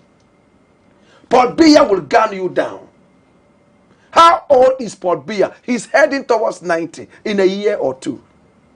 When he's walking, they have to carry him like that. He's president for 40 years. Paul Biya doesn't live in Cameroon. He lives in Switzerland. Why? He says the country is ruling that is called Cameroon. The weather is not good for his skin. So he goes to Switzerland and he's in a hotel called what? He's in there. 5-star hotel. Chilling. And the Swiss people are happy taking their African money from a bastardized African. It's sad. Now they are trying to break away. The breakaway faction is called Amazonia. They want to do it because my brethren are being killed. I don't want to go too much into the histories, but the way they came together, they thought that they would have been good. Paul Biya is killing them. After taking out Amadou Ahijo, taking over the whole place is chaka chaka chaka chaka. So does Paul Biya make Akufo-Addo look good? Yes. Yes. Akufo-Addo is a bad president. But I would prefer Akufo-Addo to Paul Biya. That is true. Oh, nobody is shooting us in Ghana like that. You can speak any language you want. Nobody shoots you down. There's a certain level of press freedom, even though this man has come to bring it down. Paul Biya, you can't utter a word. Akufo-Addo versus Museveni. Museveni is another dictator, terrible dictator, very bad dictator. He's a bad man who is also abducting people left, right, and center. Akufo-Addo is better than him. But I am on Akufo-Addo because he's the president of my country. When Togo, La Côte d'Ivoire, Benin, and all those countries are seemingly smiling in one way or the other, we are still blaming Ukraine, Russia, COVID for our woes. That is an irresponsible president. He's a president who has no wisdom. Nana Akufo-Addo is an arrogant president who will not listen to his own party people. That's why I don't like him. He's the worst president we have had in this country. How do you compare Akufo-Addo to Museveni and Paul Biya when we had our independence long before Cameroon was even born? We had our Nkrumah went all the way to Boya in Cameroon to be able to bring them together. Nkrumah was the champion of Africa. So if now people are comparing other African presidents to you who had your independence earlier, then you are a joker. You should have been long gone. But you are marking time and marching backwards. That's what it is, my brother. Okay. So you mentioned Dr. Yu and you are not interested in it anymore, right? Thank you very much for reminding me that. I forgot about Dr. Yu. There's a song that I like, Dr. UN Wakasa. Wakasa, Wakasa, Amagana, Sinura Wakasa, you know, that kind of thing. And it's done by a comedian. He's a guy, when you meet, you will like. Yeah. The dental style, the uniqueness of his dental style. He's always smiling. He excites people. Excites people. I love him. So everything that he says, is that true? Do you believe all of it? I don't know. You don't know. I don't know. But you know he went to KNUST and he did all of that. Everything he says is true. But I was with him at UST and he was at CAT. I think he was one floor down from the studio. Yeah. But he was always in the studio. Sometimes I go to play my reggae and I wanted all of them out. He would hide at the back trying to fix something. I said, sir, please, could you excuse me? You know, he was always in the studio. You know, that was what he was. So at a point I asked somebody, Charlie, this guy, into be student. Say, yeah, social guy be that. Social science, social guy be that. You know, but he was always in the studio and I wondered if he was going for lectures at all. He always laughing, even alone he'll be laughing. So I asked another brother, Black Uhuru, wherever you are, big up yourself. I asked him, this guy, is he okay? He's always laughing, even if he's alone, walking alone, laughing. He said, hey, so they be Irie man. No? Irie man. I said, well. So when I heard Dr. Ewan, till I saw the photograph, I said, you know be Wyclef be this. Wyclef. You know? But you see, this brings us to a certain point where we prejudice people. Because he looks the way he looks, somebody would say, oh, then he couldn't have achieved this, he couldn't have achieved that. I have said it and it was published in GhanaWeb. I would prefer his award to VGMA. I will prefer his award to 4 awards, 5 awards. I would prefer that to those awards. Because those awards, you have to vote. You are buying them. Up till this time, we have not come to that reality that we are selling the awards by voting. Why? Is it hard to understand? If you go to school and pi x plus sigma this and this is equal to this, and you are able to crack it and do it, and you don't understand basics that people are voting, paying money, and you are not even ashamed when they don't win, you tell them, hey, you didn't vote enough. Then what kind of award is that? Your GhanaWeb awards is better awards. Next time award me, I'll come and take it. These are awards that will pinpoint people and say, hey, we see that this person is doing good, that person is doing. But if you guys are also voting, then it's on to you. Any award that goes through voting, especially when people pay money to vote, it's a fake award. You are buying the awards. It's better to pinpoint. It's okay, we've shortlisted these people. And our panelists sat and then they chose that person. On the day of the award, okay, the shortlisting, this person, that person, that person. But when our panelists voted, they selected this person. That's an award. Not pay and vote. So I have removed myself from any award that has to do with pay and vote and buy the award. We've spoken to them. They banned me. VGMA banned me before because they said I spoke too much. Now I have banned myself. So if you are nominated, you're out. No, they can't nominate me. I did that to RTP. I told RTP, listen, do not nominate me anymore because you guys are still voting. Of course, in the past we did that. That consciousness did not hit us. We were too excited to have the fans show that they love us. Forgetting that, you know, there are some things you do, then you come back and say, okay, like this. Like a friend of mine, Shatarako, he called me this morning and said, oh, Rasta. He was all teary. Wagwan. I wanted to, you know, the happy person that I've always been. But he was solemn. What happened? Charlie, I bought a parrot last week. As I bring the parrot come, I put them for cage where they give them food where they chop. The food say, you know, they like, but they chop. Because that be what they chop. My daughter can't tell me, say, the parrot, they sick. But the day before, it do me like, make the parrot go. Because, you know, they look happy. But I don't make it go. My daughter can't tell me, say, they sick. I go look at the parrot die. Then I remember the thing they talk for, the radio top and things. Sometimes you have it in you, but somebody has to wake it up. That's how it is. You should never keep an animal, especially a wild animal, that enjoys its freedom. So Dr. UN went to UST. I saw him. He was also at Contato. He played he was like a sitting DJ. Anybody who wasn't there, he came there and sat down and played. That was the kind of person he was. Yeah. Anyway, your final words before we go. Yes. I Well, see you read the comments on GhanaWeb a lot. I do. Yeah. I mean, GhanaWeb is a very huge platform. Ghana. This is Ghana on the web. People all over the countries, around and beyond. When they want information about Ghana, that's the power you guys have. See? Sometimes my blackboard, 100% of all the stories are from GhanaWeb.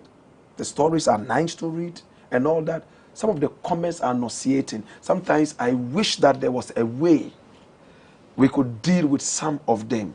But I also understand that there is freedom of speech. So people say anything and we let it go.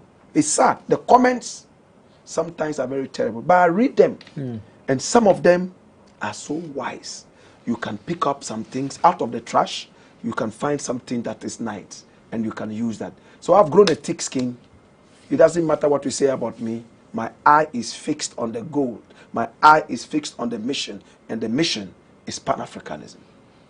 The mission is Pan-Africanism. Thank you very much, Black Rasta, for coming. And this is the lowdown on GhanaWeb TV.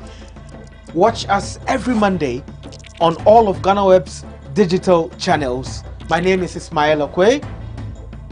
Be safe.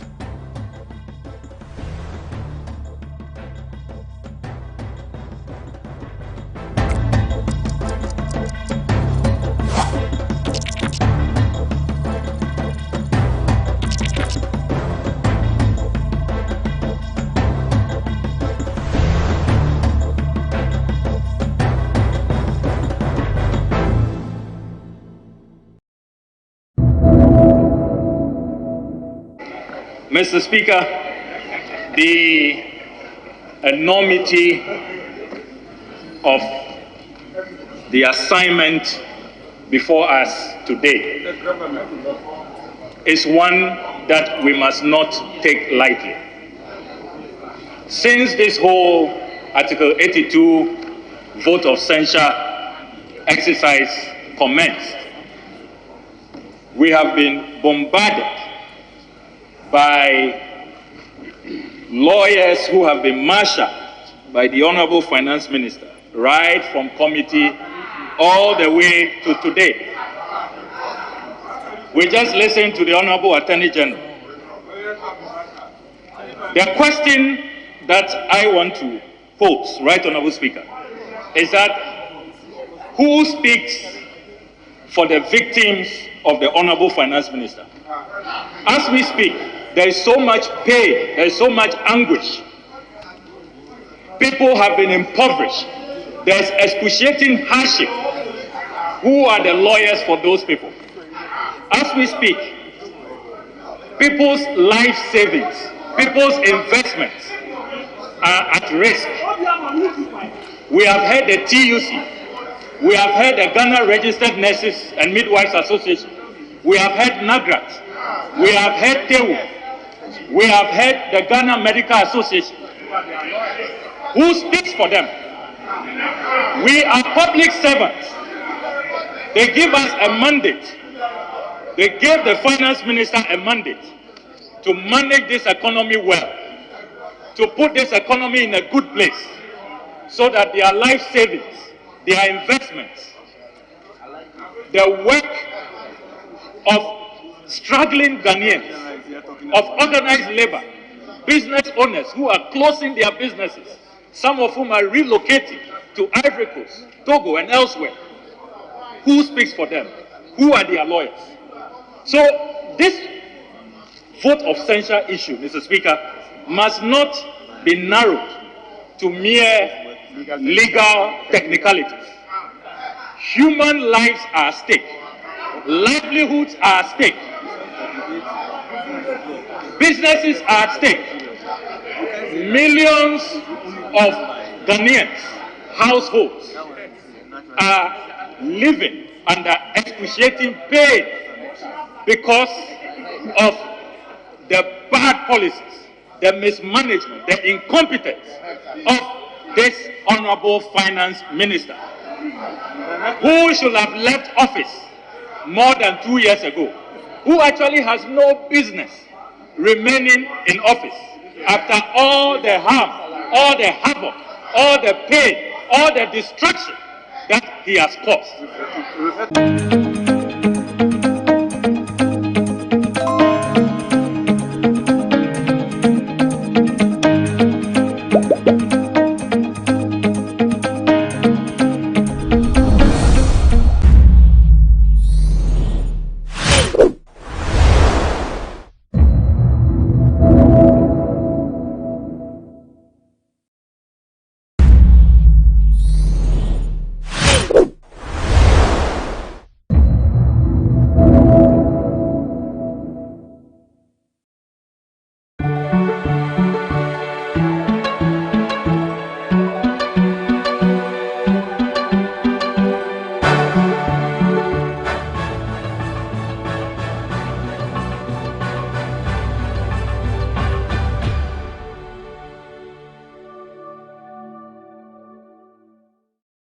Good day, ladies and gentlemen, and welcome to the nominees unveiling of the second edition of the GhanaWeb Excellence Awards, coming to you here from our studios in Accra. I am Paula Amabruni, and I'll be doing this with the gorgeous Elsie Lamar. Great. Elsie, what better way to celebrate you than to highlight their works and projects on Ghana's biggest website? Of course, this is Ghana's biggest website, and I see it as a very great opportunity for us to highlight the works of the youth more louder than we have always done. Great. So I feel this will go a long way to impact their lives and to help them do more, and to encourage those that feel that they have not been recognized enough to come out of their shells to also do more than they have already been doing. Great.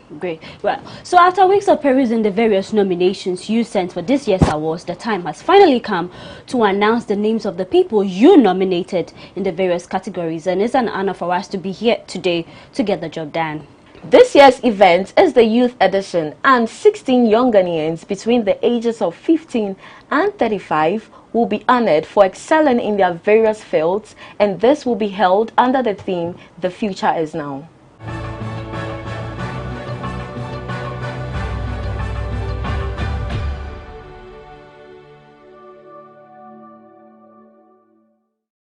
And it's sad to note that our former commercial manager, Mr. Eko Blankson, who was very instrumental in the institution of the GhanaWeb Excellence Award, unexpectedly passed away on October 3, 2022. Here at GhanaWeb and ADPU, we have some fond memories of him, which we believe we will not forget anytime soon, but we want to share just a little with you. Stay tuned.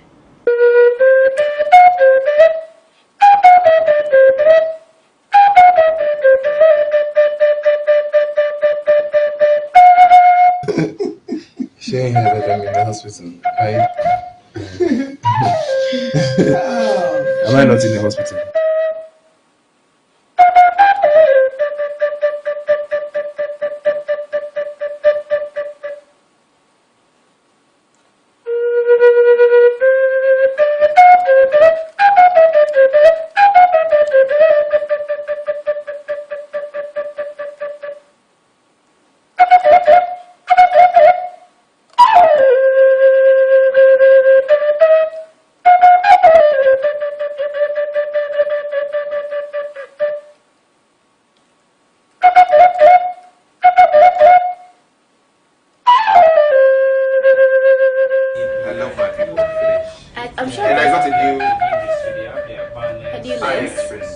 Somebody who is looking at this, is watching this video, who really admires you. So what do you have to tell the person? Oh, if you admire me, thank you very much. I like people who admire me. But please reach out to me and tell me that you really admire me. So you want them to come here? Yes, come here, come and look for me. And so you know that you admire me. It's very important to me. They will. So do you want to put your number out there? No.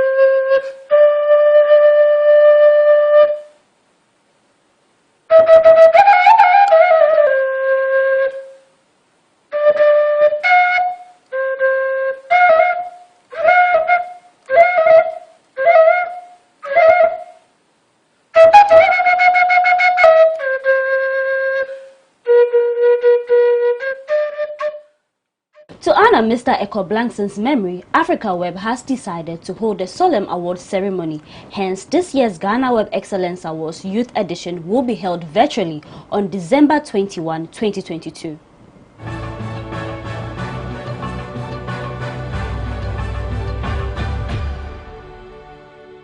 On the 22nd of June 2022, nominations were opened for this year's awards, and we received hundreds of names from you, our viewers and readers. The board for this year's award have spent weeks reviewing and shortlisting a maximum of 5 persons each for all 16 categories, and it's now time to let you know those who made it to the various categories.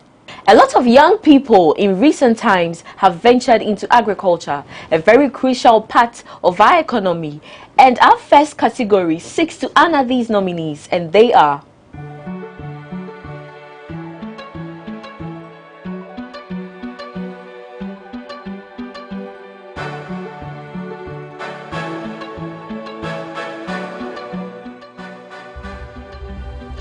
Maurice Adai, Isaac Kofi Inketia, Aloysius Atta, Hakim Shakor, Nana Adjoa Sifa.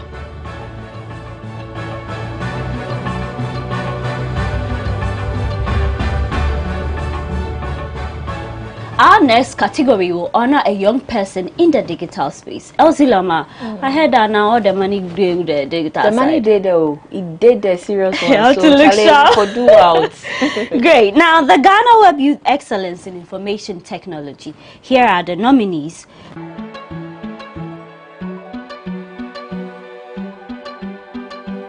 Prince Owusu, Padmore Anno, Dixon Omari, Henry Edu, and Mashwood Hilia.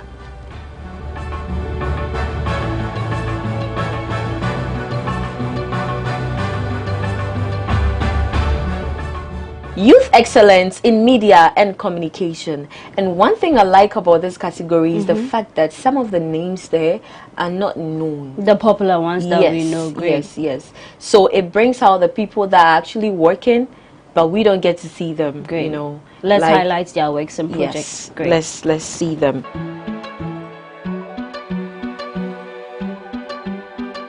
And the nominees are Angela Bamford, Kojo Sheldon, Anita Ekufu, Tracy Mensah, Michael Ejapa.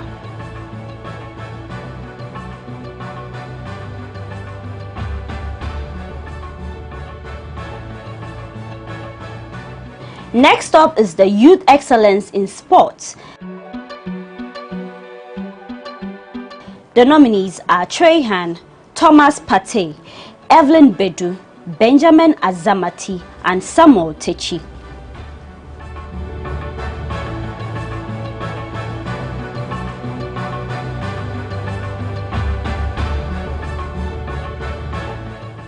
GhanaWeb Youth Excellence in Women Advocacy. Now, these women are known to be activists when it comes to matters relating to women.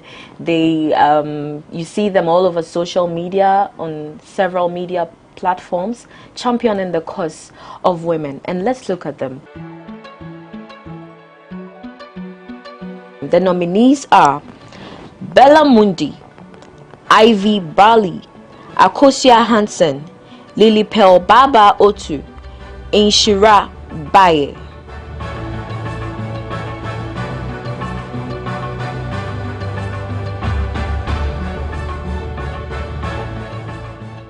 The next category is the GhanaWeb Youth Excellence in Fashion. Here are the nominees.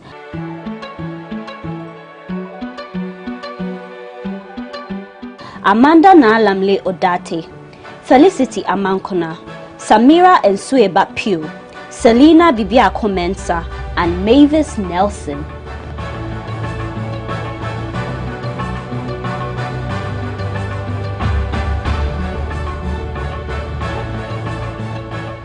Youth Excellence in Music, Drama, and Dance. And here are the nominees. Kobina Ansa, Clemento Suarez, Jackie, Dance God Lloyd, Black Sharif.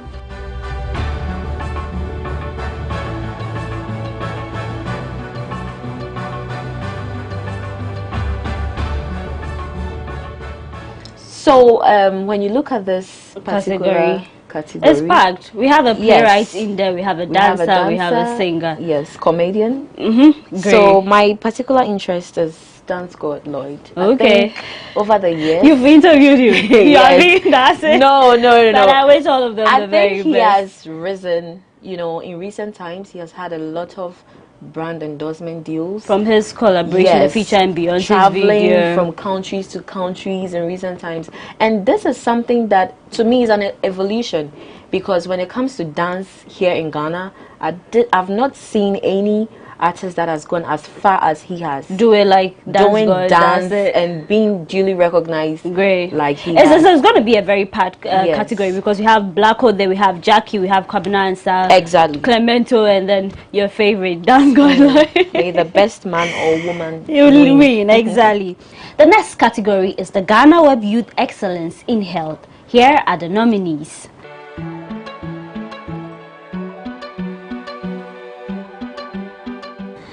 Erajua Nunu, Hannalisa Tete, Benson Owusu, Dr. Grace Bachman, and David Tete.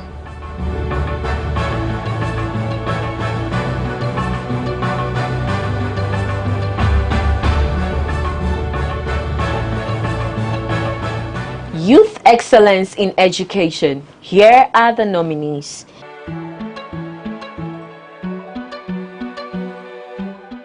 Josephine Marie Godwill, Daniel Doche, Divine Kwe, Dr. Ama Opoku Ajaman.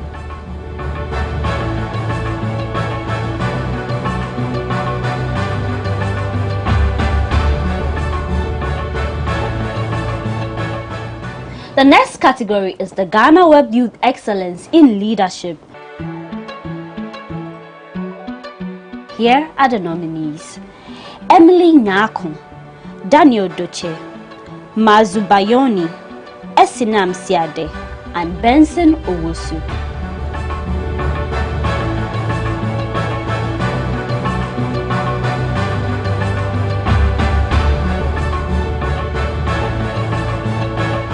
And we have here the GhanaWeb Youth Excellence in Entrepreneurship. And the nominees are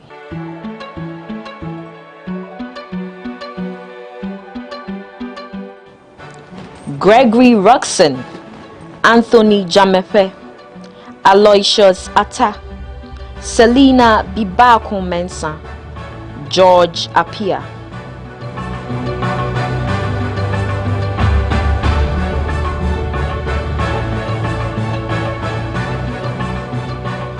Next, we move to the GhanaWeb Youth Excellence in Science and Engineering. Here are the nominees: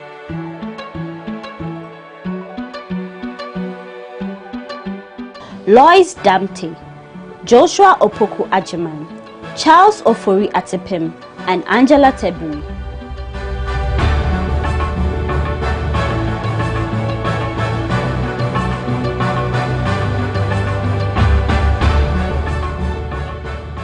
We have the Youth Excellence in Visual Arts, and here are the nominees.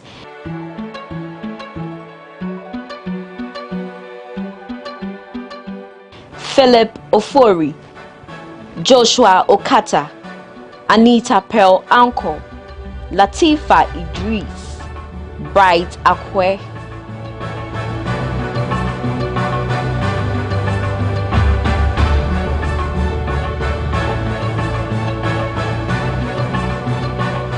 The next category is the GhanaWeb Excellence in the Diaspora. It's good to know that we are not just celebrating those who are here with us in Ghana, but their attention is also on our youth who are outside the country and they're still winning big, excelling in whatever they are doing out there.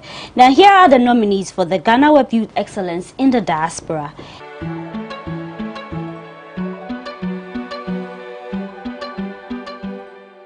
Einstein Ba in Team, Hitha Ekwia Efriye Beiswa, Mami Dihi, Ivy Bali, and Arnold Safo Kantanka.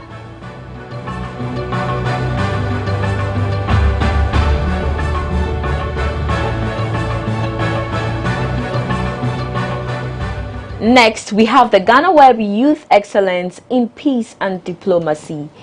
Now, here are the nominees.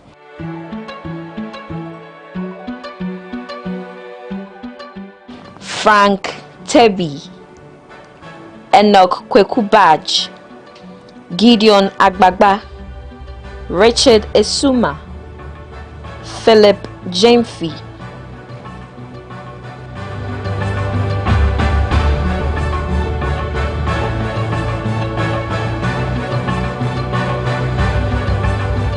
Our final voting category for this year's GhanaWeb Excellence Awards is the Youth Excellence in Innovation. Here are the nominees.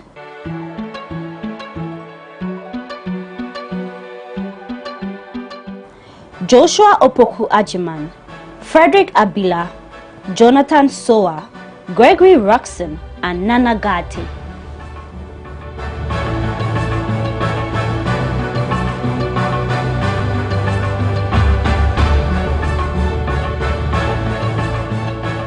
There is a 17th category. This is the GhanaWeb Youth Excellence Award. Now, this special award will be given to a youth organization by the board. The GhanaWeb Excellence Awards is an annual People's Choice Awards scheme launched to offer GhanaWeb audience and the general public an opportunity to recognize Ghanaians who have helped in the development of our beloved country. We don't only have the power to nominate people for the awards, but we also have the power to determine who wins by voting. And you know the best part? The voting is simple and free. Stress-free. To vote for your nominee of choice, go to www.GhanaWebExcellenceAwards.com and you would find a list of categories and nominees to choose from. You can also visit www.GhanaWeb.com and click on the GhanaWeb Excellence Awards banner. It will direct you to the voting platform to cast your vote. Now remember that voting is free and it's also strictly one man, one vote. Voting for this year's awards ends on December 14, so start voting for your favorites now. And remember that this year's event will be held virtually on the 21st of December 2022. So do make a date with us. Elsie, we wish our people the very best, and yes, I just can't wait to see the winners for the Youth Edition, yes, GhanaWeb Excellence Awards. Too bad that we were not nominated. Yeah, They'll say conflict of interest. Better luck next time to us. Okay. Great. Thanks for watching. I am Paula Amabruni. I did today's nominee announcement with the gorgeous Elsie Lamar.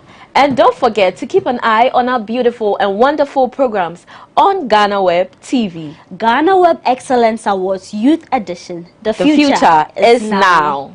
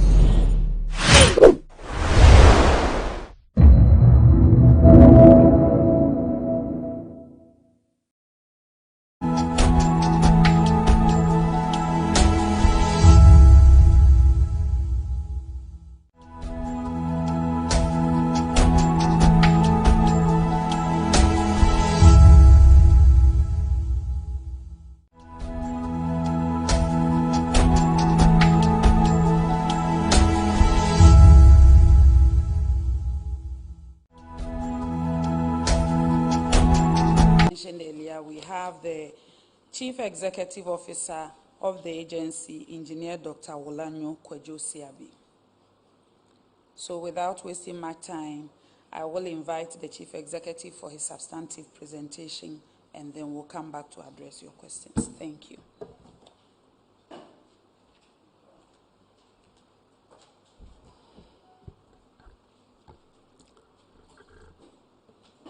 Honorable Deputy Minister of Ministry of Information, colleagues from Community Water and Sanitation Agency, the media, fellow Ghanaians, I will borrow the words of our President. We want to have a conversation today related to the transformations within the rural communities and small towns, water, sanitation, and hygiene subsector. My colleagues are here. During the question time, they will help me to answer and also provide details. We will look at the outline. We will have a brief background so that everybody will understand what CWSA is. We'll take you through policy reforms in the water, sanitation, and hygiene subsector. We'll look at key projects, and then we will conclude. Community Water and Sanitation Agency was established by an Act of Parliament of the Republic of Ghana, 1998, Act 564. Actually, in the 90s, Community Water and Sanitation Agency and Ghana Water Company were all part of one organization called Ghana Water and Sewerage Corporation. And it was reforms in the 90s that led to the formation of these two organizations. And our mandate, according to Act 564, is to facilitate the provision of safe water to rural communities and small towns and promote water-related sanitation and hygiene practice. Now, I want us to look at access to safe water when we talk about rural communities and small towns. Substantially, I want to differentiate that Ghana Water Company is responsible for providing water to our cities and few of our towns. The rest is under CWSA. As of 2022, the water infrastructure that are available to rural communities and small towns provided by state institutions, and by state institutions we're talking about CWSA, and then the MMDAs, the Metropolitan Municipal and these assemblies, and NGOs and religious bodies. All of these put together, we have a total number of boreholes fitted with hand pump. We have 29,785. Small towns pipe water systems, we have 546. And limited mechanized water systems, we have 1,215. Water coverage, I will look at two data that we'll provide, but I will differentiate. We normally compute the coverage of rural communities and small towns. How many people have access and all of that. Now, water coverage for rural communities and small towns based on access to potable water is estimated as follows. Number one, water coverage as estimated by Ghana Statistical Service is 74.4% as of 2021. We took this from the Population and Housing Census Survey. And this coverage covers water infrastructure provided by state institutions like CWSA, MMDAs. We also have some non-governmental organizations. We have religious bodies. We have private sector also providing water. We have individuals. There are even individuals providing water and charging communities. And then we also have self-supplies. There are a number of people who have water in their houses. All of these are captured by Ghana Statistical Service. And that is why we have this coverage, 74.4%. We also have another coverage that we report to our ministry.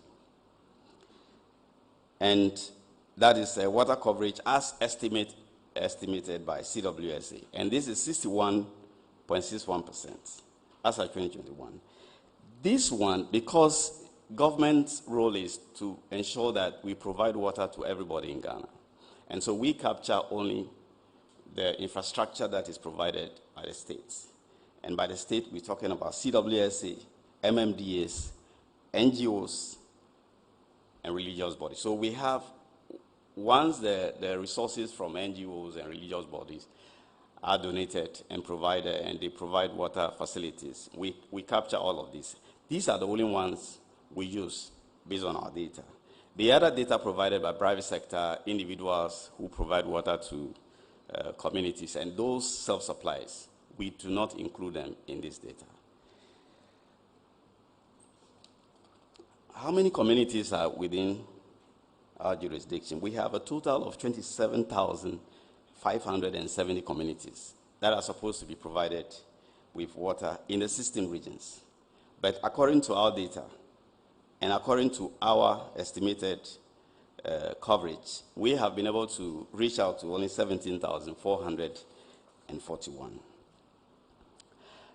I want to take sanitation a little bit. CWSA is involved in sanitation provision only when it is water related. We are not into refuse management and all of that. And so when we are talking about sanitation, part of CWSA's assignment, we are only dealing with household latrines and then institutional latrines that we provide to schools, clinics, and hospitals. And so because we provide only a small part of the sanitation, we are not responsible for determining the coverage of sanitation. We only contribute to that coverage. Now, the programs we have been implementing, there is one we call Sustainable Rural Water and Sanitation Project, which was funded through a loan obtained by government for us, $41.5 million US dollars, which was completed by 2020. Now, this project was implemented in 11 regions, and these regions are Ahafo, Bono East, Central, Western North, Upper West, Upper East, Northeast, and Savannah regions. On this project, we carried out some sanitation interventions. We did, at the end of the project, we had 21,776 household facilities. There is an improved sanitation facility we call Dignulu. So we focus on that, and we provided this number in all the 11 regions. We also carried out institutional latrines in basic schools.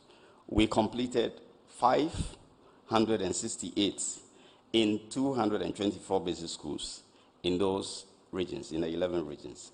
We also achieved 947 open defecation-free communities across those regions. We also carried out hygiene promotion in all the communities that we participated in. I want to show you water coverage from 2000 and up to 2021. I already said from our data we had 61.61%. It means that from our perspective, we are still to do 38.39%. But that notwithstanding, there are a number of other service providers that we have not captured. That has been captured by Ghana Statistical Service.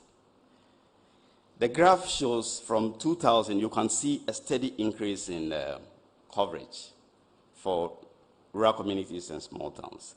Now, we noted that somewhere in 2015, there was a decline, and that decline has been very difficult to deal with.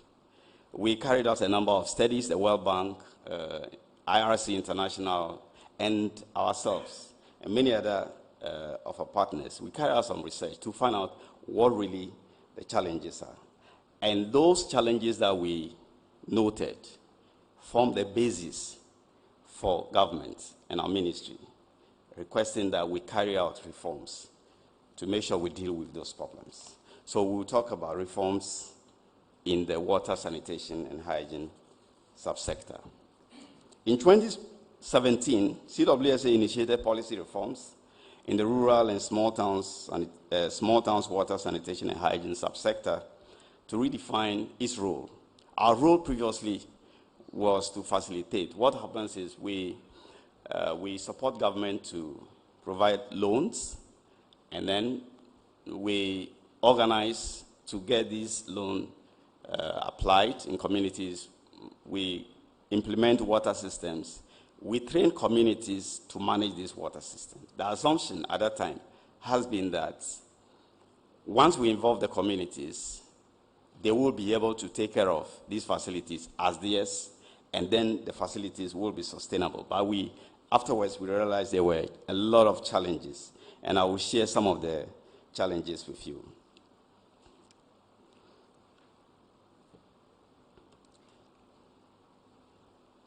So based on these challenges, CWSA agreed with the sector ministry to initiate reforms and revive the subsector.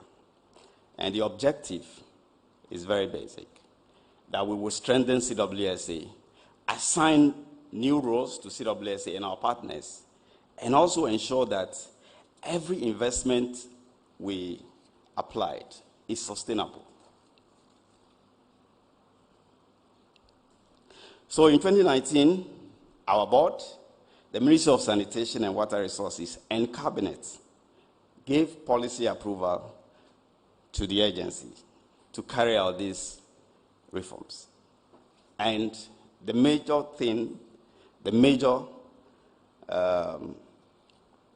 reason is for us to expand our mandates.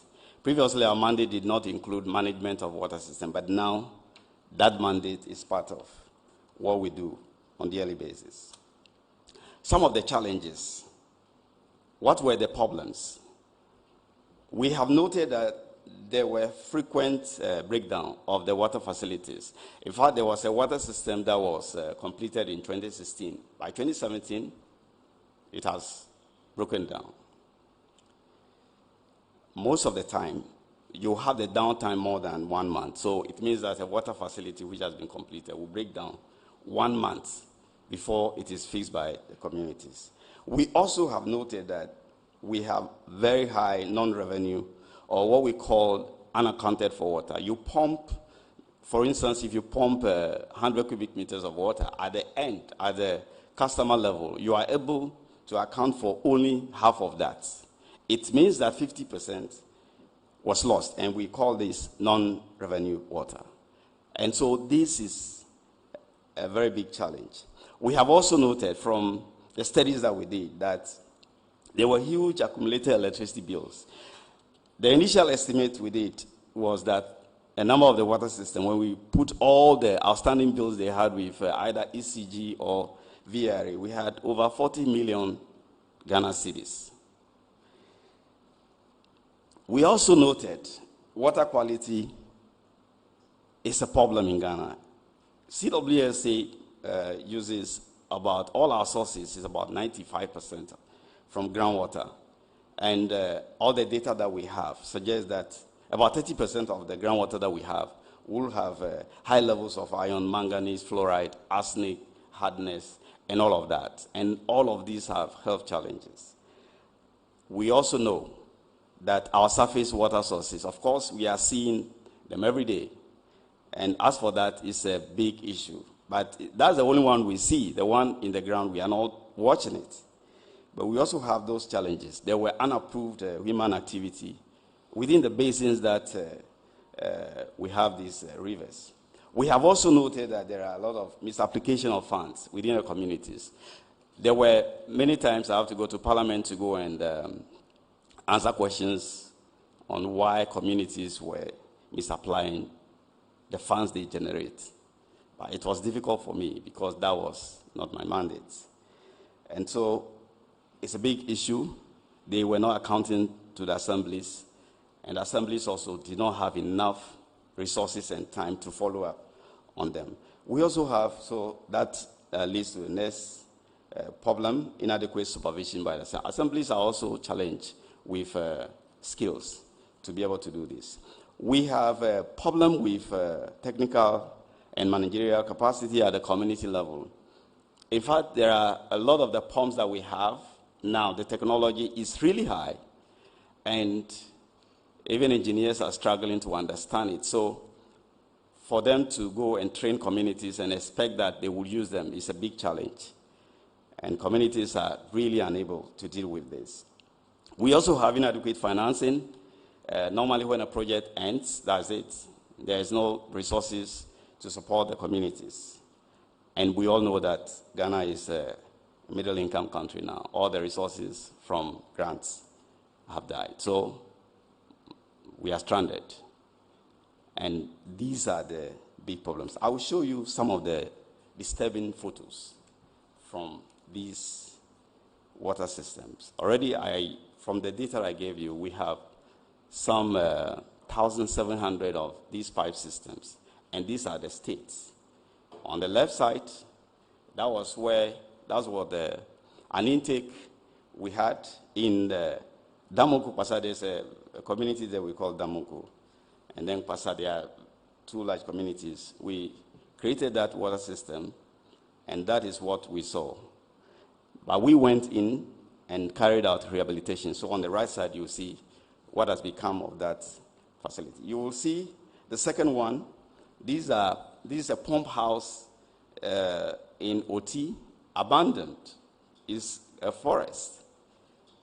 So we have to go in and then carry out rehabilitation. And you can see on the right side. We also have in Ketekrachi, also in OT region, on the left side, that's also, I'm showing the pump houses because that is where the source is. We have the borehole there, we have the pumps over there. So once it's like this, it means that the communities have abandoned it. But we went in and carried out rehabilitation. We also have from the Volta region, Vaco, also on the left side, a challenge with one of the pump houses, and we carried out rehabilitation. Now, what progress have we made so far? So from 2017 to date, we have moved out of the 1,700 patch system that we've talked about. We have moved into 177 in 150 districts in all the 16 regions. And we carried out rehabilitation. In fact, we needed a lot of resources to be able to put these broken down water systems back to life. And we went in, replaced most of the sources, and carried out a repair on a number of either the tank, or we replaced the pumps. And in a number of cases where we have new facility, we replace them with new pumps, which will depend on solar energy. This reform also targeted the young people. We have noted a number of our young people are trained, across the universities and polytechnics at those times, and technical institutions. But honestly, even though they were trained in water-related disciplines, they were not working. Though some have been at home 10 years. So when we took it up in 2017, CWSA's workforce, the whole of Ghana, CWSA's workforce was 194. As I speak, that was by June, we had a total of 1,446. It means that we have created new jobs of 1,252. And all of these new jobs are being paid from the sale of water. So we rehabilitate, we employ these our young colleagues. They go there and turn things around. And they generate revenue, when we use this revenue to pay them. So this is not a burden on government. This is job creation. I want to show you also the investment we have made so far. I was talking about how we have to fix these problems. We have made a lot of investment. These figures are not, we have new projects, very large projects that are completed. They are not part of it. We have done almost 282 million cedis since we started on rehabilitation and new projects and all of that. And that is what has brought us to where we are today. We have also improved on our water production. It used to be in 2018, from the water system we took over, we were doing just about some 1.6 million cubic meters annually, but now we are doing almost 10.3 million. We have also noted non-revenue water I talked about. We were on average 50% of water production. In fact, there was a case that was really alarming. We asked our audit team to go to one of the regions, specifically in Tumu, to carry out audits and report to us on all of this. They reported almost 72% of non-revenue water, and it means that there was no way that facility will be sustainable. But we took it today, and I can tell you that today, 2021, these figures are for 2021. We haven't computed this year yet. In 2021, by December, we have moved from the more than 50% to 29.1%. We have also tried to generate revenue. The first year, 2018, we did about 5.5 million. 2021, in fact, we actually peaked just before the coronavirus problems. We peaked, and we had, in 2020, we had 46.48. Immediately, we can see that COVID-19 has also a very bad effect on our operations. Now, we have also noted during that period where we had free water, a lot of our communities, in fact, they didn't help us at all. Instead of supporting us, they were doing other unapproved activities. there were so many illegal connections. So immediately, the free water was lifted. We had a short of an accountant for water, and it gave us a lot of challenge. We have to do everything to make sure that we bring it down again. And that is what has accounted for also our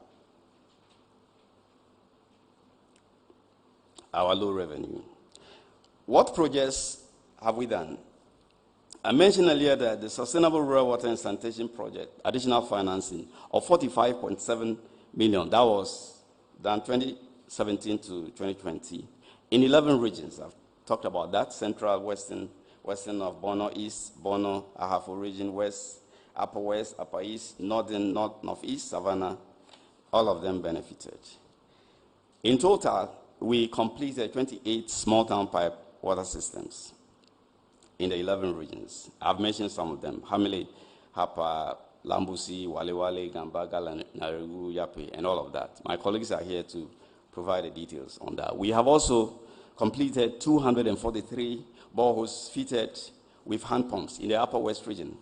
We also connected 100 communities to Ghana Water Company Limited pipelines. In Central region, for instance, we noted that there were some installations Ghana Water has that the demand at that time was just lower than the production. So we had a conversation and they agreed, and so we placed close to 100 communities on this water system. As of today, we're having those communities there. We haven't challenged with the source, but there's a project which will provide support to improve the source situation. We have also carried out design for 17 pipe water systems, 7 in Northeast, 7 in Upper East region, and then 10 in Upper West region. In the Upper East region, especially, there are challenges with water quality. In fact, our focus will be on that in the coming year. We have this problem of fluoride. In fact, fluoride is a big challenge, and we are committed to making sure that we deal with it. When any child or anybody consume water containing high levels of fluoride above the approved limits, ordinarily we see the teeth of the person breaking. We see the color changing, but there is more to that. The bones of those people, especially children, are deformed, and it's irreversible. And so what we have done over the years is to make sure that when we drill, and we know there is fluoride, we cap it. Sometimes we even take the boreholes off. Few times we leave the boreholes just for experimental purposes.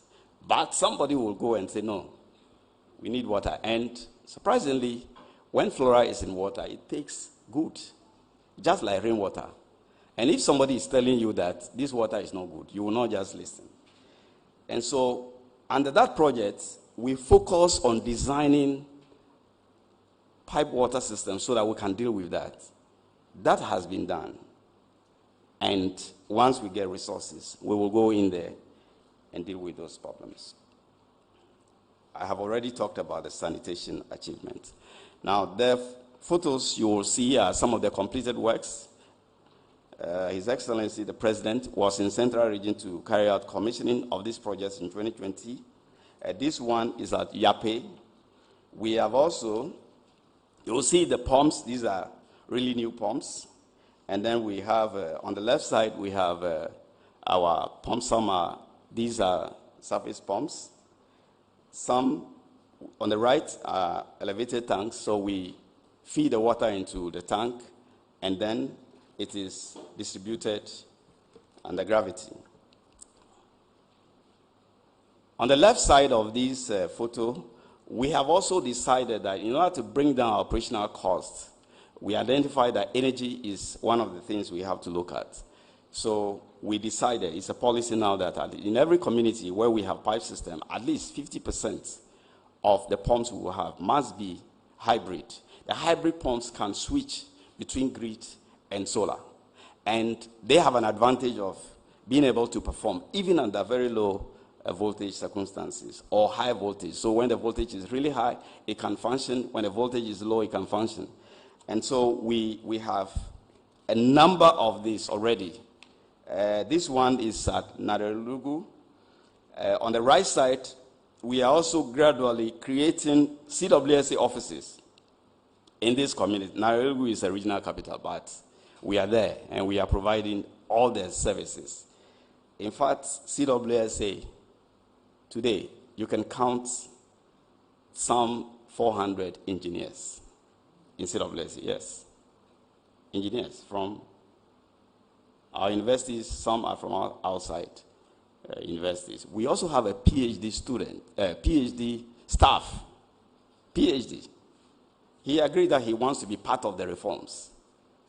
He is working at the regional office in Bono region. So these are young people who are really committed and making sure that we improve water provision. And so we are creating the offices that will provide them this kind of, at least, they should be comfortable before they can work. We have the second one we'll talk about is 5 district water supply project, phase 3, in the Volta region. This project, the sod was actually cut by our president in 2020, close to the end of 2020. And the president promised that 2 years, that project will be delivered. And I want to announce that 2 years, even lower than 2 years, the project was completed. The total amount is 11.5 million euros, and it covered 3 districts, Central Tongu, Adaklu, and Agotimas, Yope in the Volta region. The phase 4, there's a phase 4 that the president promised, and we have started the design already, and that will benefit North Tongu, Ho West, and also some of the communities that could not benefit under these other 3 communities will also benefit. Now, under this phase, the phase 3 of the 5 district projects in the Volta region, we carried out installation of 173 kilometers of pipes. 173 kilometers is a lot. From Accra somewhere to Kumasi, yes, or even beyond, close to, yes. That's the length of the pipeline. And then we covered 95 communities. 95 communities were connected. The population covered 83,325. If you compare, we had an earlier phase. If you add all of this, in total we will have 133,854 communities, population that will have benefited. Under this phase, there was a booster because the Adidome to Adaklu and Siope are it's quite a distance. And so what we did was to install booster stations along the line, and then also concrete tanks, so that we can provide energy or pressure to the water so it could move. On this project, we have constructed the phase 3, 113 standpipes. And I'll show you photos of some of these installations. These are very new installations. They have just been completed by end of November, and we are in the process of taking over these facilities. On the right is one of the elevated tanks that will provide water. The next photo is the booster station at Beloho. So the water is pumped from Adidome through a water treatment plant and supplied. It comes over here and it's also further transported to the 2 other districts. We also have at the intake in Adidome. Adidome is one of the places that you can find the cleanest of the Volta River. And so we are trying to use that source as much as possible. Even if it's possible, we can take the water from there and transport several kilometers to all the other communities far away. We have also, so we have the intake completed. We have also rehabilitated the laboratory. We have to make sure that the water we are providing meets our own standards. There's a project that we have started in the Greater Accra region. There's the biggest of all the rural water systems. I guess somebody said it's in the whole of West Africa. It's in Greater Accra region. We call it 3 districts water system. We noted that between 2017 and today, there are a lot of new industries along that stretch. A lot. The 1D, 1F. Many of them, in fact, some of them could even consume. They tell us if we can provide even the existing capacity, they will take, because they will take a lot. Because if you have intravenous infusion, the whole of that industry is dependent on water. And so what we did immediately is not to sit down for them to come and tell us that they will need water. So we invested 34 million Ghana cedis. And I'll show you the package plan. So we have to quickly import a new package plan that will deliver 100 cubic meters per hour. So within 24 hours, we are doing a lot to add to the existing supplies. We have also invested in adding another transmission line, a new pipeline. And also, we changed the pumps. Because of what I said earlier on, we wanted to reduce our operational costs. So we brought in hybrid pumps. The hybrid pumps feed on solar energy and grid. So we changed all the pumps, and then also the booster stations. We installed hybrid pumps, at least so that we can be able to deal with our energy cost. So, as I said, we have added 100 cubic meters per hour production. We have installed new transmission pipelines. We have installed what we call solar farm, and then we have replaced all the pumps. There's a project also that we have put in almost 8.4 million. Kweyman, when we are going down, just before you exit Accra, just before you get to Aburi, the community there is called Kweyman, Damfa. We have invested 8.4 million cedis, and it's also a complete system that we have done for them. There's a new project we are just about to start. We call it Rural Water Utilization Project in the Western region. The project is financed through a grant of $5.4 million from Colin Hilton Foundation. And what we're going to do is, we took 2 communities in Poho and Wasa Dunkwa in the Western region. And then we believe that by the time we are done, we will cover 15,000 population. We have completed feasibility and design, hopefully.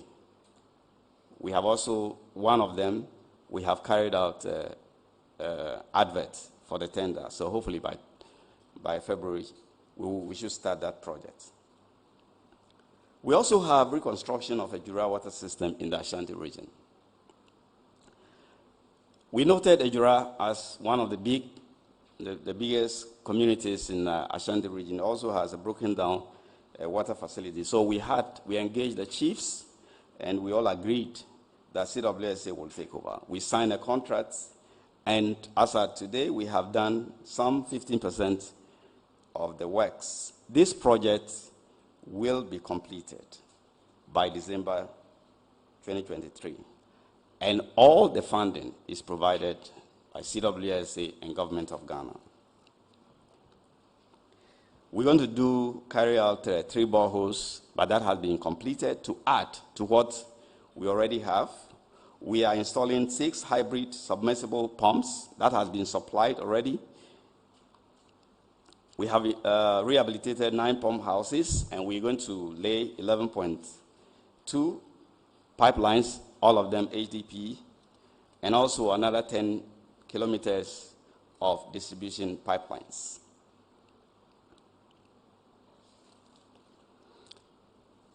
Let's go to the next photos. Well, you will see some of the pipelines. Actually, when you see these photos, you will agree.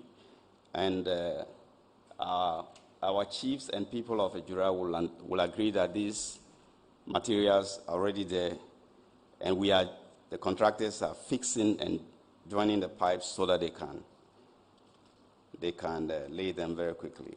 And also in Ejura, as it is the case, we always establish a CWSA office.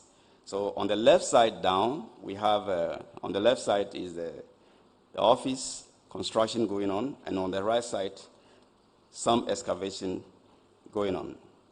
We also have a project, reconstruction of MIM water system in Ahafo region. This project is so dear to our hearts. 2017, we noted that MIM has been out of water for some 8 years. We just bumped into some of the opinion leaders, and they told us, no, we should come to their aid. So we took our engineers there, they carried out the design themselves, and then they provided some information, which we went through the normal national tender and got a contractor to start. We have completed that facility. Government of Ghana funded. A total of 10.5 million cedis. And we carried out 2 boreholes. We added 2 new boreholes, and we also installed hybrid pumps. I keep talking about hybrid pumps because that is what we think should be the case now. The hybrid pumps will help us to make sure that our energy costs will go down. We carried out rehabilitation of pump houses and some new, constructed new ones, and then also laid a number of, we laid 750 meters of transmission lines and 25 kilometers of distribution pipelines. If you note, you will see the number of distribution lines. We are making sure that anywhere you are in the community, you have access to clean drinking water. We also constructed 30 standpipes and then a CWSA office. So you will see on the left side is a CWSA office, very beautiful. On the right side, that is the office. So our staff, our colleagues at that level, they will have to be comfortable and make sure that they provide the right services to the people of MIM. On the left side, there's the next photo. On the left side, there's a technology we use. We call it smart taps. And our president charged us. He said he doesn't want us to go anywhere without this. We have tried to, we want to use this technology and see how we can reach out to a group of people we call the poor people. This one is technology-based. You don't need to go and wait for a vendor. You go there with your token anytime, even midnight, you go and fetch water. What we are exploring now is to see how we can transfer money directly to people that we will classify as poor. So in their homes, we will transfer the money and they go there. And you see, when our mothers are 70, 80, it becomes really difficult for them to deal with this thing. So it is okay if we think about them. On the right side is the solar farm that we talked about. Now, MIM has a challenge with water quality, so we went in there and provided a package plant. These are really high-ended plants. In the future, all of these plants, there's one that I've shown you, the one on the 3 districts. It's fully automated. So Greater Accra is building an office right now, and we are connecting all of those plants. There are many of them. We have procured 35 of such plants across the country. We are connecting all of them to the region and to our head office, so you can be there and know what is happening on each of these installations. Reconstruction of Yeji water system in the Bono East. Yeji water system was constructed some time ago, and once the paramount chief, came to CWSA and pleaded with us that system is no more working. What happens is the whole of the water treatment unit has submerged. Anytime there's flood, it floods it. The place gets flooded. And so there's nothing you can do about it. You cannot rehabilitate that. So we have to replace the whole of the water treatment system. So we took up that project, and thank God, the government was able to help us, and we spent 9.6 million, and that project is almost completed. In fact, the contractor said they have completed it, but we said they should wait.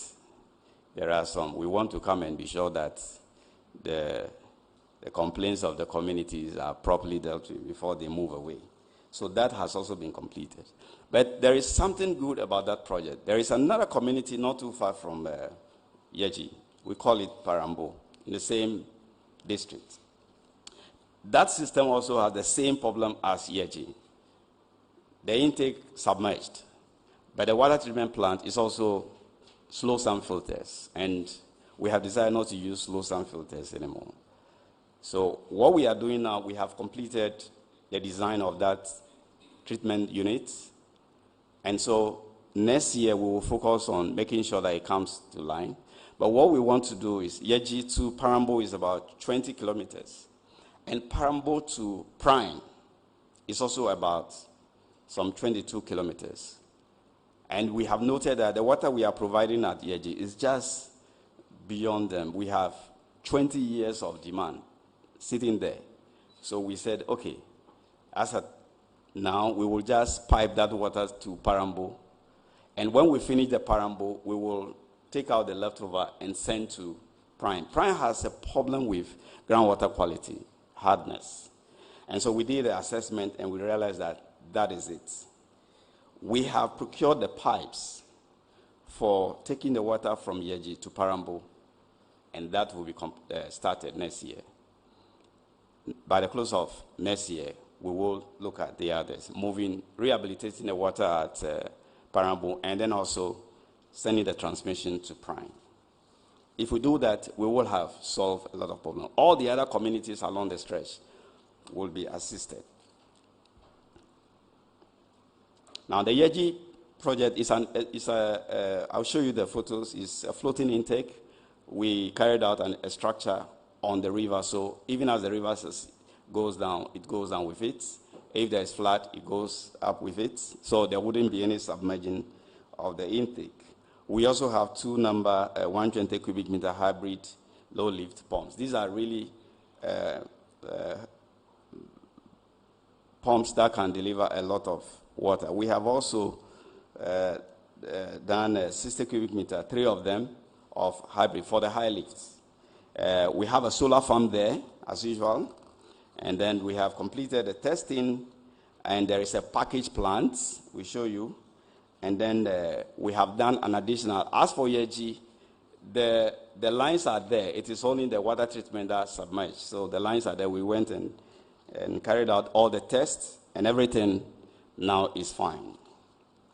I believe any moment from now, it can be commissioned. This project was also funded directly, CWSA funds, Government of Ghana funds, no loan. So you see that most of the projects we are doing, we are trying, really. CWSA is doing everything. Whatever we get from these projects, we reinvest. And that is how to sustain the sector. So you will see the Yeji projects. We have the office that is there for our colleagues there. It's a new one. And then we also have the next photos. We have the solar farms. I am sure very soon we can supply some energy to the Ministry of Honorable. You need to help us. We also have some projects that we have are there. We have in the process of awarding them. We've gone through the design, we've gone through the tender, and just in the process of award. Some have been awarded. I'll tell you those that have been awarded. GoSo is ready to be awarded, and the total amount estimated is 26,465,880. We also have, we are there, our staff are there. They have access to make sure that we rehabilitate that system. We've done some earlier works, and so if you see the amount, 6.4 million small. We've done a number of activities there already, but a new contract will be completed in 2 years. We also have Asankragwa, also 24.7 million in the western region. So we also is also the capital of Western North region. and Goso is the capital of Ahafo region. We have also contracted to move. We have signed that contract, and within 1.5 years, we will complete it, and the total cost is about 18 million. We also noted, in fact, Bole was completed in 2016. When we came back, there were a lot of challenges. Most of the boreholes were not properly lined, and so we have to restart a number of things. We have signed a contract to look at the sources again. That project, I believe that by next year, it should be completed. We have also signed a contract for Woolensea water system in the northern region, 1.5 million. Within 1 year, we should end it. We have also, I've talked about the Papase cluster in the central region where we are having challenge with the feed from Ghana Water Company. So we have identified some sources. We will treat and then feed into it, about 13.8 million.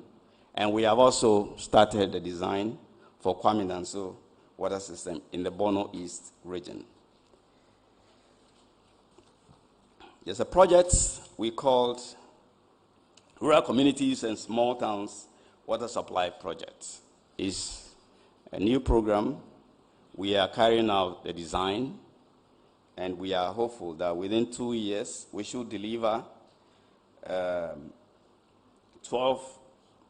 small towns water systems, and the beneficiary regions are Ashanti, Eastern, Greater Accra, OT, and Volta region. This project is being implemented by Aqua Africa Limited. It's a UK-based company. And the funding is from a loan of 30 million from the UK government. We are also on this project, will install 150 nano filtration system. Earlier on, I said that we have challenge with groundwater.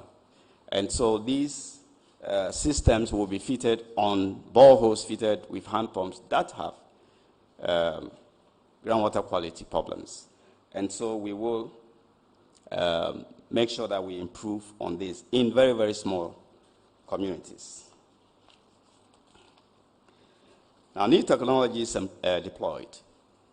We have noted that because of the numerous challenges we have and the way the world is going, we can no longer be using the manual way of water production and distribution. And so we have decided on our own to make sure that we improve. And so we have deployed a number of technologies that I want to share with you. We have what we call the Smart Tab. I've shown it already.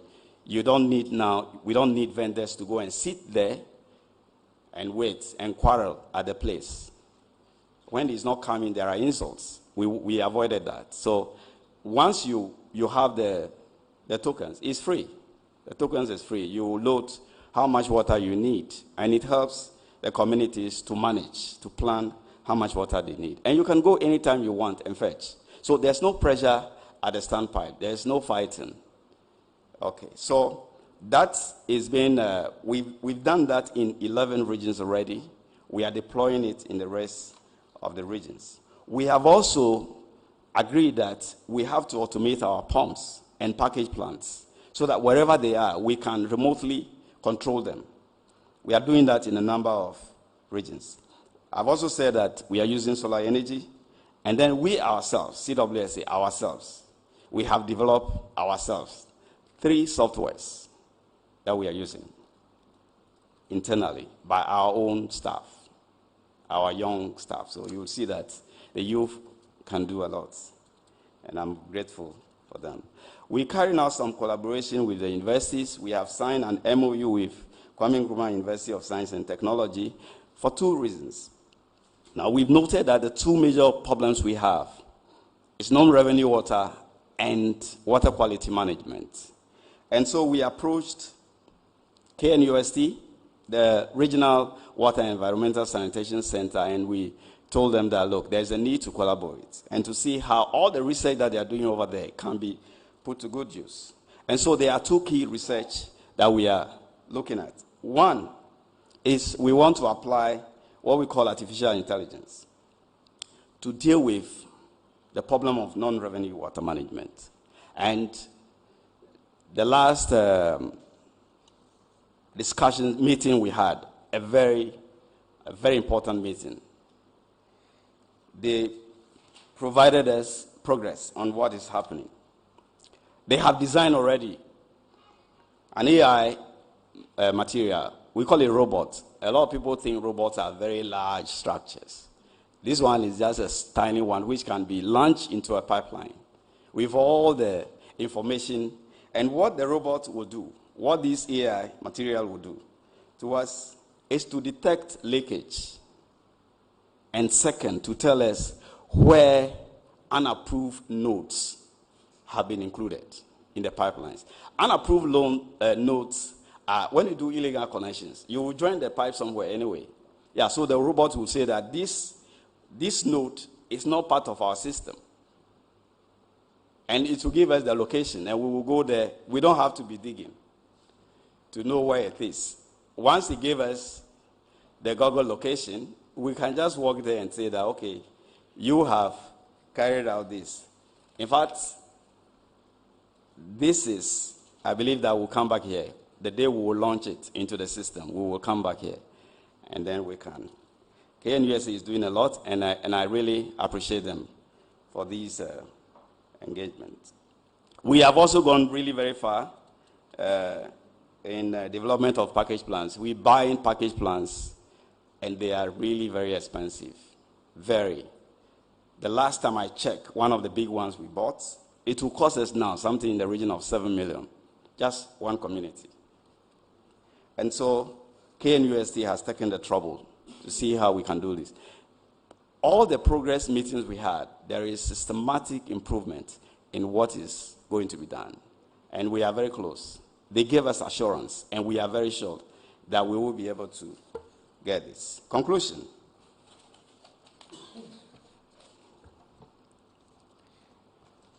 If CWSA is strong, we will solve all of these problems.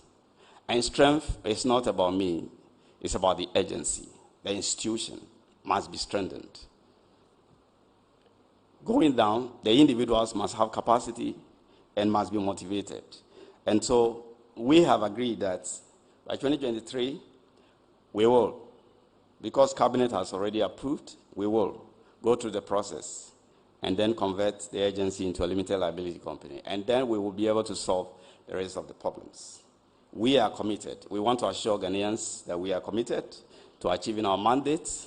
They can always count on us that we will provide our parts and Ghana will be developed. Thank you very much, and God bless you.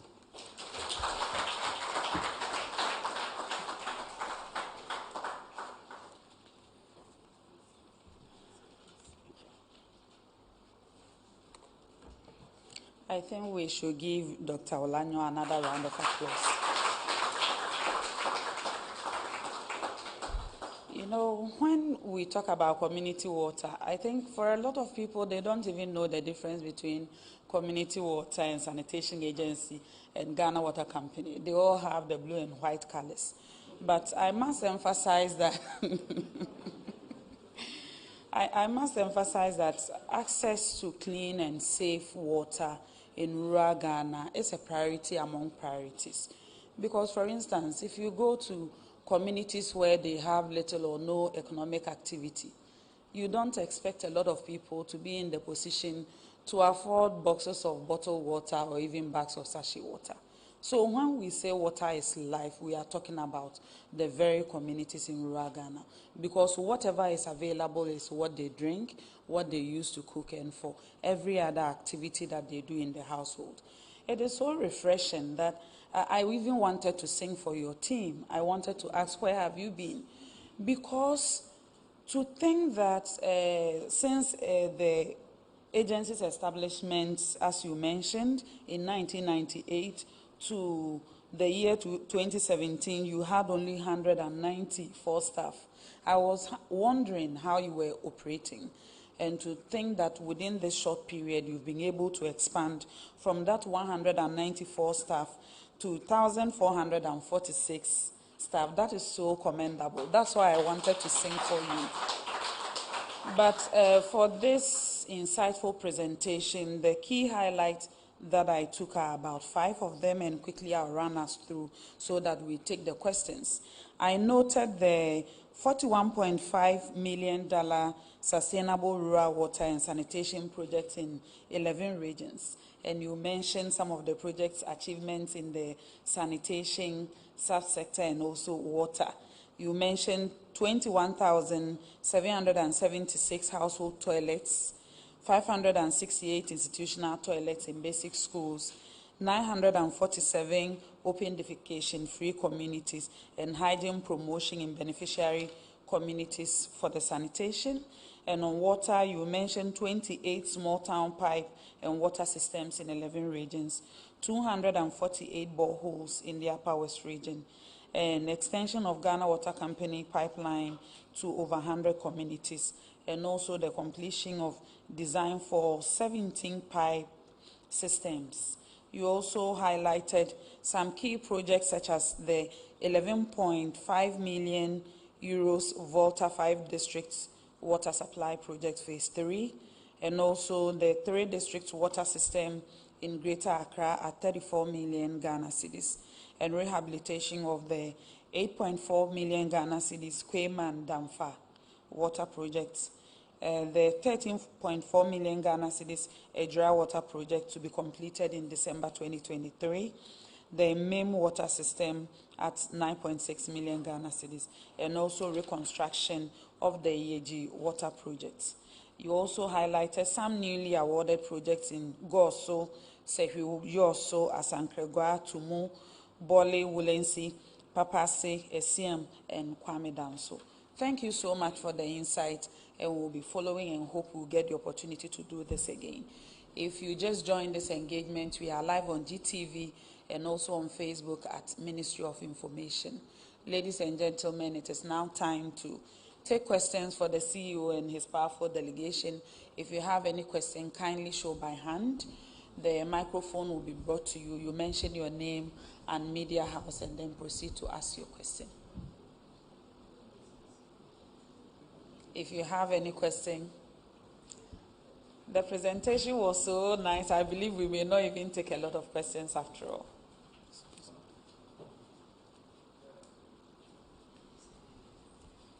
Thank you very much. My name is Ebenezer Kofi Amponsa. I'm with the Daily Guide newspaper. Please, in your submission, you made mention that there are some misapplication of funds in the communities, but you said that was out of your mandate. I would like you to tell us why that is not within your scope per the successes you've chalked so far, looking at the expansion of community water sanitation projects, and why this misapplication of funds, and why it is not within your scope. Thank you. Thank you for the question. We'll take the next one. Thank you very much, Doc. One of the things I observed is the numbers in terms of the drilling of boreholes in the various communities. But I have a concern with the continual burying of people in homes, especially in our communities.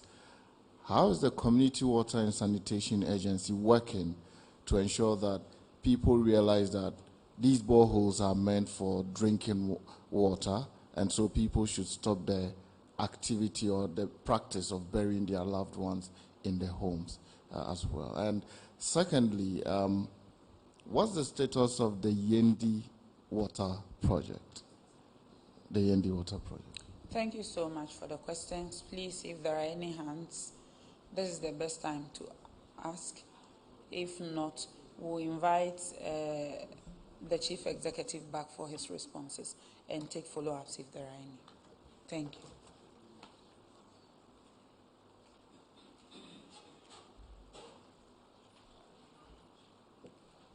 Thank you very much, Mr. Amponsa. I will want the Director of Planning and Investment to help me to answer a lot more of this question on misapplication of funds and why it's not within our scope. But let me take the drilling of boreholes in the bearing of our loved ones in our homes. In fact, it's a very delicate problem. It's a problem that you have to be really careful how to talk about it. But let me give you what CWSA did. I remember on the World Bank project, there was a project before the additional financing project. We also call that one Sustainable Rural Water and Sanitation Project. I remember in the Upper West region, I was then the director, the agency organized a meeting of all the chiefs, all the paramount chiefs, to discuss this problem. Because there were times that you will even be drilling boreholes and you will see body parts, bones. And so the question is, what should we do with the borehole? You just have to abandon it. And it's quite a problem. And I want to thank you for that. We also engage a little bit of Environmental Protection Agency on this. And we haven't stopped. This year we had a conversation on that, but COVID and all of that has taken our minds away. But we are very grateful that you have talked about it. We will take it up with Environmental Protection Agency and also the chiefs. Fortunately, there's a paramount chief on our board. We'll bring it to, we will draw his attention to this and discuss it at the board and see how the chiefs can help us to discuss this. The plan at that time is to create an opportunity for every community to allocate a particular place for burial. The problem is such that even when you are trenching, you are digging, excavating for pipelines, you just come into contact with some dead bodies. I think it's quite a problem. We will look at how we can manage it with our traditional leaders. I believe that they will help us to solve this problem. The Yendi Water Project is not within my jurisdiction. And so, Honorable, I will skip it. I believe you will follow up to my colleague in Ghana Water Company. I will also inform him that there's a question like that, so he can prepare. And when it's his turn, he will come and answer that question. But my colleague will talk about why we said that, yes, the communities were not accounting. Prof. Thank you very much, Chief and Honorable Minister. Good afternoon. And good afternoon to colleagues and distinguished ladies and gentlemen. I think what the Chief Executive was saying was that the misapplication of funds by WSMTs, the community management structures that we put in place in the past to manage the water systems, is one of the many challenges that we're facing. And that is why we decided to introduce a policy reform in 2017. So basically, it's a before and after situation. He's not talking about the water systems that we have taken over and we have employed professionals to be managing. It is the water systems that are in the hands of the communities, or those that were in the hands of the communities before we took over in 2017. So basically, before 2017, when the policy reforms were introduced, as the Chief Executive said, anytime a water facility is completed, CWSA, together with the District Assembly, would train community people selected by the community itself to manage the water systems. And the expectation was that they'll be able to do so on a sustainable basis. And then the District Assembly at the time was supposed to be the legal owner of the asset that is constructed by CWSA. And the communities were supposed to be beneficiary owners of the water system. The district assemblies were expected to provide technical backstopping to the WSMTs and the community in general. And the backstopping was supposed to be in two forms, following up to make sure that they're able to manage the water systems from a technical point of view, deal with the pumps and all other issues that will emerge. They were also supposed to audit the accounts of the water systems to make sure that all the revenues they were collecting were being put into good use and that they are able to save some of the resources for, is it a rainy day or a sunny day, where the water systems are broken down. They're able to fall on those resources to be able to fix the systems. As is said, the assemblies were also challenged, with resources and sometimes with skills to be following out on each and every water system. And so, because of that, the communities were left almost on their own to do whatever they wanted. So whatever resources they were able to generate, nobody really paid attention to how the resources were being used and so on and so forth. And so they didn't have money to do the regular operation and maintenance of the water systems. And most importantly, when the water system breaks down, they didn't have anything at all to be able to fix the water systems. And so normally election times, we hear them holding placards, no water, no vote. So more or less blackmailing the MPs, to be able to give them water and the DCs and so on. So most MPs will rush in those periods to fix the water systems for the communities to be able to get votes. But the original intention was that the community should be able to make enough money from the water systems for regular operation and maintenance and save something when the water system is completely broken down and they needed to rehabilitate it to continue to provide support, in terms of water services delivery. I don't know whether I've answered your question correctly.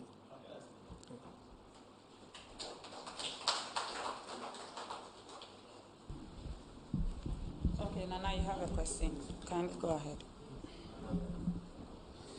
Yes, good afternoon, sir. If you look at the way our please, your name and media house. My name is Nana Pokul from Nana Pokul from Daily Searchlight. If you look at the way Galamsey operators are destroying our water bodies, does it have any effect on the groundwater? And do we have enough underground water to meet some of these demands of community water supply and things like that? And secondly, you did mention that the presence of, is it iodine or what? Has some effect on chlorine? Fluoride, fluoride has some effects on people's health and their teeth and things like that. I also learned that with the presence of iodine or something can also cause goiter when you take it. I don't know how true it is. If it's true, what are you doing about it? And if you also mentioned about illegal connections and disruption of pipelines and things like that, what specific punishment do you have for such people who perpetrate some of these things? Thank you. Thank you for the question. This is the last round, so please, if you have a question, show by hand. If not, I will invite the Chief Executive back for his responses and his concluding remarks.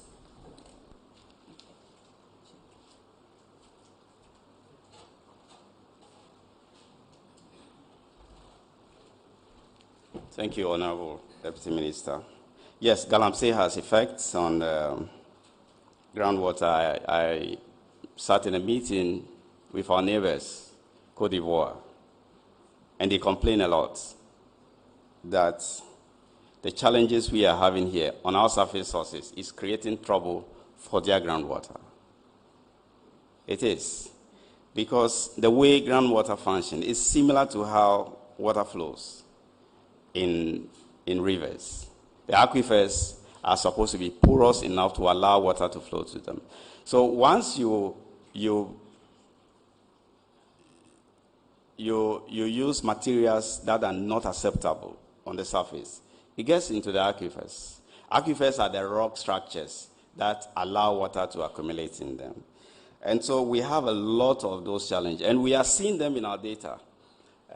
It's not a problem previously that you find a water system completed, there's no problem with the source, and then later on, after 1 year, you see the results are showing that there are high levels of iron, manganese, fluorides, and all of that.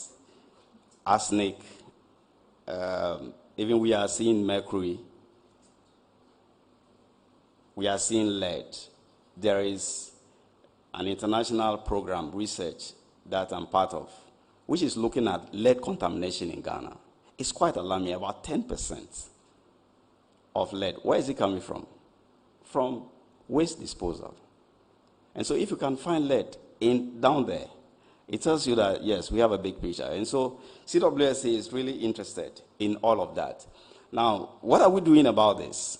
We have agreed with Water Resources Commission that they should follow up and take some samples and monitor groundwater quality for us over. So we have given them some of the boreholes, and we are ready. We will drill new boreholes, observation boreholes, so they will carry out all of this so that when we find the problem, we can solve it. And you see, the rural communities, they really don't understand what is arsenic, what is fluoride, what is. And when the levels are building up, they don't understand.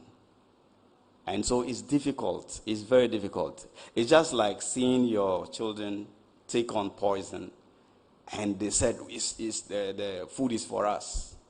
We have to take it. Meanwhile, you know that they don't even understand what poison they are taking. So it's the reason why we have strongly advised, and we want to thank the government and our ministry and our board of directors and all of us sit up there and say that, yes, this is how we should deal with it, so that our disease challenges will not be really too much for us. The lead research I'm talking about is being led by UNC. UNC is a university in the USA, and then also there's another local NGO that is also looking at that. And it's quite challenging when you see the results. And we have to do everything to make sure that we pay attention to this. There is no way anybody else, communities, yes. There were, Honorable Minister, there were some other times people were saying that, oh, we are going to take their jobs. But if you look at substantially the people who were there, these are people who have gone on pension. Yeah, they've already worked, they are tired. And so we think they should give way to the young people. And many of the other communities too, they will not understand the issues, the water quality issues we are talking about. Yeah. And I believe that this answers the prayer. Yes, fluoride is quite problematic, we know. And we are having a lot of conversation also with KNUST as to how to deal with it. As for the pipe systems, there's no problem with it. But the point systems, where you have boreholes, once the quality changes, then that is where the problem is. Because the communities they are not testing, they are not doing any kind of monitoring. So it's quite dangerous. And we need to cover up for our communities, so that at least the health burden will be lower for us. Yes, iodine, yes, but iodine is also found in some other. It's not only in water, and I think the levels in water is quite small. There are other places where the foods that we eat are deficient in iodine. You will have those challenges, as you rightly said. So you also have to check the food you eat. And it's normally associated with certain geological formations, some especially mountainous areas. There were research which shows that, yes, a number of people that who live in those areas will eat certain foods that are deficient in iodine. But we have the iodidated salt. So my advice is that for now, try iodidated salt. Honorable, thank you.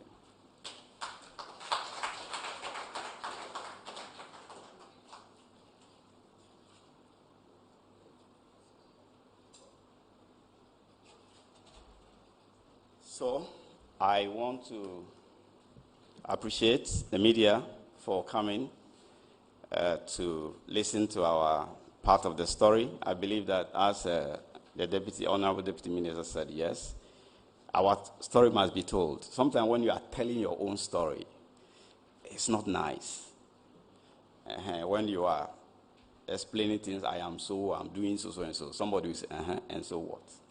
But if somebody else is telling the story, I think that, yes. So we want to thank you and for coming, and we believe that you will tell our story for us and follow up and see what we are doing. Then we will brief you on what we are doing. And I want to tell my colleagues that I'm very grateful. Today is Sunday, but all of you, some of you have traveled Cape Coast, Koforidua, and you are here. Some of you were in church, and you were sending message that, yes, you will come. They are praying.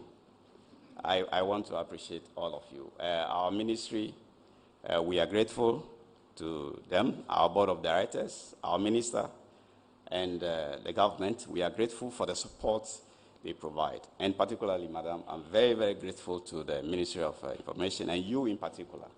I think the feedback, the support you gave us preparing for this press briefing is quite substantial, and we are very grateful. We are indebted to you. God bless you.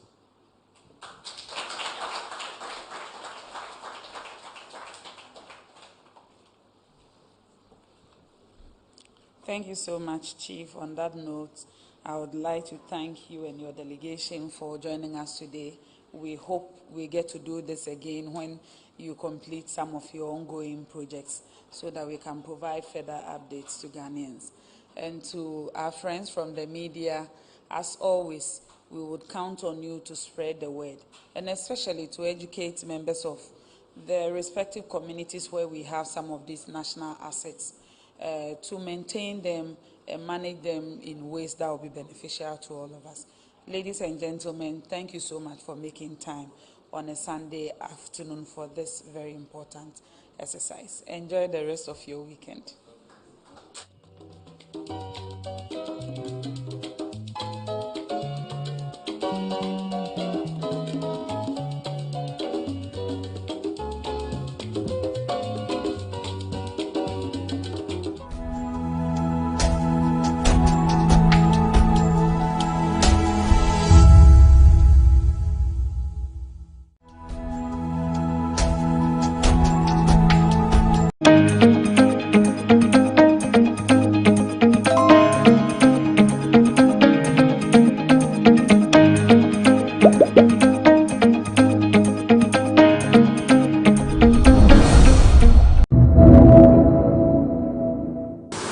So indeed, to God be the glory for these great things He have done within 5 months. I'm certain that He who began the good work will continue until it is finally finished. And greater things I believe He will do. And let us all gather the harvest with joy. These indeed are both times for a Joseph recovery and also a Nehemiah rebuilding. Let's continue with courage, a spirit of love for each other, and self-discipline to go through this program.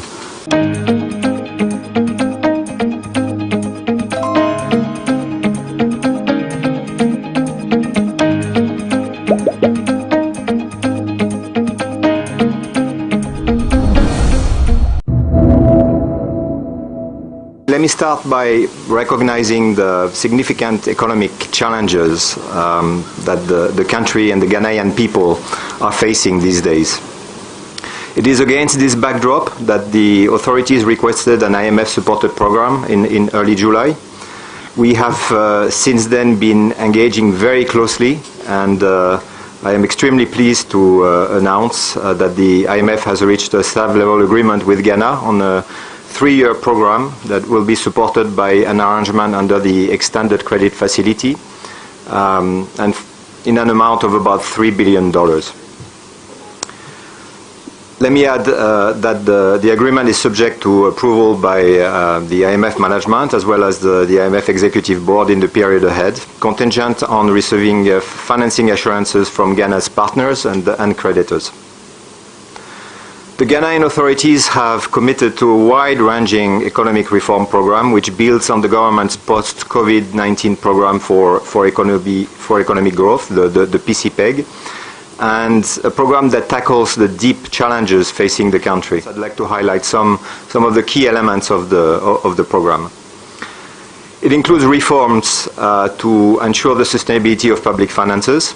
And to do so, the government will implement policies that lead to a reduction in the fiscal deficit by enhancing domestic revenue mobilization and by streamlining spending. The government also announced a comprehensive debt restructuring. The program will also include reforms to strengthen fiscal transparency and public financial management, improve the management of public enterprises, bolster governance, and tackle structural challenges in the energy and cocoa sectors. Reducing inflation, preserving financial stability, enhancing the resilience to external shocks, improving market convenience are all also very important program priorities. Importantly, the program will seek to protect the most vulnerable and create space for growth-enhancing measures and social spending. Finally, the government is taking steps to promote private sector investment and job creation.